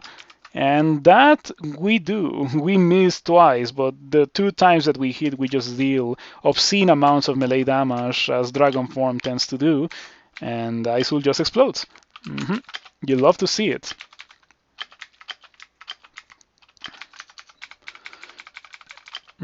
I could dive this place actually. There's not a lot of things that I can get from here that I care about. Like when it comes to loot, I'm set for the rest of the game. When it comes to damage output, I'm set for the rest of the game. And this place doesn't really offer that much experience, so I could just dive it and be okay with that. On the dagger, I have an inscription that makes it not attack. Like it warns me if I want to attack with it, because it's like a dagger. At the end of the day, even if it's plus 8, it is still a dagger. So it's not something that I want to attack with. Um, hmm. If I really needed to attack and for some reason I was not in dragon form and I wasn't able to go to dragon form, I can always unwield, because at the end of the day, unarmed combat is unarmed combat. Sure, my draconian fists are not gonna be as good as dragon form, not by a mile, but they're still gonna be okay. It's probably like the equivalent of hitting with a morning star or something at this point. Maybe a bit more like an evening star. +0 evening star, but an evening star at the end of the day. Okay, I should stop training in armed combat now before I forget. Just train fighting until I run out of the manual. Running out of mana. Let's get out of here. Better get out of here before it gets sketchy. Financially independently. NASCAR fun. Toasted Circling, thank you for the 100 bits. I appreciate it. Thank you for the contributions to the stream. Yep, thank you so much. I appreciate it quite a bit. Yeah, we're gonna go beyond 15. 15 was my original goal, but I was never gonna train it only to 15. Not with this kind of character. In fact, like most characters, you should not train your fighting only to 15. I would only do it with characters that have like truly horrible fighting aptitudes, like a Deep Elf, for example. Even with characters with very low HP aptitude, like the Binestalker, I would like to get a lot of fighting so I can get as much HP as I can get.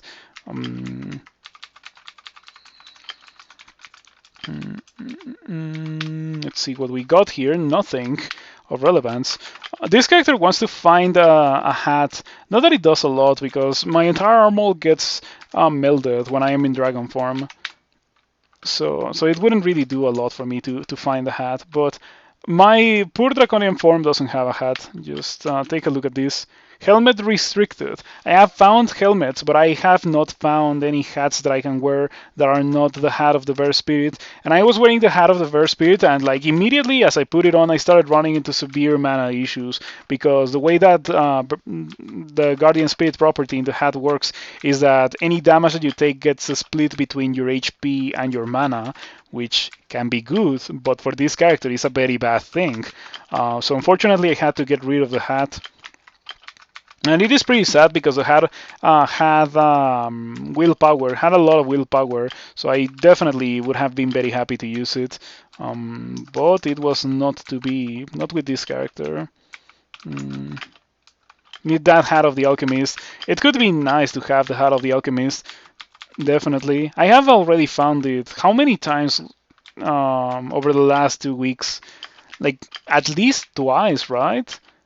I feel like I found it a lot these days. Like, remember that character that I was so mal mutated and I went into Sigotubi's Wish Laugh? Did I get the Hat of the Alchemist there? I don't think I did, but I did get all the potions of mutation to fix that character. That's pretty cool. Even if I don't end up getting the Hat of the Alchemist, it would be okay. This character definitely doesn't need it. Like, not with... I guess these resistances don't look like that good in Dragon form, but once I am in Draconian form, like the resistances, I have 1 pip of every resistance, 3 pips of willpower, so I'm not in like terrible need of the Hat of the Alchemist. But yeah. So I saw an Amulet of Fate with 5 slaying. Like if I was not with Chei, I would be very happy to use that. But the Amulet also had Rampaging, so Chei didn't like it. When you rampage towards something, Chei gets really, really mad, like unreasonably amounts of mad, because Chei doesn't like it when you do that kind of thing. So yeah, I cannot really use it, despite the 5 slaying. I should, as I have mentioned a couple of times already, in any situation where you would want to walk towards monsters, you instead need to lesser beckoning the monsters. The Mask of the Dragon. Yeah, the Mask of the Dragon could be nice as well. Just gotta, like, slow down and chill. Yeah, just favor those things.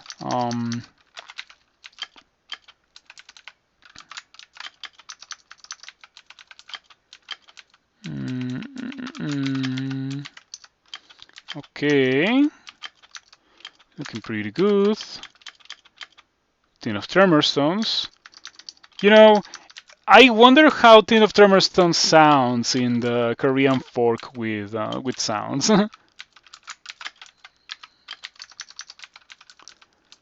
I bet it makes a lot of noise and wakes people up when they're trying to fall asleep watching my stream. Okay, I just one-shot that Salamander Tyrant. Dude, Dragon Form is so sick. I like this spell a lot. It's gotta be one of my favorite spells in the game. Talking about favorite spells, I trained for Orb of Destruction and I never got it because I don't have the spell levels, but I can already cast it. It's right there. It's a 2% chance to miscast. So I'm looking forward to actually being able to memorize it, because I can already cast it. And it's gonna be a nice addition to this character, Orb of Destruction. It's gonna be good for things that are far away from me that I cannot hit with Manifold Assault. And like Spriggans specifically are the best target for Orb of Destruction. Because Orb of Destruction doesn't check evasion, and it does so much damage that it's likely to just one-shot anything that it hits. It is one of the best single target spells in the entirety of the game. I consider it to be better than Crystal Spear because it is more reliable. It is kind of positional magic spell because you cannot really throw it when a monster is next to you or in a long narrow corridor. It's not gonna go well for you to do those things. But in the correct setup, it is way better than Crystal Spear. Like, it's crazy how much better it is than Crystal Spear. It is also significantly cheaper to learn, so that I also like quite a bit. This character hasn't cast Starburst in quite a while. I could theoretically forget about Starburst to learn Orb of Destruction. I think what I'm going to do is train spellcasting to like 20. I have so many high-level spells that I want to learn, and not enough spell slots, unfortunately. That is normally not the case for my characters. I usually tend to just go for a few spells. I don't know if you remember the Gargoyle that I played a couple of days ago, but that Gargoyle had like 6 spells by the end of the game. And it was killing things so well. But this character has Dragon Form, Manifold, Starburst. Like, it has so many things. It has enough things that I am out of spell slots. Without Zombie, Hands of Spears is too unreliable. It definitely is. It's so expensive as well. It's a level 8 spell, dual school level 8. It's crazy. For that amount of experience, you can get like Polar Vortex, and Polar Vortex is so much better than Crystal Spear. It's so much better. You can also get Shatter, and which also is so much better than Crystal Spear. Crystal Spear does kinda one-shot a lot of things because it deals so much damage. I have it, I think, in my spell book. Do I not have it? Oh, it's right there. 10 dice of 11 with my current character. I could theoretically train for it. I'm not going to, but yeah, 10 dice of 11 is quite a bit. Let's compare that to Orb of Destruction. 9 dice of 13. So the damage is like very similar.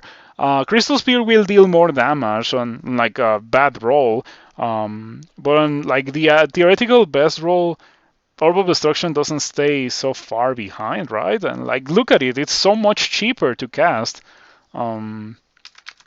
Yeah, it's also really good against Orbs of Fire, which Crystal Spear is not because it's kind of inaccurate. Anyway, that was an easy snake. Not many issues dealing with snake here. We can probably go do slime or depths. I'm gonna go do slime. We should not have any issues doing slime.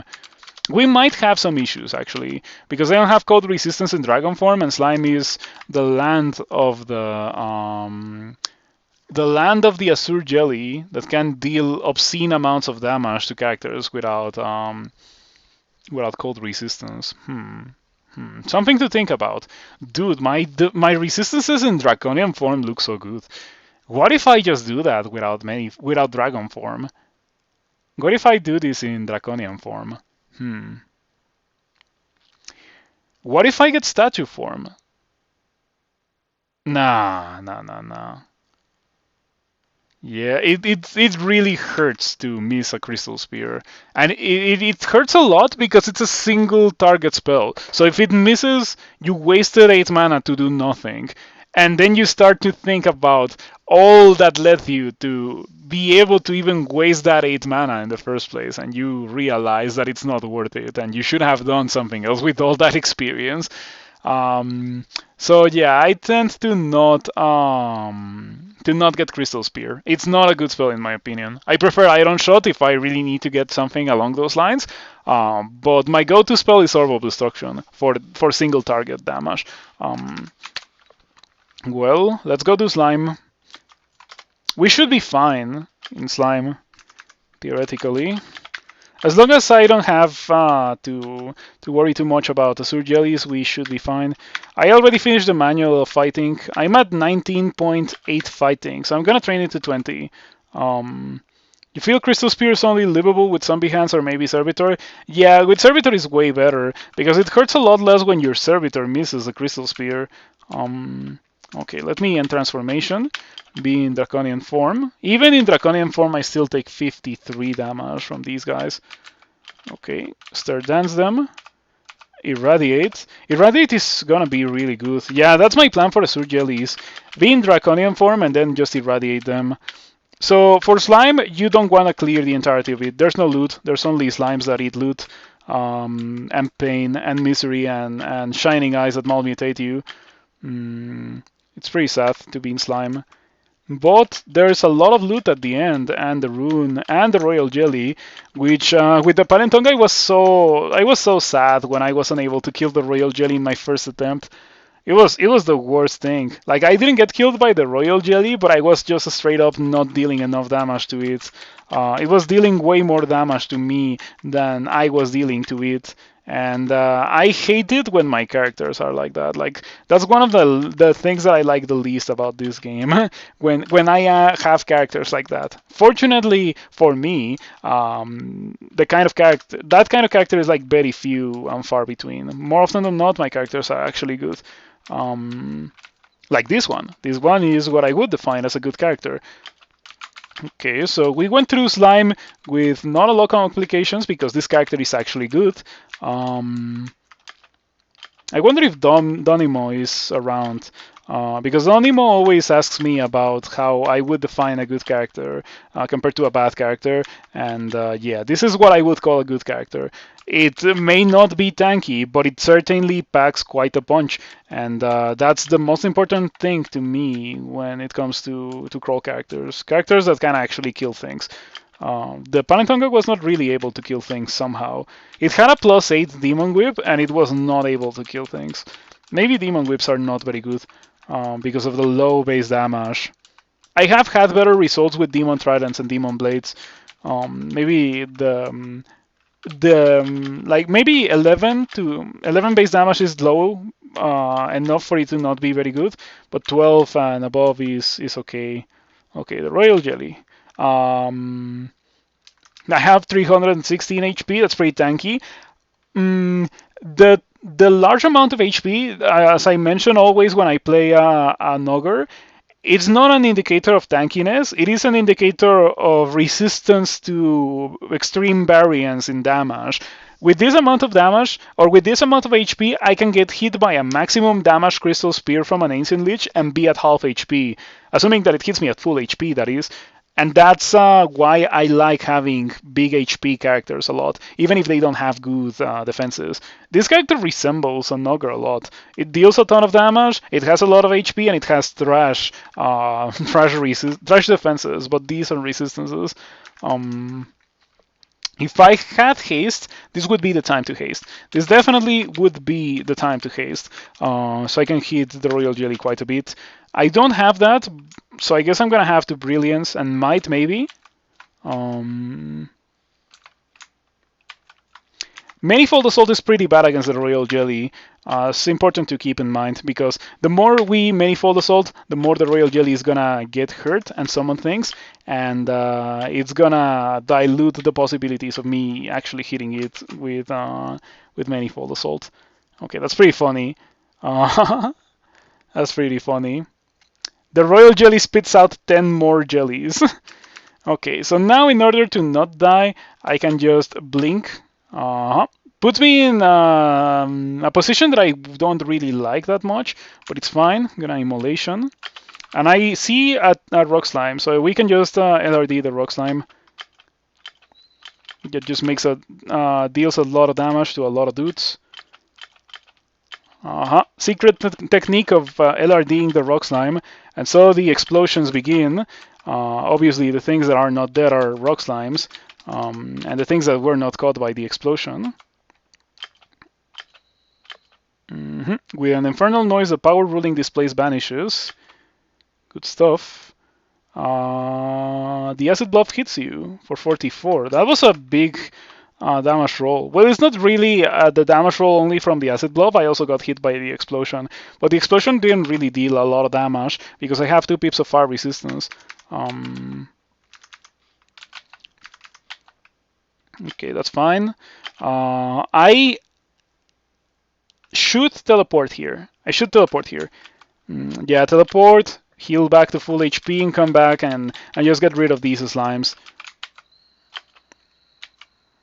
I could have held my ground here. This is actually a pretty good spot to hold my ground, but it's just safer for me to teleport away. There we go. That went very well. That's how killing the Royal Jelly looks like on a good character. I didn't even do it like in the absolute best way possible, and it still was way better than how I did it with the Palintonga. I tell you, that Palintonga was just a straight up suffering, and we're back to a good character again, or finally, after the Palintonga.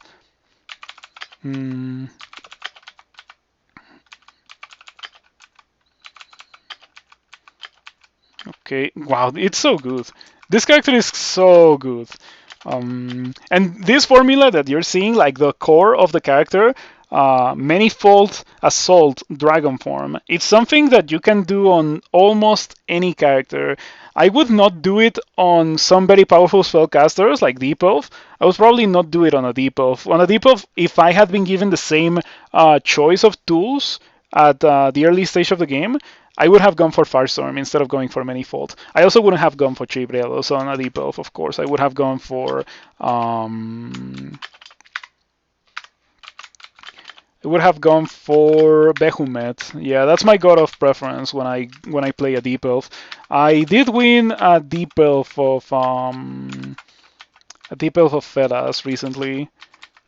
That is going to go to YouTube, by the way. So you can check it out on YouTube when it gets published in a couple of days. If I haven't.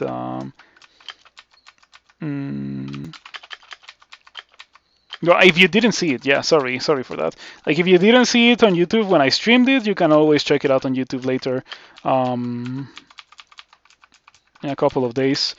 Well, I don't really need to circle around the level. I already killed everything that there was to kill here, so it's time for me to get my juicy loot from killing the royal jelly. A bunch of trash, but not all loot is gonna be good. On a good slime, there's like one or two items that you like are actually very happy to find.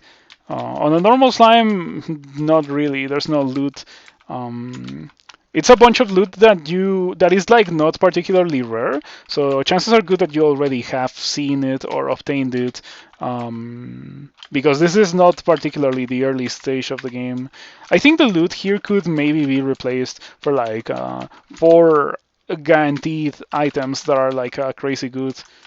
I would appreciate that, like just one item per long that is actually like a good item for your character, instead of the random assortment of trash that is either worthless to you or you've already found it before. With very few exceptions, because I do have to say that the Palentonga found a +5 vampiric demon whip here, and that item was a game changer for that Palentonga. When I got that item, the Palentonga stopped being absolutely horrible and it became kinda usable. Still not good, but it was way worse before I got that item. On this character, however, we didn't find anything, but it's completely fine because I also don't need anything. So I just did this for the rune. Now that I have 3 runes, I don't have to do Bolts 5. Chances are good that I will not do Bolts 5. I'm just gonna go do Depths and Sot and win the game. Yeah, the Dragon form. Okay, I'm marked. It's okay to be marked. I can just rest here. Told you, not an issue. Maybe I could kill some ghosts. There was Swamp 1 had a ghost bolt with that demon spawn monk. Quantity is its own quality. You could say so. Like, sometimes you do end up getting good things in there, but I would prefer it if the game actually gave you guaranteed good items from doing these kinds of things. Elf and bolts and depths. Well, not depths. Elf and bolts and slime. Those are the places where I'm most often disappointed by loot, because it's supposed to be good loot that the game provides you with from those places, but not always. Ooh. I would be sacrificing mana regen and 6 strength for 2 slaying, 4 intelligence, 5 shield in dragon form. It's kind of good. It's kind of good. I would use it if I didn't value the mana regen that much. I do value the mana regen a fair amount. I'm gonna turn off fighting. Okay, time to train some dodging. I'm gonna train it to like 12 or so, because I do have the Chei dexterity. It's at 30, so it better be some good dodging. And after that, I'm going to be training a lot of evocations and a lot of spellcasting, so I can learn Orb of Destruction, because I still haven't learned Orb of Destruction. Yeah, I also I'm thinking about learning Statue Form. That could also be a useful spell for me to increase my defenses and my HP without nuking my resistances, without melting the dagger. It's gonna be good for like leeches and curse toes, sorry, in Sot. Let's go do Depths 1 now. Welcome to the Depths, not yet, okay.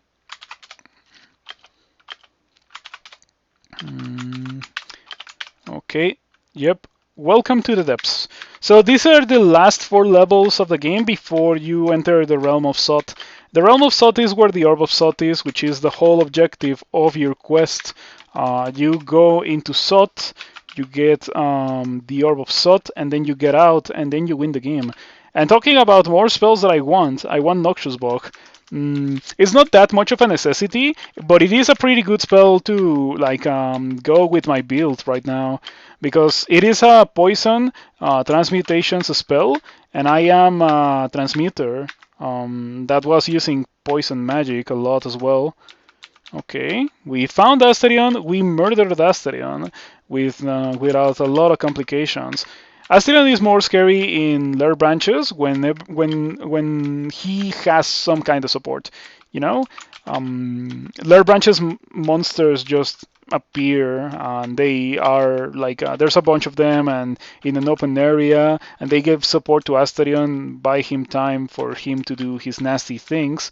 So yeah, it's much easier when you find Asterion and there's no one to support him. You know what? This is starting to look like a very bad situation to be in. I actually don't know how likely the Vampire Mage or the Vampire Knight is to paralyze me. 7%. It could happen. It's a 93% chance to actually win this fight and a 7% chance to literally explode and die instantly. So I better re-teleport here before I actually get paralyzed by the Vampire Knight. Flayed Ghost. Is it actually a Vampire Knight or was it a Vampire Mage? I didn't see. I think it was a Vampire Knight. That's what happens when you don't have See Invisible. You get confused between Vampire Knights and Vampire Mages. And I think it was a Vampire Mage. I think it was that Vampire Mage. Not a lot of issues to deal with now that I can see it. Okay. Get hit for 48. You know, I love it. I love getting hit for 48 and being like, oh yeah, this is fine. It didn't even hurt.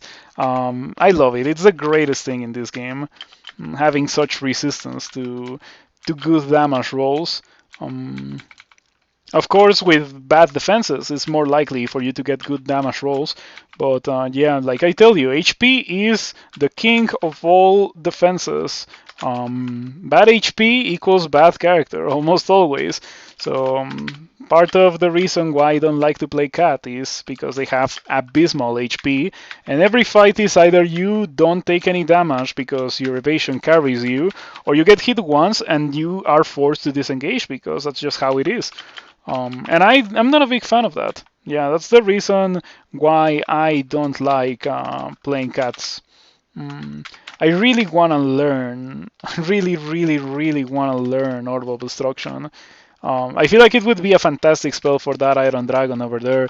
And that Iron Dragon deals a ton of damage if you have bad armor class, which I do. Here you can see it. You cannot see it in tiles. Hold on. Yeah. This deals 3 dice of 30. Its damage is strongly reduced by armor.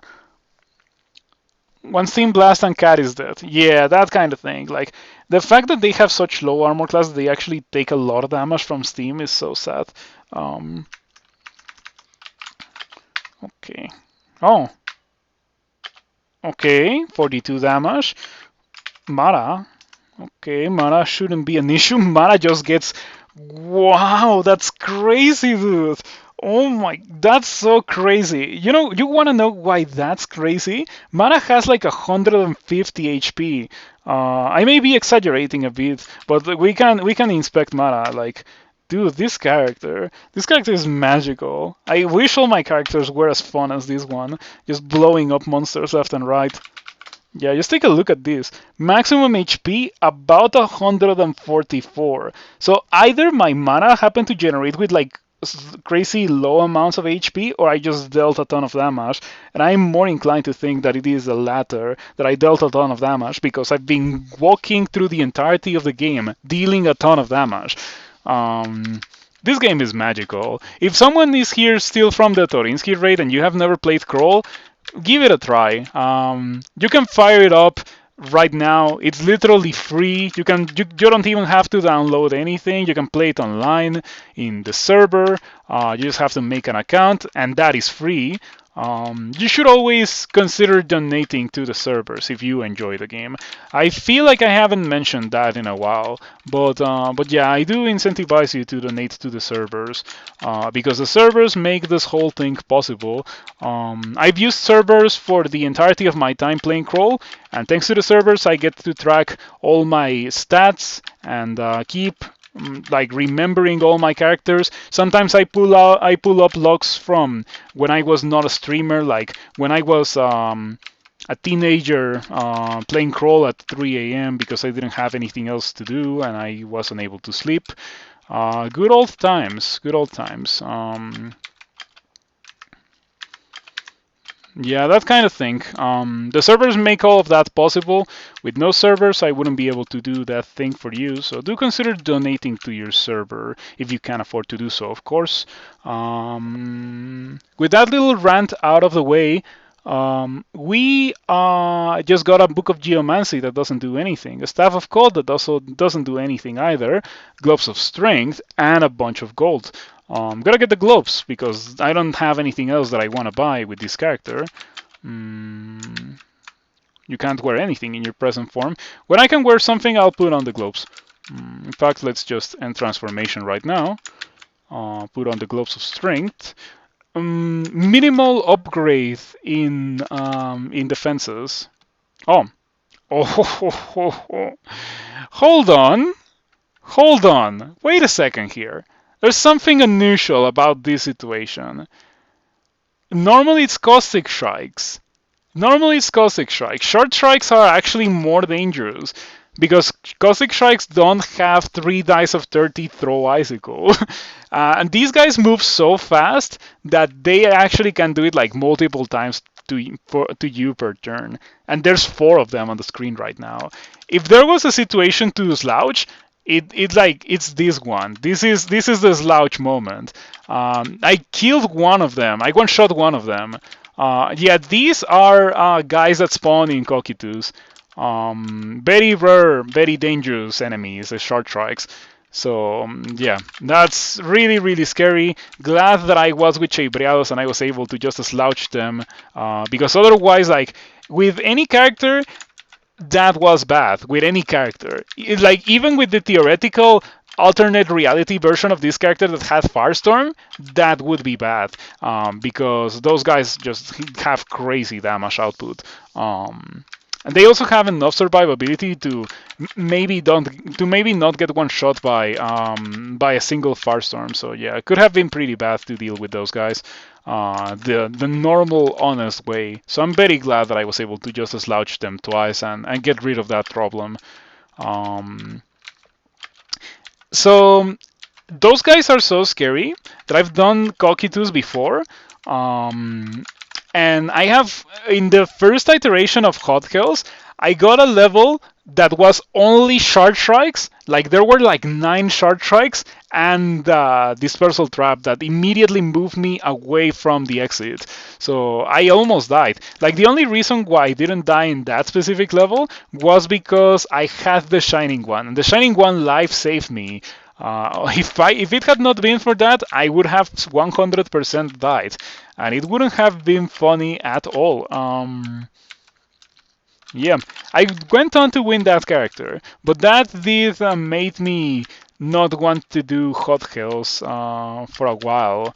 I did do like another Hot Hells run shortly after that, because I wanted to try Hot Hells with melee and Hot Hells with a mage.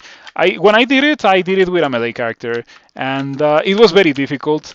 It was also the original version of Hot Hells.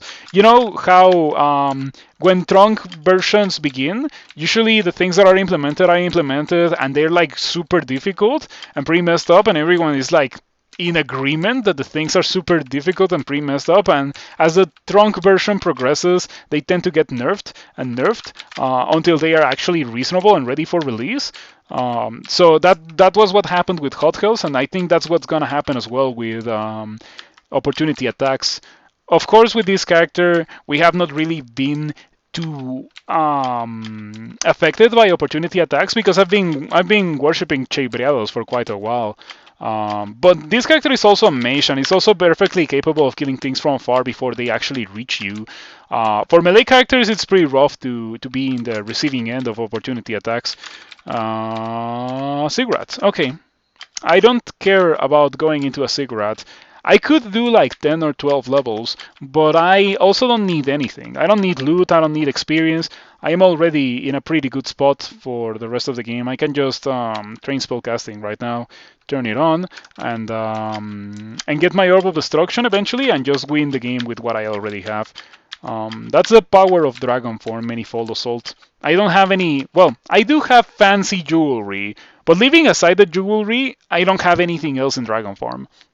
It's only the jewelry and my damage output in Dragon Form, and it's good enough for this character to be really, really good. So yeah, I like Dragon Form. Dragon Form is a spell that makes me happy.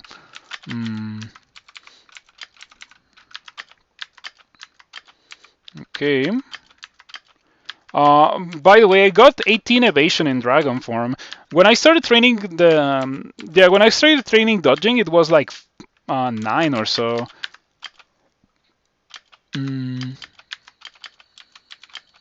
Dreadlich. That's actually pretty scary in Dragon Form. As you see, it has a 1 in 5 chance. Oh, you don't see it.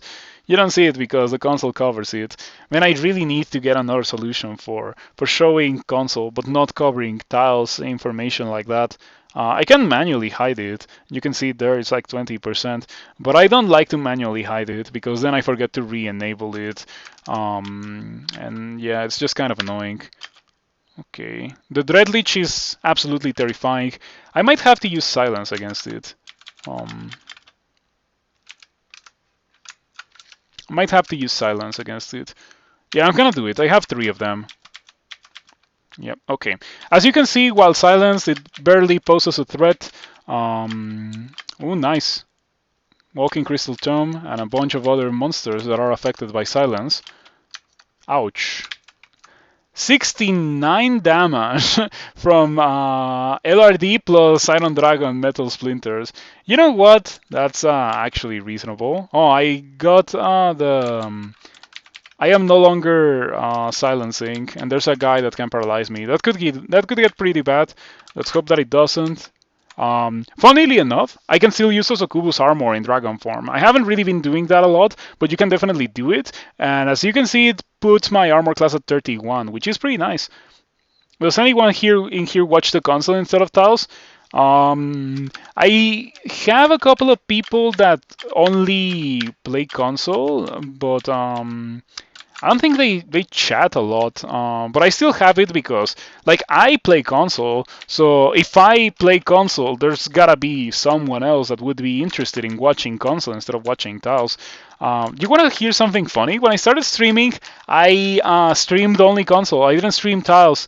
It took me a while for me to get my setup in a way that I was able to stream tiles and console because I didn't know how to do it. I had to figure it out. Because I was not gonna switch to tiles. That was like crazy to me, the thought of switching to tiles. So yeah. Okay, the Ratskin Cloak is actually like a bad thing for my character to have. The -1 intelligence is very negligible, but it is going to reduce the spell power of every spell that I cast very slightly, and it's not really gonna provide me with a lot of benefit. The rats are pretty nice for the early game. The more the game progresses, the least impactful they are. They still hold place as like butterflies somewhat. And by butterflies, I mean by a monster that just blocks attacks for you instead of actually being a summon that will help you. But we don't want that. We also are melding that pretty much all the time. Oh, look at this ring! This ring is literally that ring of Loli, but without the drain. That's crazy! Okay, that's pretty crazy. I actually don't want to drop this ring now, just because it's a better version of a ring that I have. It is a better version of a ring that I have, but funnily enough, it's not better enough that I would like to take off the ring that I am currently wearing. That's so weird.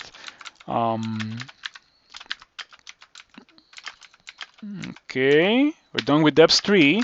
So it's only depths 4 and SOT now. And yeah, where did that band of shard strikes come from? I am still stunned by the fact that I got some shard strikes thrown at me. Shard strikes?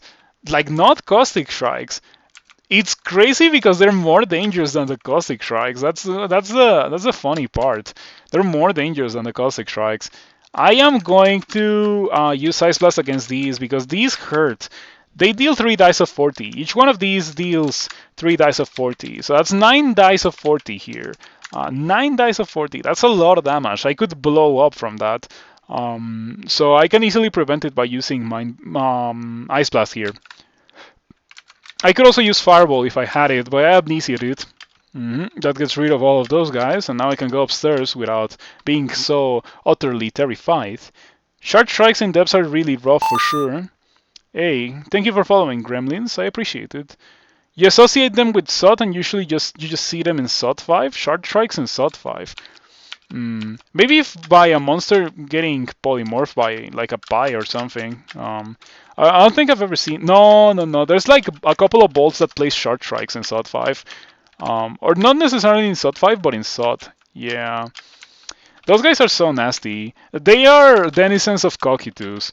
There was a brief period of time where the hard ice caves could place a couple of shard strikes, and yeah, that was pretty vile. It was so evil that I think it got reverted because I got the bolt where I had seen short strikes before, and this time I didn't get any short strikes, so I don't think they can generate there anymore. It was a bit over the top to get short strikes in an ice cave, even if it was a hard ice cave, of course. Okay, so far so good.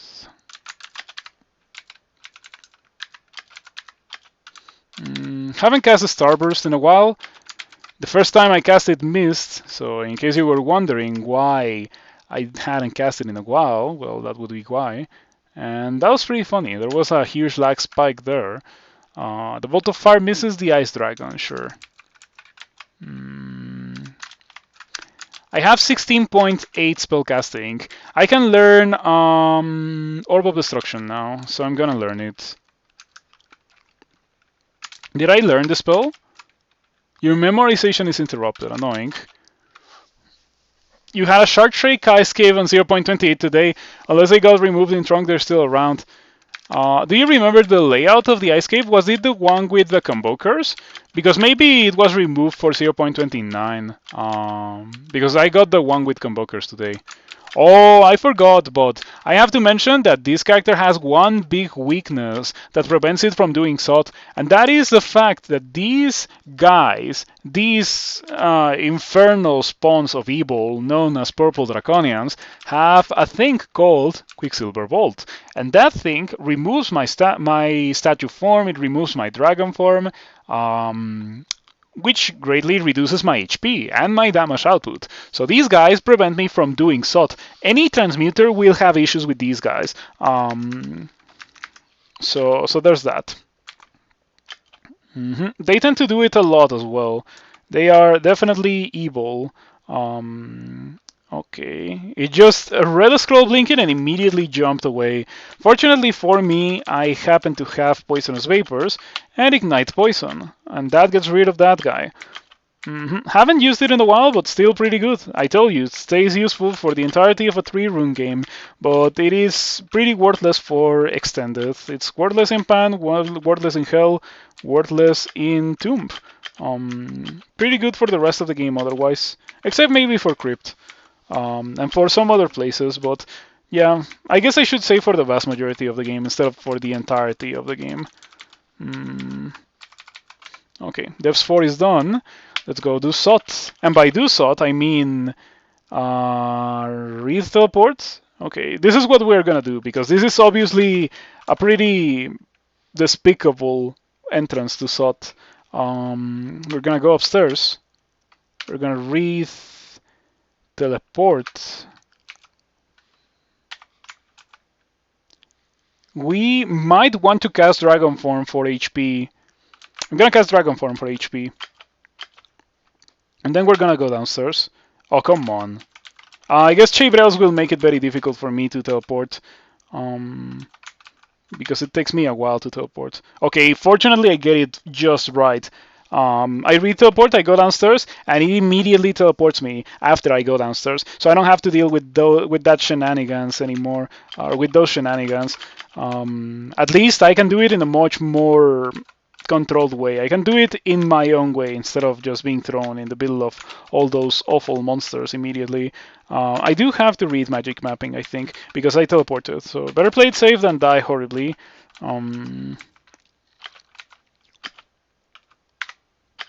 Okay.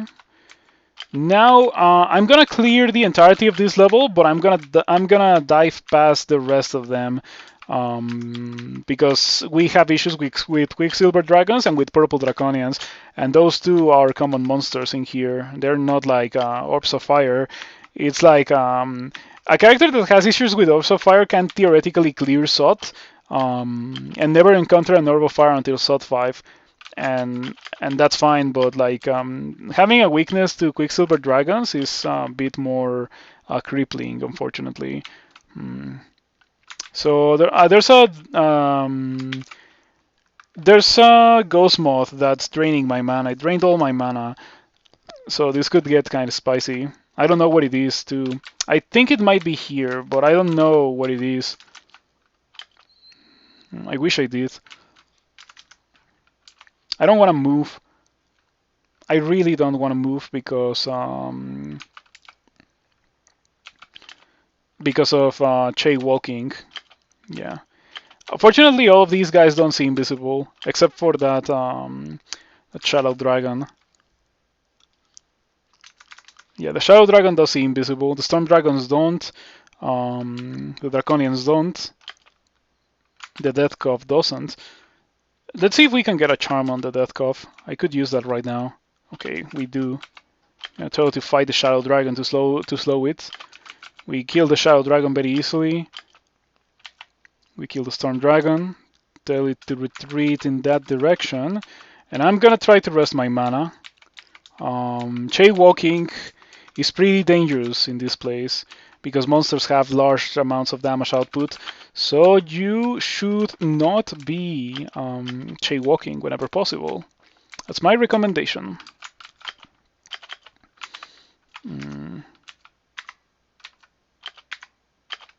There's another Death Cough or another Ghost Moth. I guess I'm out of mana. Do you see invisible? I think there's one that sees invisible, but I don't know which one it is. Maybe it is a purple one. I'm not sure. Anyway, we're gonna be drinking another invisibility to not have issues with the Ghost Moth. I wish I knew what it was. Okay, there's a Golden Dragon. Two Golden Dragons. Those guys do see invisible.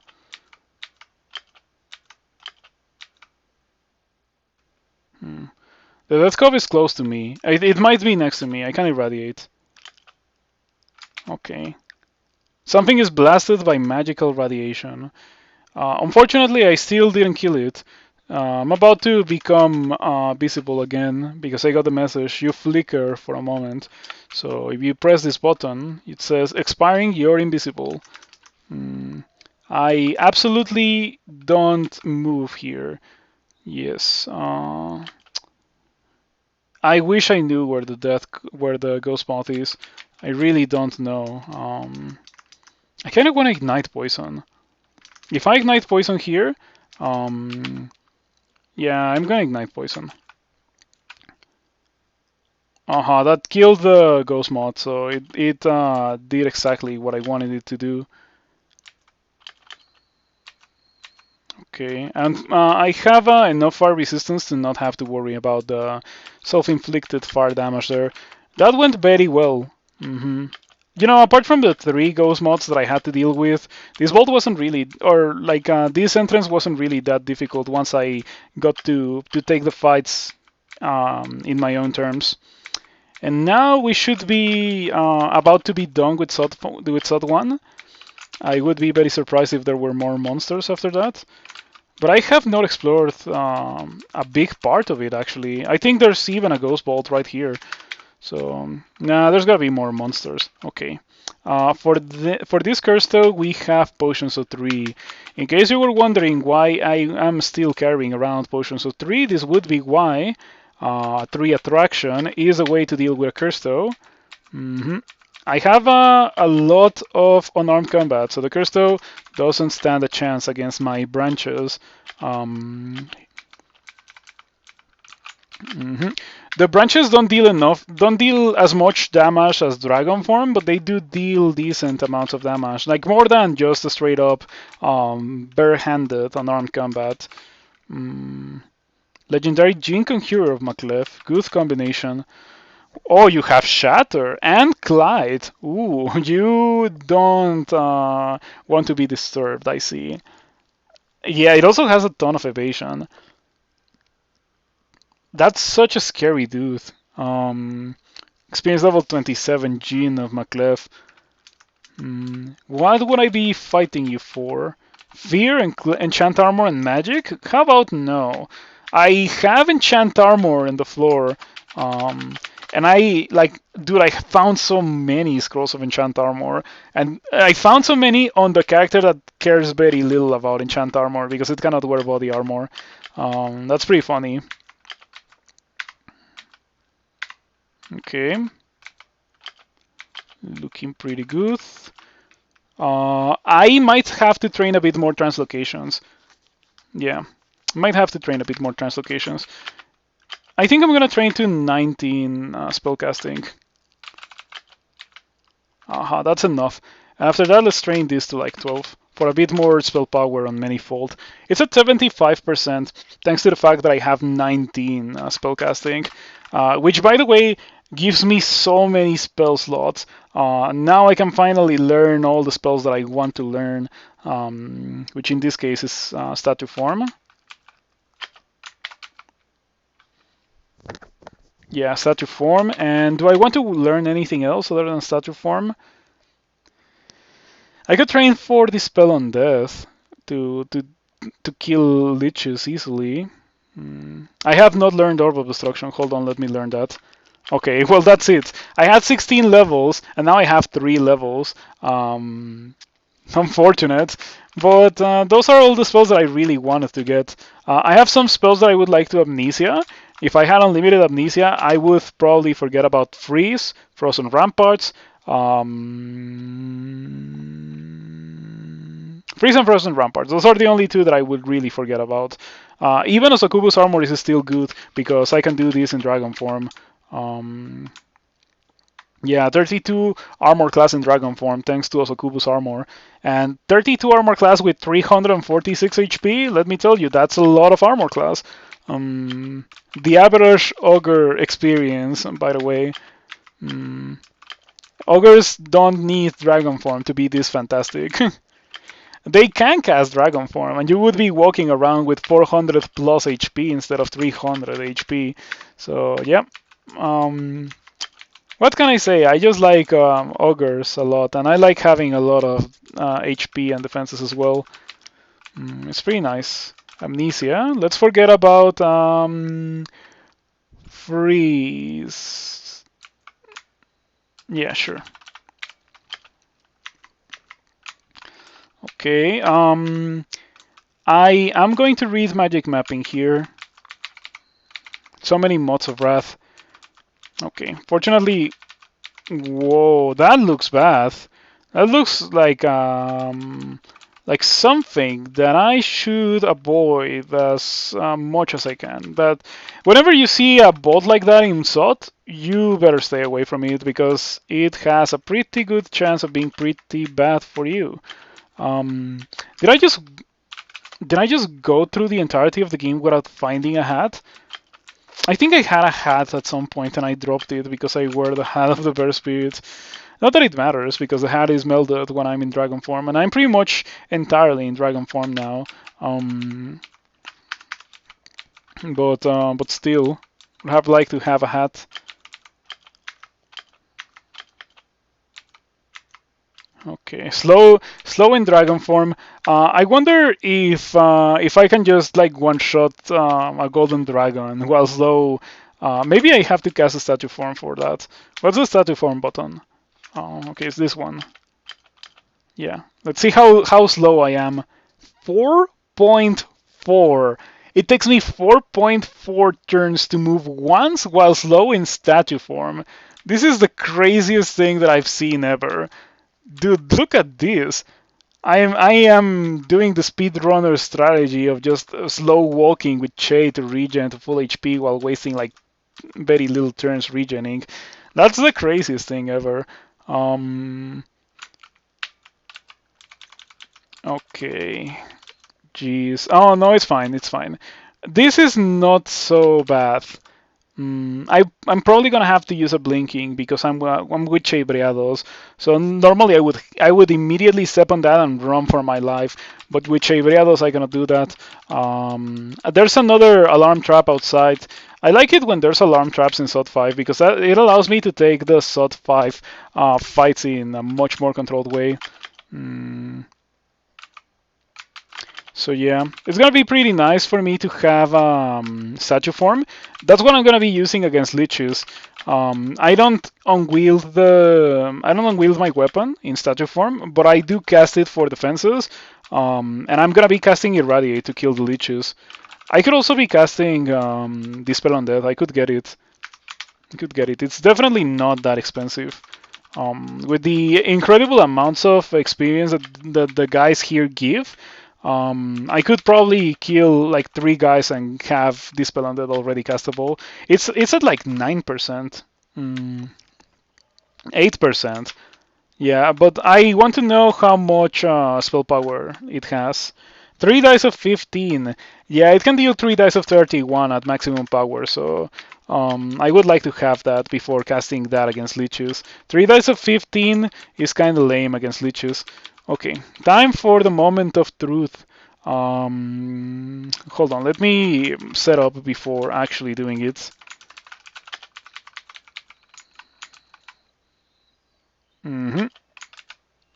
That's fine. Now I am going to be moving into my kill hole and casting Dragon Form and casting also Kub's Armor and Frozen Ramparts. Oh, did I forget about? I didn't forget about Frozen Ramparts. Okay. I'm just gonna be waiting here. Monsters are gonna be coming my way because I'm marked, and I'm gonna be able to fight them 1 versus 1. The monsters are gonna be within melee range, so it's much easier for me to actually kill these monsters. Yeah, the mark is over. Sweet. Look at how many fireballs was that. There were 2 fireballs, took 57 damage. Fortunately, I am a dragon, and so taking 57 damage is not the worst thing in the world. What is the worst thing in the world is getting the worst mutation in the game mid-combat. And there's more Orbs of Fire coming my way. But unlike with the Palentonga, this character can actually deal with them. Yep. So I just killed 4 Orbs of Fire in the same fight. I did get malmutated a bit, which is kind of annoying, and I'm gonna have to drink some mutations to fix that. But I was able to kill 4 Orbs of Fire with no regen or anything. It's just straight up incredible damage output, which is something that the Palentonga never had in the entirety of the game. In case you were wondering, I am sorry, but I feel the need to stress that in order for me to consider a character a good character, it needs to have good damage output, and the Palentonga didn't have that. Oh, I got silenced. Okay, that's funny, because I can attract you. Ooh, that's so scary, dude. Hopefully the Radius 1 silence will allow me to kill the Dreadlich before the Dreadlich kills me. This thing has a 19% chance to paralyze me in Dragon form. I could cancel out of Dragon form. But then I am not in Dragon form, which is a pretty bad thing. Ooh. Ooh, I don't know how I don't know how I feel about this situation. This seems so bad. Seems like I'm gonna get absolutely killed here. Mm, this is not what I want to see. I am going to drink cancellation. That's the safest thing to do. Drink cancellation. Oof. Okay. Okay. We're fine. We're fine here.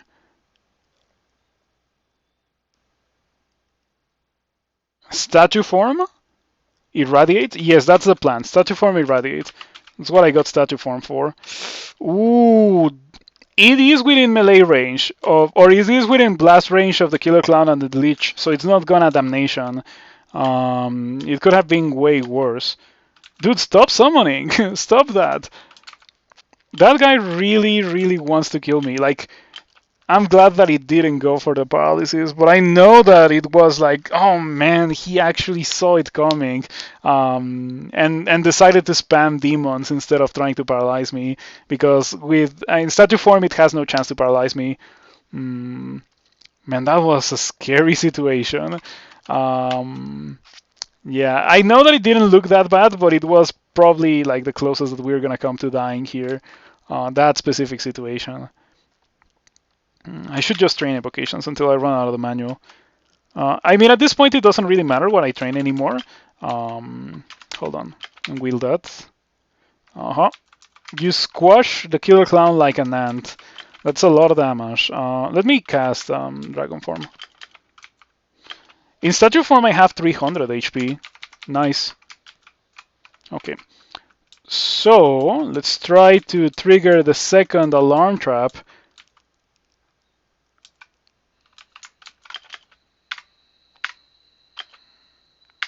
That's fine. There's a lot of shouts. Yeah, that's fine. That I have zero issues with. I'm actually gonna use a blinking to reposition. That's bad, because those guys are gonna be stepping here.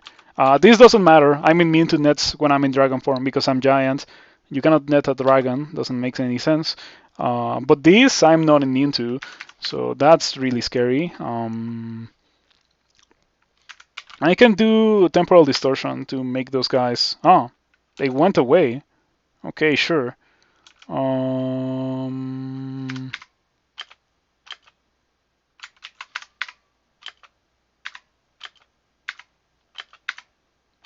I should have drank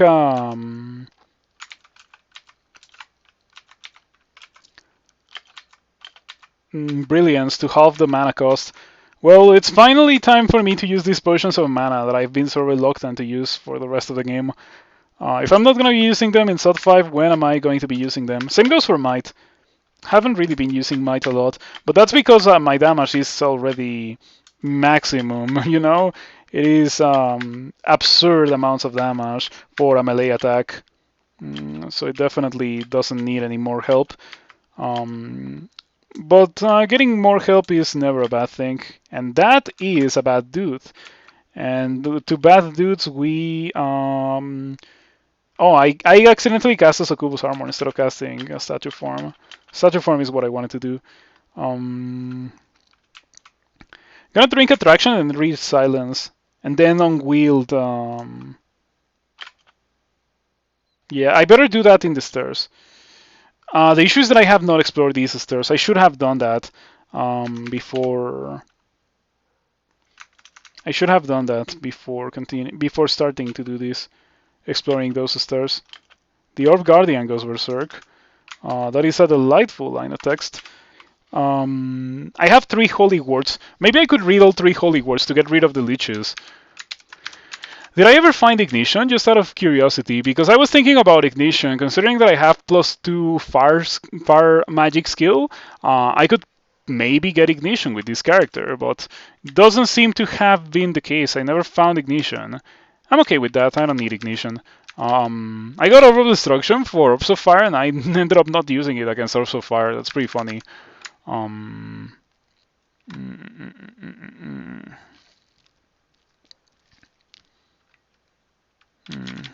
Are they hasted? the Dreadlich is, and the Dreadlich is the most dangerous. The Ancient Lich's Hex is not bad. I'm immune to petrification while I'm in statue form. So the Dreadlich is the only thing that I'm worried about. And I was wondering about that because I could slouch them. And hopefully that will massively hurt the Dreadlich. Okay, it didn't really do that much damage. But I think a second one will kill. Let's see how is this looking. I took 2 damage. I got firebolt, and yeah, it's not really that bad. This is going well. No real dangerous monsters have been summoned. I think that's a ghost moth. No, it's not a ghost moth. No, it is a ghost moth. It's a ghost moth that is standing in a cloud of translocational energy. That means read or drink invisibility. I am affected by sticky flame, so I cannot be invisible. So that means that the ghost moth will drain me of all my mana, which is a pretty bad thing. I'm gonna slouch spam.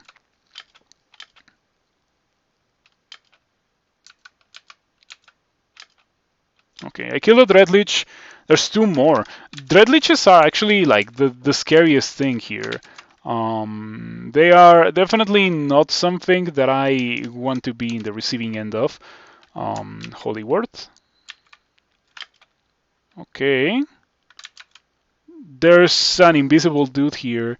I think this is a ghost moth, but I'm not sure. Not sure what it is. And that's a bad thing. I'd like to know what it is.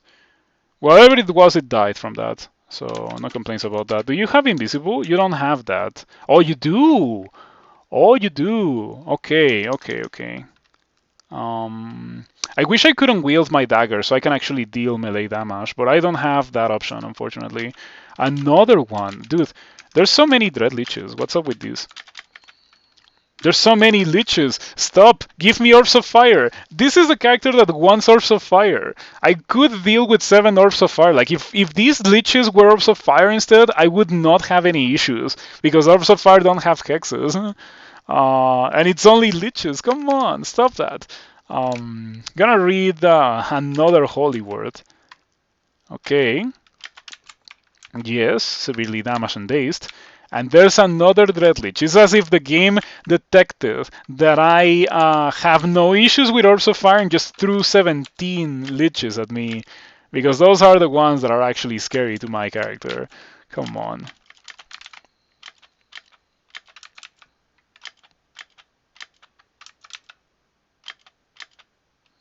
Okay, hopefully that's it. There's a Ghost Moth. But this time I actually can drink invisibility. I can also unwield and hit you.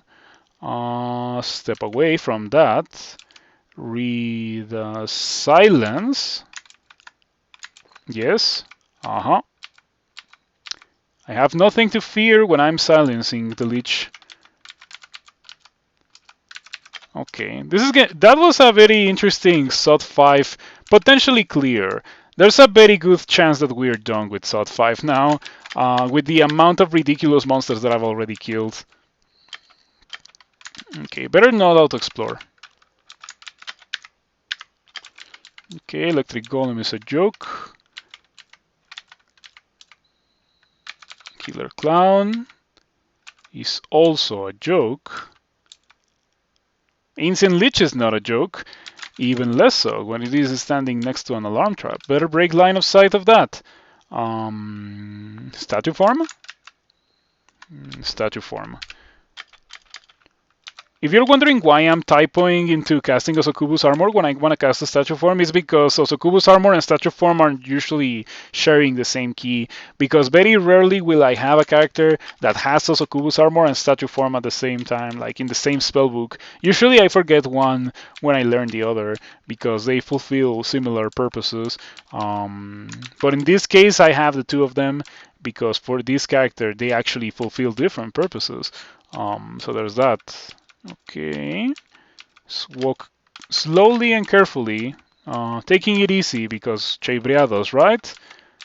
I'm liking this character so far. I hope that you have liked it as well, because I like this character a lot more than the Palentonga. The Panentonic was just a source of endless suffering to me. Well, not really, not really. It was bad, but it was not the worst. And this is pretty good. It's pretty good. This is very close to being the best. I could even call it that. Anyway, let's cast Dragon Form, pick this thing up, and go out. Get out. By the way, in the Orb Run, yeah, the Lords of Pandemonium are not amused, beware. Chei tells them not to hurry. I've always liked that line of text. Go D0. A Brimstone Fiend. Gonna cast a Statue Form.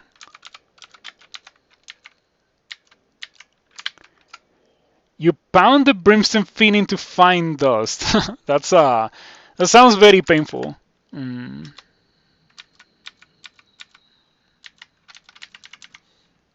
You know, I don't have Passwall, and this character could maybe use Passwall for the Orb Run. Do I not know about Passwall? Do I not have it in my spellbook? Huh, it's crazy. You always have Passwall. I guess not this character. But I do have 1 charge of digging. Well, I guess I now have 0 charges of digging.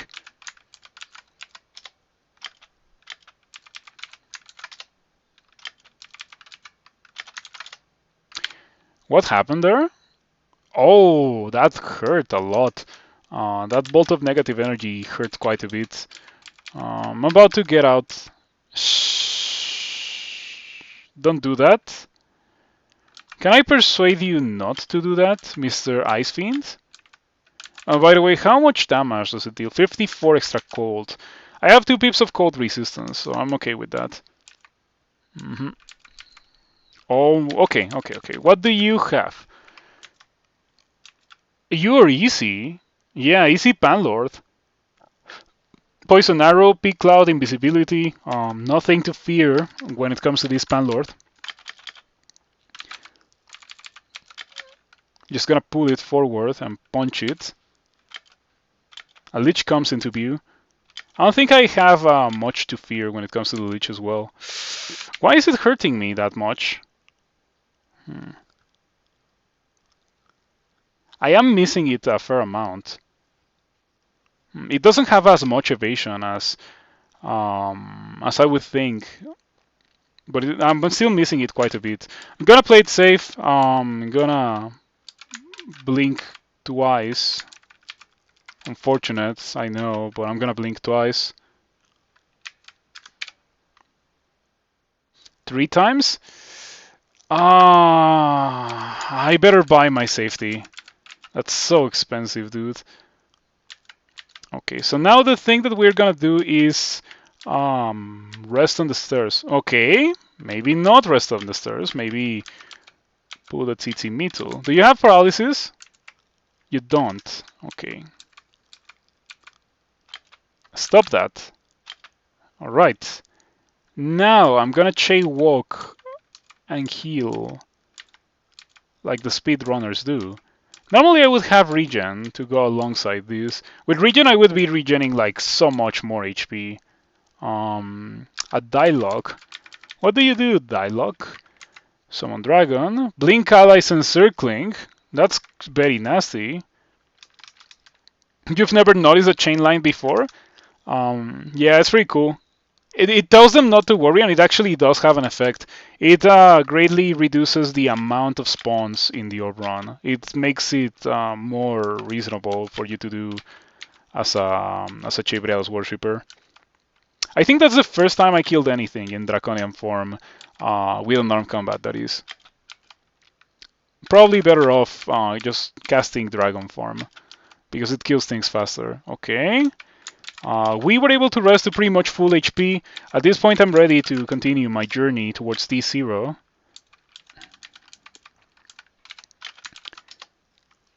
Yes, like, that was super expensive, but at this point in the game, what do I care, right?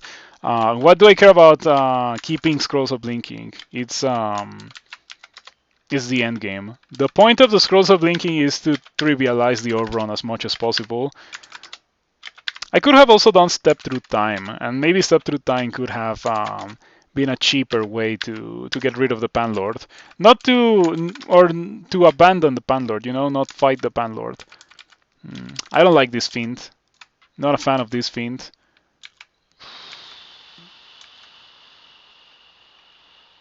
Okay, what I'm going to do here against this Brimstone Fiend and this Tormentor is going to be cast Statue Form. I think maybe this is a step from time moment. Aha. Who cares about those guys? Oh, there it is. Unfortunately, I don't have Torment, so, or I don't have Stealth, so it immediately notices me and torments. And now I'm at half HP.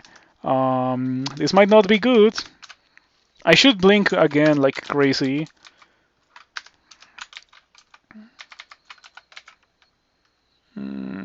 This is the kind of moment where if I had haste, I would definitely haste. Just to let you know. Jeez, Chei is so punishing sometimes.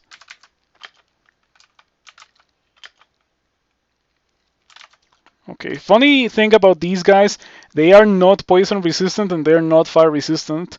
And they also got nerfed. They used to have 3 dice of 45 breath, but they got nerfed into... Oh, no. What happened was that I misshaped it. So that reduces the monster hit dice, and it also reduces the fire breath damage. Yeah, they normally have 3 dice of 40 fire breath. Let me show you. Yep, there it is, 3 dice of 40. So that's the effect of Irradiate. Not only does it reduce monster... well, it reduces monster hit dice. I think it also reduces monster armor class, but I'm not sure. Oh, it does. It does reduce monster armor class quite a bit. What happens if I add acid on top of that? Just out of curiosity. Okay. It is not corroded. Please get corroded so I can see. Oh, that was an accident. I didn't want to do Tin of Tremor Stones. Okay, now it is corroded and misshapen. Armor class none. Dude, it reduced its defenses so badly. It's pretty good to be casting Irradiate. Pretty good spell, just in general. I'm standing on the stairs. Okay, I'm not standing on the stairs. This would be way better if I had regen. I never really found a source of regen. I mean, a bunch of mana regen. Look at how many amulets of mana regen I have, but not normal regen. So I'm very glad that this character was able to go through the game without normal regen. But at this point in the game, I will definitely love to have such a thing, for obvious reasons. Resting in the Orb Run is being kind of scary. If you type go D0, GD0, it puts you on the stairs of D1, like ready to escape. This guy has all the evasion. It doesn't have any spells, and it is very fast. It is very fast. Hold on a second, it's very fast. Let's meme this up and slouch this guy to death. Moderately wounded.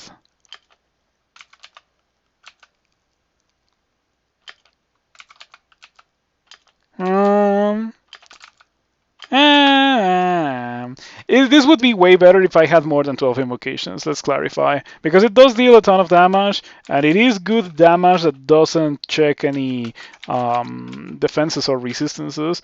But unfortunately, it is...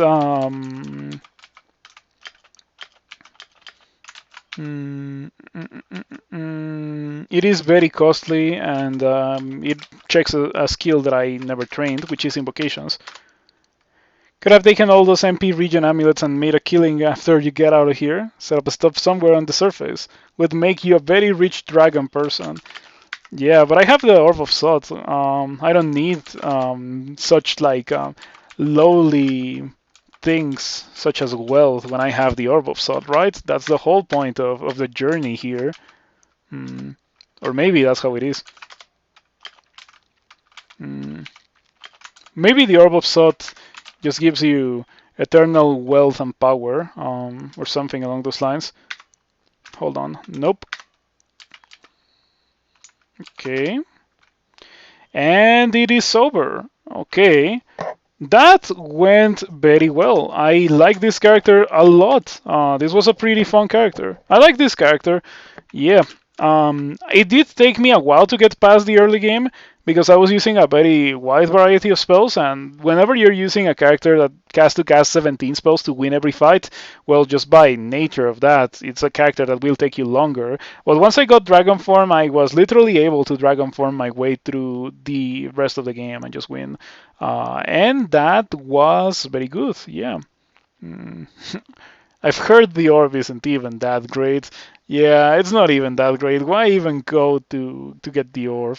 I'm only like the true reason why characters go into the dungeon is because they want to pursue knowledge to become dragons. See, like this red draconian.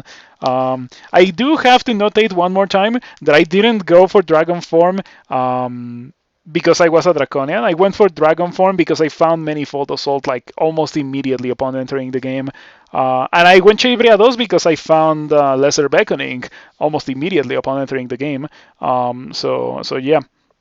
I think Dragon Form is a really, really good spell, and I would recommend you all to give it a try one of these days. If you have a character like this one that was kind of using a bunch of spells to be a good character, you can just get Dragon Form, Manifold Assault, and a good amount of unarmed combat, and that gets you through the game with no problem. Like you can even see it here. I only got 18 unarmed combat, didn't even get 22, or 23 was my original goal. I kind of left that aside, but very clearly there was no need for me to train any more skills. I was already killing orbs of fire so well. At some point, I was fighting 4 orbs of fire at the same time, and I emerged victorious. I didn't even lose half my HP.